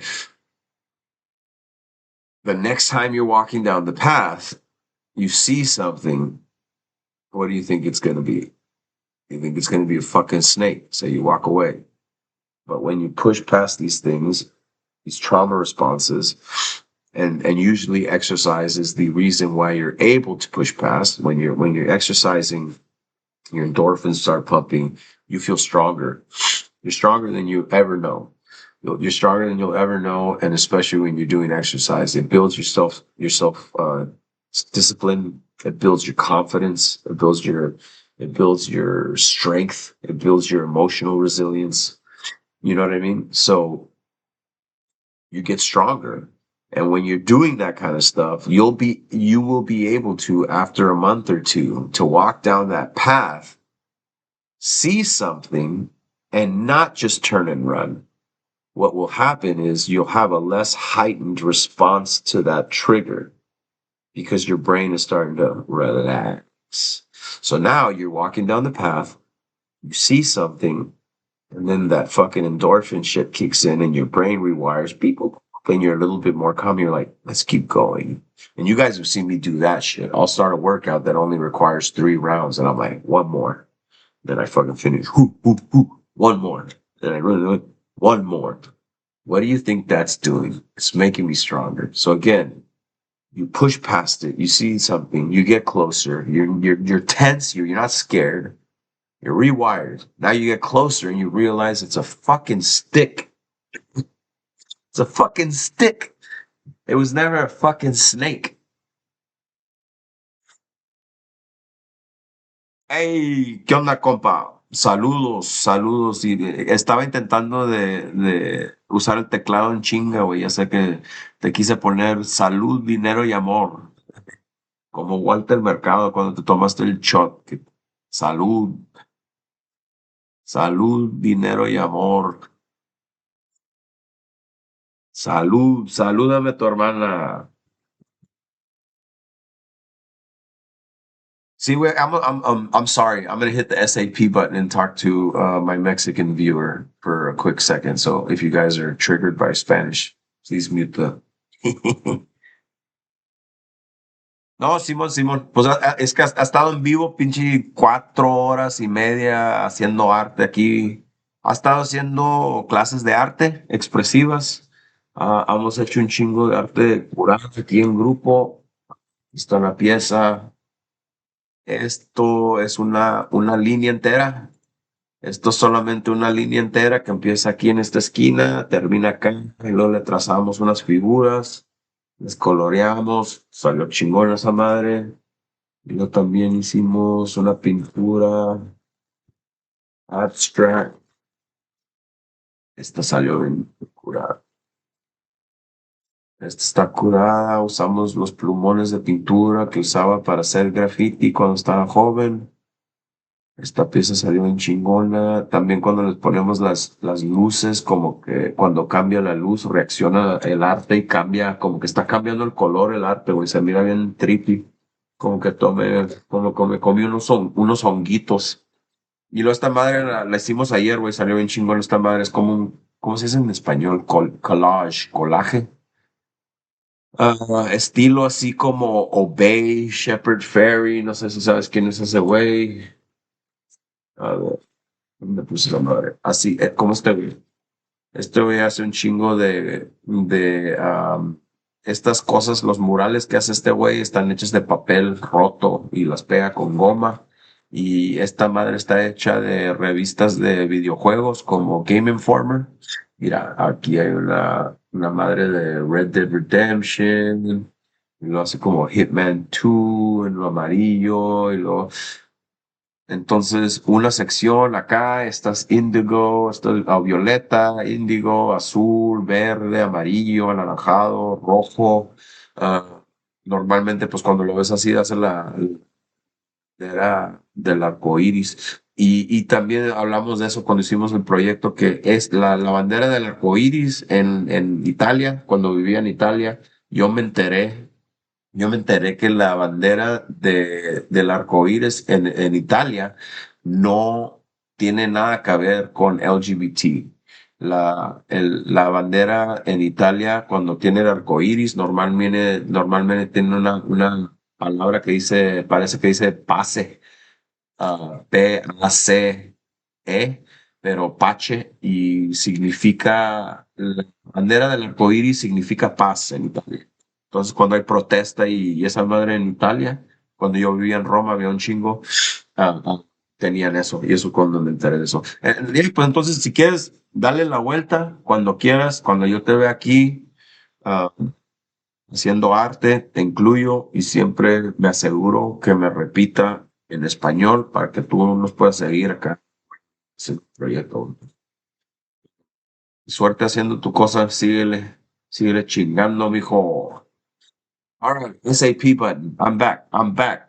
Back to English. Ya me voy a intercambiar al botón de idioma secundario. Me voy a regresar al inglés, cabrón. Te cuidas, homie. Um, it's cool, guys. It's cool. I'm really glad to see that. That viewer that I was just talking to, I just so happened to meet while playing some Black Ops 6. Him and this he órale pues, cuídate. I met him and another younger Spanish speaker. They're both from Mexico. And we were just bullshitting on Black Ops 6 multiplayer. And they were really cool. And I was just kind of explaining that I just started streaming at that point and what I was trying to do with it and how I was trying to support people. And Homeboy was really about it, you know. Homeboy was really supportive. He's like, "Oh, that's super cool, man. You know, like that's really good. You're trying to help other people. I am too." And I was like, "Oh, really? You know, like what are you trying to accomplish? How are you trying to help people through your gaming?" You know, because I was saying more about the conversational piece about mental health. He was telling me, I'm just aware, I'm very conscious and aware that there's a lot of young kids in Mexico who can't afford consoles or televisions to play video games. So the least that I can do is play with my console and stream it. So even though they might not be able to afford playing, at least they can enjoy themselves watching me play. And I just reframed and reflected to him, "Hey, bro, you're fucking amazing. You know, you're amazing because you're thinking about other people. You're not putting your own shit in front of other people's. You're thinking about how can I help these kids?" And again, kids, you know, he's a pretty young dude, but he's thinking about younger kids, you know, like how can I provide some support and something fun for these kids that aren't as financially well off as I am, that they can't afford a PS5? Like, that's cool. So I said, hey, I really respect that. I want to support you with that. I definitely he dropped me a follow. I dropped him a follow. I'll pop into a stream every once in a while and show support. He was the one that I was saying he was actually just playing Call of Duty and like doing shots and shit. I was like, that's cool. I was like, I used to do the same shit. You know what I mean? When I was drinking on stream. I mean, after the 30 days, I don't even know if I'm gonna go back to drinking, let alone do I think I'll be drinking on stream. I even feel weird sometimes, like hitting my pen. I actually felt I was holding it here talking, and I could see that the pen was sticking, and you could see it in the art table. And I started thinking, oh, maybe I'm talking about some good shit. And then somebody sees the pen and they're like, oh my God, he does drugs. I'm not gonna. But again, that's not the people I want then, right? I shouldn't be worried about it. But just trying to be sensitive. Like maybe I don't know. Maybe somebody's trying to be. Maybe somebody's trying to stay away from cannabis, and watching me fucking hit my cannabis pen wouldn't be good for them, right? Just how I'm talking about, like maybe some of the shit I want to support my cousin with aren't isn't the best for me. So I want to be mindful. I want to be mindful. I want to be considerate of all of you guys. I know everybody's going through their own shit, and I want to be helping, not hurting. Cannabis pen, my vape, high ink. How are you, Marshall? How's work going, buddy?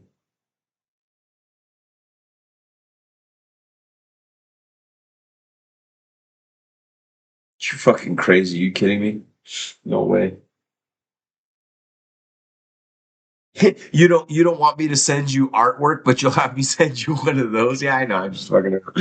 No, I'll be honest with you, bro. I was kind of like supporting somebody with their business, and yeah, I know it is. But I mean, trust me, bro. There's a lot of illegal shit going on that you wouldn't even people wouldn't even bat an eye, and things are happening. You know what I mean? Like, there's definitely people mailing shit within the United States, within North America. I don't know how risky people fucking are willing to get, but yeah, there's got to be people. I know there's people fucking mailing shit like that, like cannabis and mushrooms through the mail. But there's no way you'd ever fucking catch me mailing something to another fucking country. Again, those things would have to go through some sort of what's the word I'm looking for? They would have to go through some sort of customs. They would have to go through some sort of customs, and if your package gets fucking X-rayed and they fucking trace it back to you, you're fucked. No, yeah, and I remember that. I remember that. I mean, you're yeah, and it's at this point in my life, so do I. At this point in my life, so do I, man. It was really. I mean, I don't know if you've been listening to me talk about trying to support my cousin through his new choice of sobriety as well, but it's kind of yeah, it's hard when you wanna support somebody who you want to help get off of these fucking hate, like strong fucking drugs. Um, yeah, bro. Like honestly, I feel like most people who are in countries where it's not as free like this, like you guys are at an advantage because it's not accessible. It doesn't become a normalized, minimized habit. You start getting those people who are walking around like it's like alcohol now. It's like, no. I mean, I get even alcohol, people develop dependence on alcohol. So it's all addictive, baby. It's all addictive. Even the gym is addictive. I used to date somebody who was like addicted to the gym. Like would literally their mood would decline if they didn't do it. Their body dysmorphia would fucking kick to another level if they didn't do it. It's all addictive. Everything in moderation, everything for the right reason. Um, and you can't bullshit yourself. You can't bullshit yourself. Because I'm not gonna say like Marshall, like I hate any other drug. I personally do not want to participate in any fucking heavy drug shit anymore. Um, but I also respect and honor everybody's own decision making ability, right? So I am a no guilt, no shame, no judgment type of person. So when maybe I'm talking to somebody who's younger and they're like, I've never tried this, I've never tried this, but I think I want to experiment with this. I would always be like, ultimately, I'm not in control of your decision making abilities. I respect whatever you're doing as long as you're not hurting yourself or somebody else. Now, what I would immediately like to reflect to you is that that substance is hurting you. And even though that substance is hurting you, I'm still going to try to support you and say, if you're going to experiment, you're going to experiment. But these are my concerns. These are the worries. These are the dangers. You do you. You let me know if you need any support. Because what I would hate is for, again, people are going to do what they want to do. So if a friend of mine felt the need to experiment and try those things, I can't control it. Am I going to stop being that person's friend? Am I going to stop loving them because they tried drugs once? Probably not. Now, did this person not just try drugs, but become a regular user, addicted, is now not meeting their needs or their responsibilities, hurting other people, stealing to enable their use? Now I'm going to have a different stance on our relationship in general. But again, if a young person's going to experiment, they're going to experiment. I'm going to give them all the knowledge, concerns, dangers, let them make their own decisions. And I'm going to be there if needed under specific boundaries and guidelines, right? I'm here to support you if things get out of hand. Please be careful. And then we'll go from there. And then we'll go from there. You know what I mean? Because again, I myself, I got into such a bad mental state that I found myself experimenting at fucking way past the age of experimentation. You know what I'm saying? That was a big sign and a big like red flag of like, what are you doing, bro? What are you doing? Why is this happening? Why are you doing this? Like, I understand it's making you feel better, but it's short term, it's short sighted comfort, not solution to the problem. So yeah, these things can be slippery slopes, guys. These things can be slippery slopes for a lot of different people. We're all different. Some people fucking try something, not for me, never again. Some people try something, don't want to do it ever again, and they still become addicted to it. So there's fucking risk, there's danger. You can die from the first time you try something, you know? There's been plenty of kids who just fucking died from trying an ecstasy tablet and they fucking weren't drinking water at a music festival and their brain overheats and they fucking die. You can die from trying heroin once, especially something like fucking heroin. That is great. I've never even wanted to try that. But again, I've worked in mental health. I've done a lot of alcohol and drug treatment training. So trust me, I've seen like videos and trainings and shit. Like I've seen shit on the street, bro, especially right now. A lot of people using intravenous fucking stuff like that, narcotics. There's danger every time you use anything. I mean, shit, even vaping cannabis can up and increase my chance of heart attack and stroke because it's smoking. Any smoking is going to up your risk of heart attack and stroke. I need to be mindful, which is why I've been kind of titrating and stepping away from even using the cannabis pen. I used to dab all day, every day. If you don't know what a dab is, it's um it's like the crack version of cannabis. Dabs are like, and it's funny, like I heard this term and I don't believe that I don't really agree with like the race thing, but like I heard dabs described as crack for white boys. And that shit made me laugh because, again, if you know, crack was thought of and was predominantly used by the African American community, and people say that that was like a planted drug for people to use in that community, et cetera, et cetera. But now there's dabs, and now the drug is not just affecting the people of color community like us, like us Mexicans and Black people. Again, dabs have got Caucasian people fucked up. So when you see people dabbing, yo, dabs are hits of concentrated cannabis. So THC, um, tetrahydrocannabinol, the crystals, THC, which is the psychoactive element of marijuana, uh, technically named cannabis, and marijuana was a government assigned term to scare people away from it and to connect it to Mexicans, marijuana. Um, THC, the active psychoagent in that shit, is what makes you trip and feel high. What they are able to do is they are able to extract the fucking THC at concentrated levels. So back in the day, top shelf, the very best of the best flower, the actual dried cannabis that people smoke, used to be like, I don't know, 25, 35% THC. That's top shelf. Creme de la creme, the cream of the crop, the best of the best.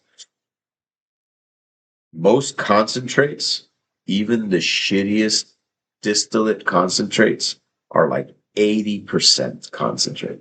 80%. So if we're talking 20, 30, we're talking 4 times stronger than the strongest weed you've ever smoked. And mind you, most people are like doing these little tiny dabs of concentrate.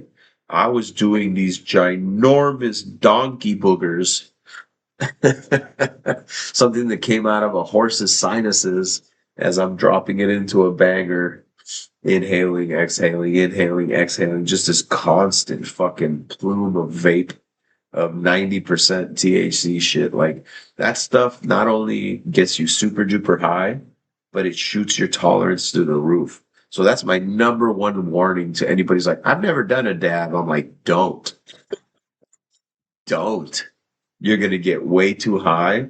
And even if you like the high, it's going to wear off super quick and you're going to have to do more and more and more. That sounds extreme the way I'm describing it, but that's just the same way as fucking cocaine, methamphetamines, and heroin work. So again, you do something that's stronger, again, THC, um, yeah, exactly. Tolerance, desensitization. But again, the progression of the product has been through the roof over the last multiple decades, back from legalized weed in California to the current standing in the United States, where it's multiple states. The products that are being fucking smoked and used is totally different. I remember back in the day when I was still fucking dabbing and smoking joints and pens and dabs and pens and joints and pens and that all fucking day, to the point where I wouldn't even get high anymore. People would offer me weed and I'd be like, I don't want to waste your weed, because I would smoke it, taste it, but I wouldn't get high. I remember at that point I gave my uncle like a hit of a pen because he was still like, I'd like to try that. Here you go. It's like I felt so fucking bad because you can see people get way too high, right? But yeah, not just with cannabis. Yeah, this fentanyl shit is crazy. This fentanyl shit is crazy, and most people don't know what is what. Most people don't know what is what. That's the big difference. And then let alone somebody who's truly addicted and was just like, just give me some shit. I'm not even gonna test it. I'll put it to you this way. I was so anal and scared and respective when I was experimenting, when I did try cocaine, like the fucking handful of times. Well, not handful, but the times that I did it, any time that I tried it, I had a test kit. I only obtained it from one source That one source was always like, this is very fucking taken care of, guaranteed that it doesn't have fucking fentanyl. And I would still purchase on Amazon these like strips that you can test product with. And I would fucking test. Okay, no fentanyl, let's go. But again, like that, I mean, at least I was being responsible about it. But dude, I'm still fucking putting garbage that can fucking kill me in my body. But like, I was scared of it because I am aware of like, dude, somebody can put a tiny amount of fentanyl into somebody's cocaine and it's gonna fucking kill him. It's gonna fucking kill him.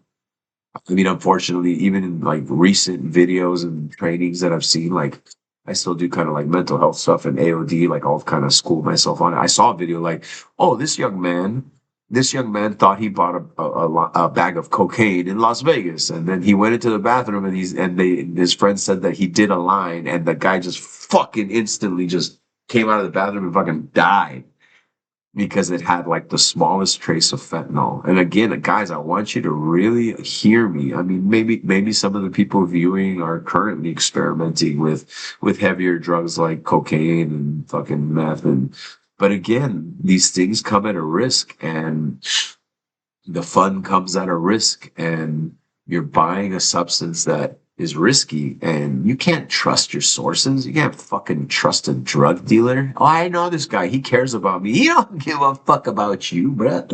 He's trying to make that money. Ain't nobody fucking concerned about I wouldn't be selling a product that kills people if I was worried about my customer. You know what I'm saying? So like you have to be honest with yourself about what's going on. You're purchasing a substance to make yourself feel better or numb some pain or situation that you're not processing and dealing with correctly.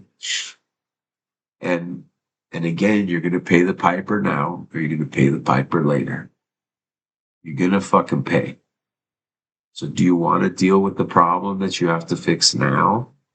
Or do you want to procrastinate and put it off and keep getting by using the substance that's kind of making you feel better for the couple hours you're using it, but then the next day all of your serotonin and good feeling chemicals are completely drained, so you're fucking depressed and hung over and fatigued and sore and you don't want to move and you stay in bed. So again, yeah, maybe you stayed up all night, you drank fucking 12 beers and you didn't feel wasted. But the next morning and the whole next day, you're going to be like, oh, I feel it now. So again, would you much rather deal with the root cause of your problem and not have to put yourself through that? Maybe there was a couple times that you leaned on a substance to get through some difficult times and you realize that like, fuck, this sucks. It's not worth it. You know, I'm feeling good for like 4 hours and then I want to try to go to sleep when the sun's coming up and I'm listening to a jazz fusion drum solo on my chest. And you're like sweating in the bed trying to go to sleep at 6 in the morning and you're hearing the sun. You can hear the sun rising. That's how high you are. And you can hear the birds chirping. That is a fucked up feeling, guys. I got that once and I was like, yo, this is what Robin Williams felt like.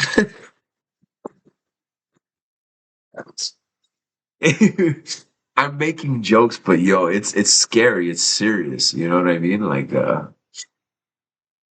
wait, what do you mean? You've have you experimented with heavier stuff, and that's why you're so against it?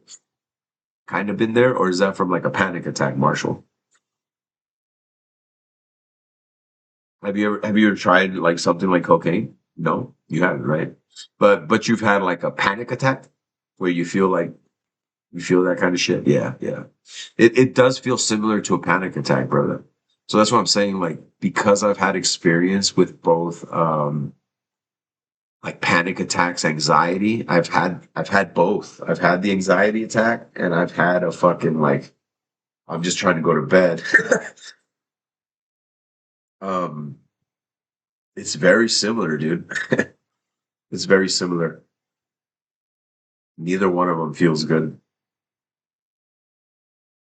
And they both go back to something deeper rooted in us. Because even that panic attack is probably tied to something, a deep rooted trigger that makes us feel some kind of way, which is why it's inducing the fucking panic attack. Yeah, man. Again, and I'm hoping that these kinds of conversations aren't triggering for people. I know that they can be difficult. I know that they can be triggering, especially if you're personally struggling with like alcohol or substance abuse right now, or if a close loved one, a partner, a family member is currently struggling with substance abuse or alcohol abuse, and you're around it. It's fucking tough, dude. It's fucking tough. Um, and especially if you're a young person. So like right here and now, I'm talking to those people, the people who are not in control of their environment and they have to be exposed to certain situations. If that makes sense. So if you're a minor and you fucking live in a household where, you know, your parents are struggling themselves and they drink too much, you are witness to these things and you're witness to the after effects. But it's out of your control and it's not. I want to let you know it is out of your control and it's not your fault. It's not your fault. It fucking sucks. It's hurtful. It's not your fault. It's out of your control. But this too shall pass. This too shall pass. Nothing lasts, even the bad times. This is something that is shaping you. It's shaping you because when a young person is put into a situation like that, it's either going to take you. I mean, it can take you a number of ways, but most of the time, it's going to be one of two ways. Um, it's going to drive you straight into it, or so far away from it that you never want to see it. You know, and hopefully it's the latter, you know, but sometimes it takes it driving you, it takes it taking you straight to the fucking bottom of the lake for you to go, oh wait, I want to breathe and I want to get the fuck away and I never want to see that shit again. Luckily that's what it was for me. um but I've had friends who have lost their lives to the drugs. I have people who haven't necessarily died but have lost their lives, if that makes sense. Like they're not the same. They damage their brains. They don't think the same. They don't talk the same. Same person's not there. The light is not there in their eyes anymore. That's something very real too, guys. Is that the damage that some of these things do is maybe it's not going to be as extreme. Like you're going to fucking die when you use it. Maybe you survive it. You know, maybe you survive all the use. You party hard and you fucking made it through. But here's another science evidence-based study. The effects of those drugs on the brain are long-term. So, you know, a lot of studies that I've reviewed and been a part of for like trainings and stuff, they'll show you human brains after prolonged use of substances like cocaine specifically, and meth and shit like that. Those uppers, like they cause. This is the best way I know how to describe it. You guys know the peppermint candies, like the peppermint butler from Adventure Time, where it's just a little white circle with the little red things on it. You know, that's a peppermint candy. When you suck on a peppermint candy and it starts to dissolve, have you ever, as a kid, like pulled it out of your mouth and you notice that they're like, when you sucked on it, it started to develop these little holes? That's what happens to your brain. It's crazy. It's crazy. The brain is made up of gray matter and white matter. Gray matter being like the fucking storage capacity part of your brain, and the white matter is actually like the neurons that connect, and those things actually control how you're like able to make things up, and that's actually tied to lying. But anyway, yeah, I can go into fucking brain physiology and how too deep, too deep, too deep. Pull up, pull up. So again, the drug use will leave holes in the brain. And then as a person gets older, I mean, our brains and our bodies deteriorate. So if your brain has fucking holes in it and then it starts fucking breaking down from older age, as you get older, yeah, maybe you survive. But your quality of life is not going to be the fucking same, dude. The quality of life is not going to be the same. So, like I said, you pay the piper now or you pay the piper later. I'm trying to pay the piper now. So I work out every day. I keep my heart strong. My dad died of a heart attack. Genetically, I'm predisposed to these things. I have to be aware. I have to know myself. I have to know that I played with crazy shit for a little bit. So that probably fucking burned a little bit off the end of my fuse. You know what I'm saying? So I have to be mindful. I've made decisions in the past. I'm making decisions now. Every time you eat a meal, you're making a decision, guys. How much you eat, what you eat. Is it processed? Is it whole food? Are you drinking soda? Are you drinking water? Are you drinking tea? Are you drinking coffee? Um, the decisions you make dictate the life you will lead. I want all of you to have a very long and fruitful and high quality of life to your very last days. And again, this is a no guilt, no shame, no judgment space. We all make our choices. Some of us chose to experiment with things, some of us not. Regardless, I want everybody to be okay. But but you can't outrun the past. Our past is our past. We have to accept it for what it is. We've made our decisions, but today is a new day. Luckily, we're in the now, not in the past. The future hasn't happened. The past already passed. We're here now. That's the best way to do is stay present. And that's a big tip for sobriety. Like I tell a lot of people, like when you start thinking about the past, it can be triggering and make people want to go to old behavior. When people start projecting themselves too far in the future about like, well, how am I going to do this? And how am I going to retire? What am I going to do about my life? Like being too much in the future can also trigger you and send you into a lapse. I never covered that. So like difference between lapse and relapse when it comes to sobriety.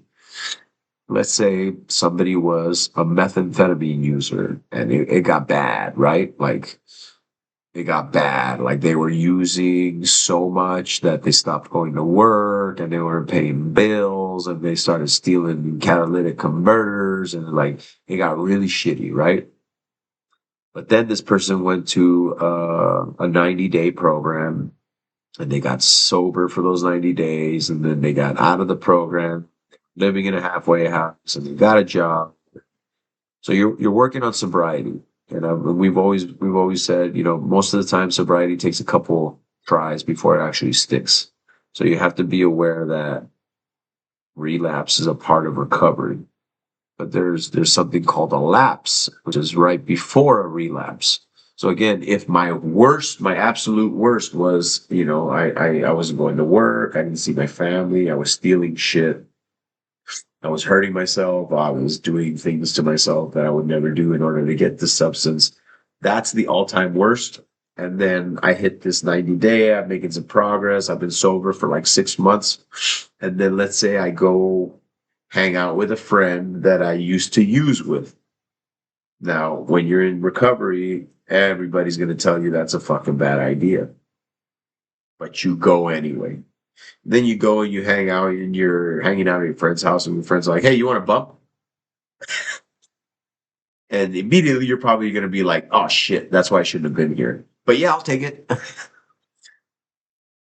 If you took the bump and then you were like, whatever, you felt good, and then you started talking, and you start feeling guilty, and you're like, I shouldn't have done that. And you don't do it again, and they offer you more, and you're like, you know what? I'm good. I probably shouldn't have done that. You know what? I'm going to take off.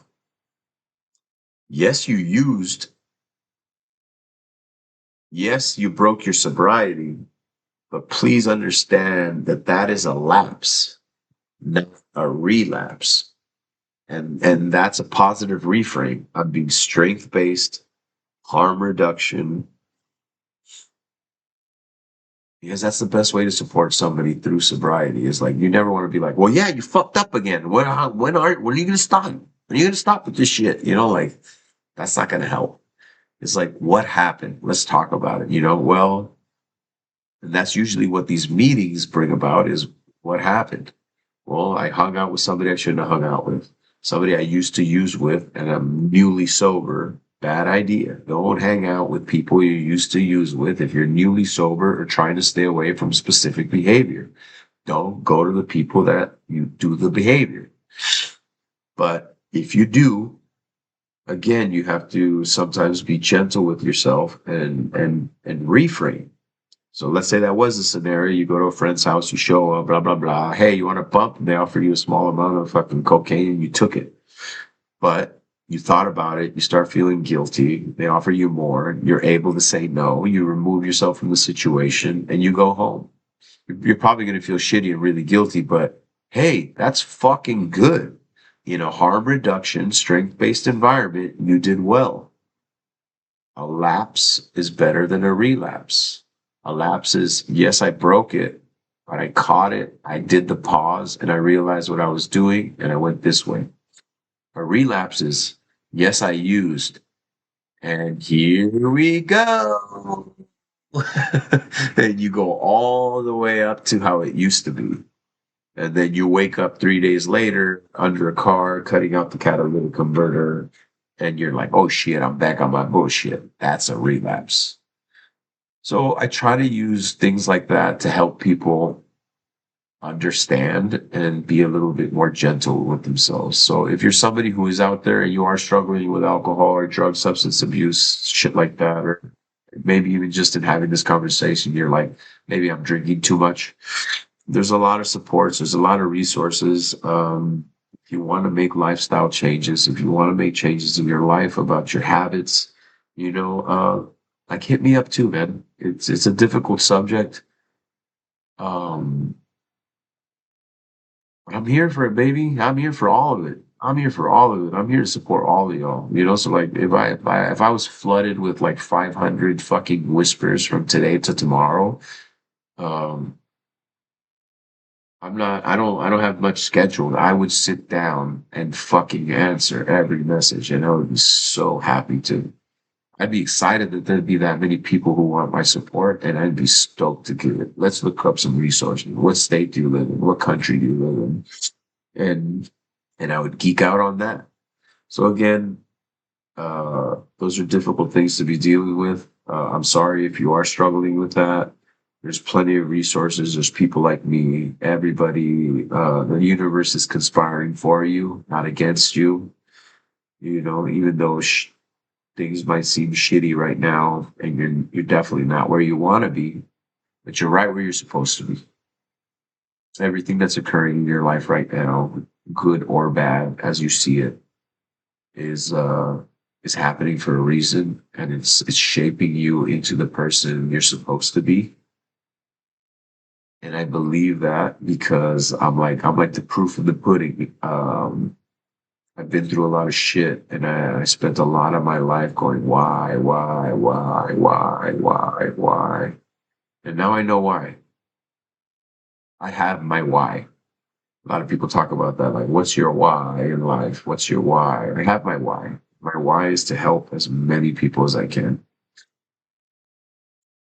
Just be a soundboard, provide a space where, you know, 28 people can come and hang out and just listen. And maybe this is resonating with some of y'all. Maybe this is resonating not because you're struggling with it, but because somebody close to you is struggling with it. Regardless, the main focus of this channel is to support other people. Whether you're the first time viewer or the 50th time viewer, you are a part of the Vibe Tribe. And if you're a part of the Vibe Tribe, you're loved, you're cared for. I see you, I appreciate you, and I want to make sure that you're okay. I want to take care of my people. I'm dedicating myself to my community. I want to be totally used up in service the rest of my life and giving back as much as I can, because this is given to me in the 2.5 short months that I've been doing this. Has provided so much for me, so much for me in my personal healing, in my mental health, in my physical health, in just my overall standing in life and how I feel about it, where I'm going. I'm getting a little emotional because it's really cool, guys. Like I'm passionate about this. I believe in the value of this. I believe in the importance of spaces like this in the near future. We're living in a crazy world, and it's probably going to get a little crazier. So it's good to know that you have a space where you can come and decompress and check in and get some support amongst all the craziness. Um,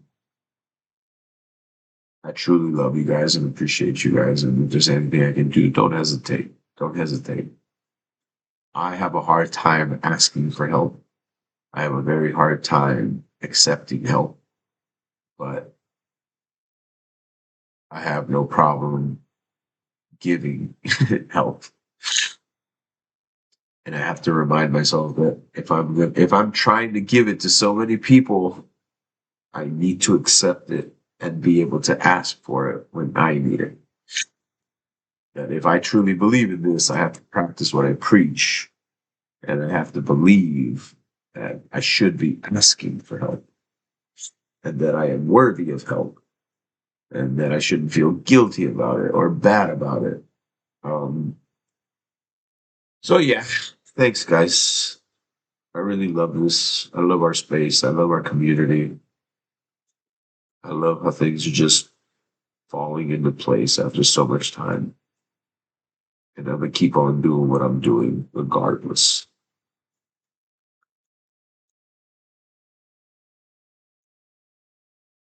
How's everybody doing? You guys all right? I feel like it's just me, blah blah blah. Hey D Nast, I'm gonna go put in some nasal spray because I'm tired of sniffling in front of you guys. Give me a second.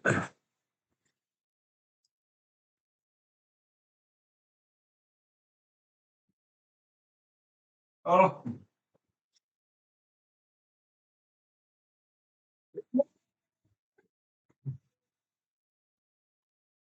Z's cause you're beautiful. Rascal, rascal, doo doo.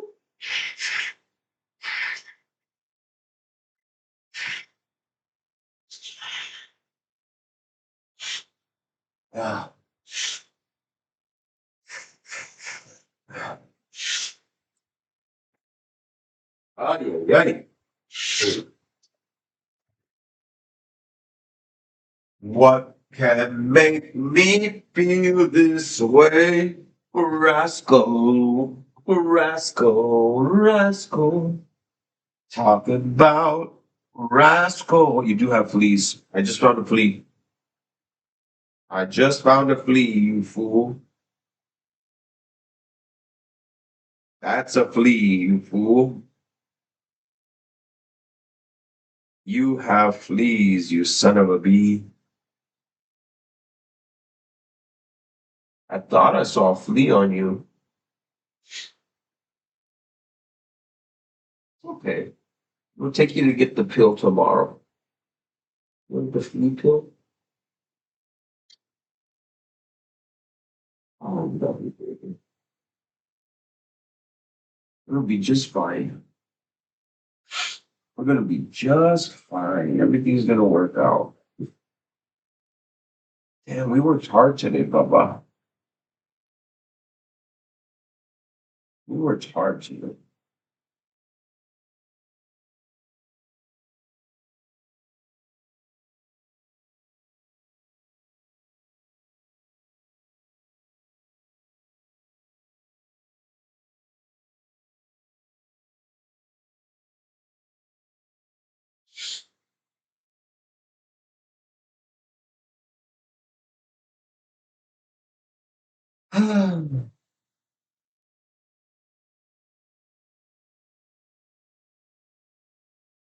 What's up?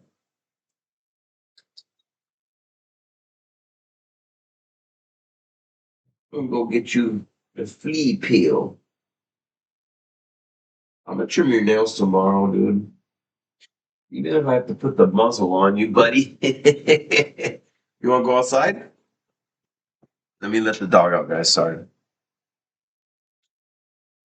Sit. Sit. Wait. Man, it's dark out here. Break.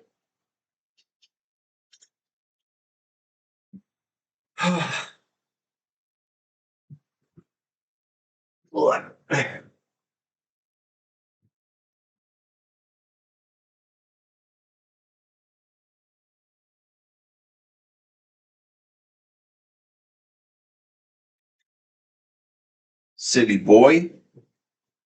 City boy. Oh shit, we didn't watch Kill Tony.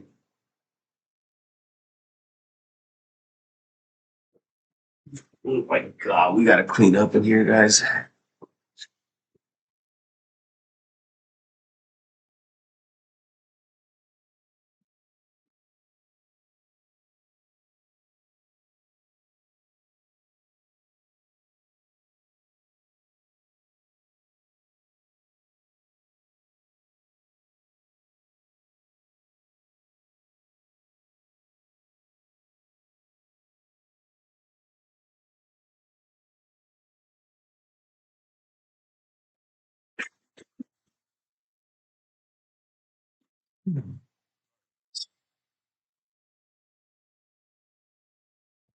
Dude, I think I should end the stream. Hey, D-Max, can you tell me if you can hear the blurb now?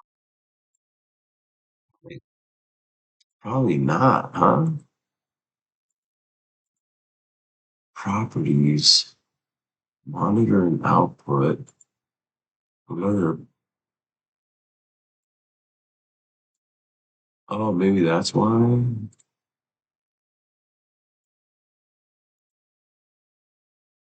Oh, that didn't work. Settings there. Uh, control audio via Streamlabs.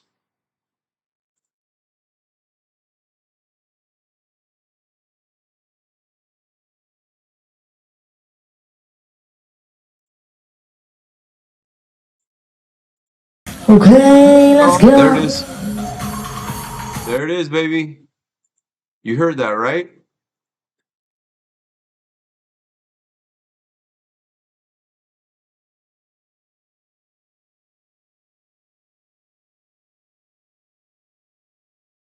But I didn't hear it.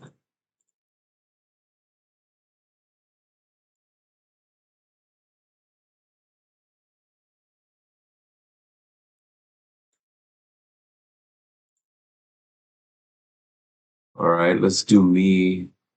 This is me, guys. I recorded this blurb. I recorded myself pretending to be Arnold Schwarzenegger, and then I made it into a blurb.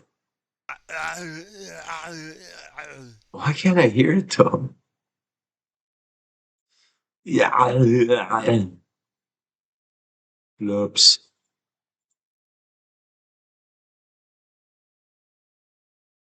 Monitor off. Monitor only.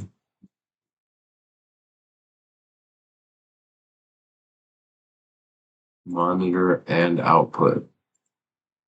Shit, man. Why isn't it working? I can't hear it.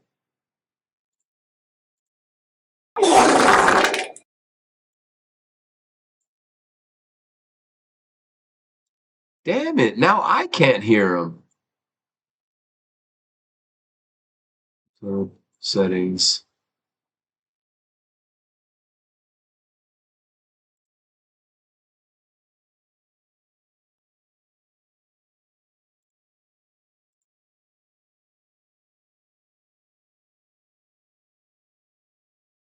Shit. See, now I can hear it.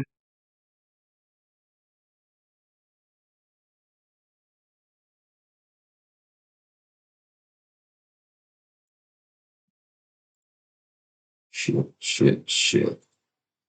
DMAS, can you tell me if you hear him? Can you hear the blurpage? It's already pretty late, guys. Maybe people aren't watching. Maybe you're a bot. 27 people really are not there. I'm talking to myself.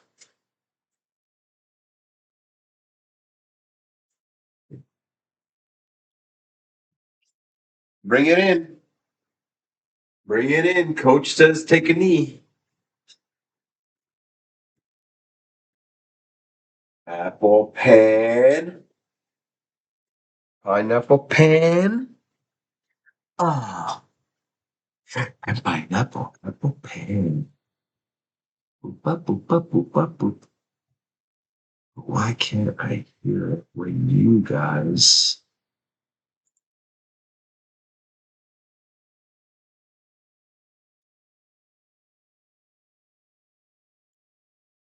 Why aren't my blurps blurby?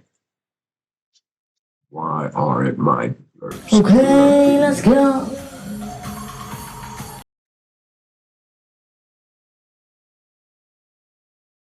What's up? So when I do it from the stream manager, it doesn't work. Okay, let's go. When I did it from Streamlabs, you guys heard it. I didn't hear it, which I find strange.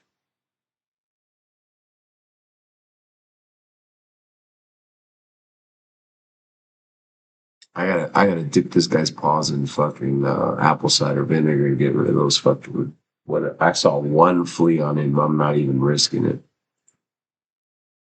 Apple pen, pineapple pen. Oh, and pineapple apple pen. Blurb, sub. But see, like the subs are gone too. So something happened. Blurb is a browser source. Blurb is a browser source. So if I go to the blurb page,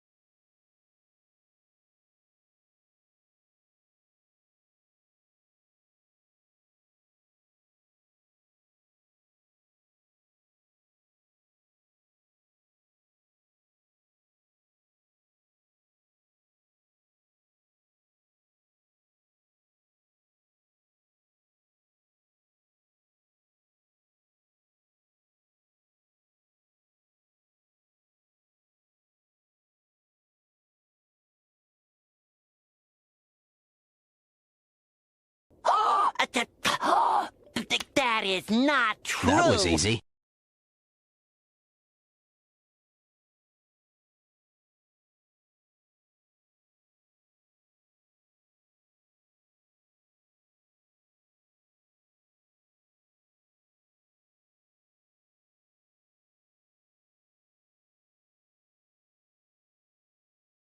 Nah, I don't really feel like it.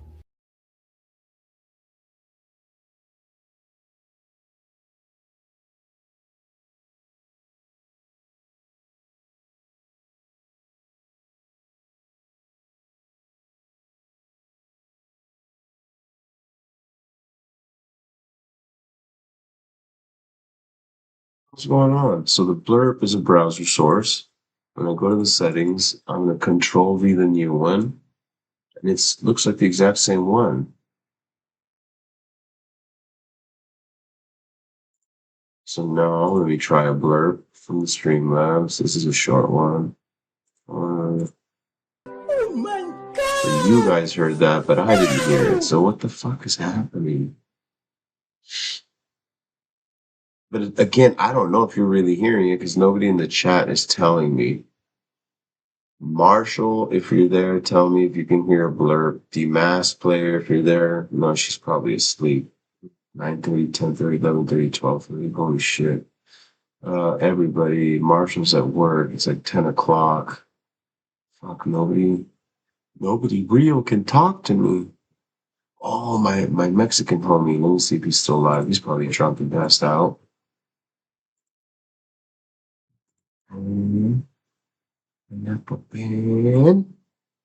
Oh,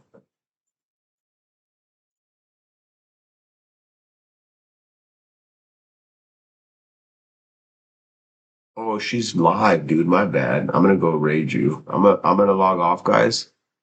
But what we're gonna do is we're gonna raid Demasked. I'll worry about Blurridge later. Blurridge. Raid. Apple. Who's that? Hello. Well, hello, young lady. Where are you, Demasked? Excuse me.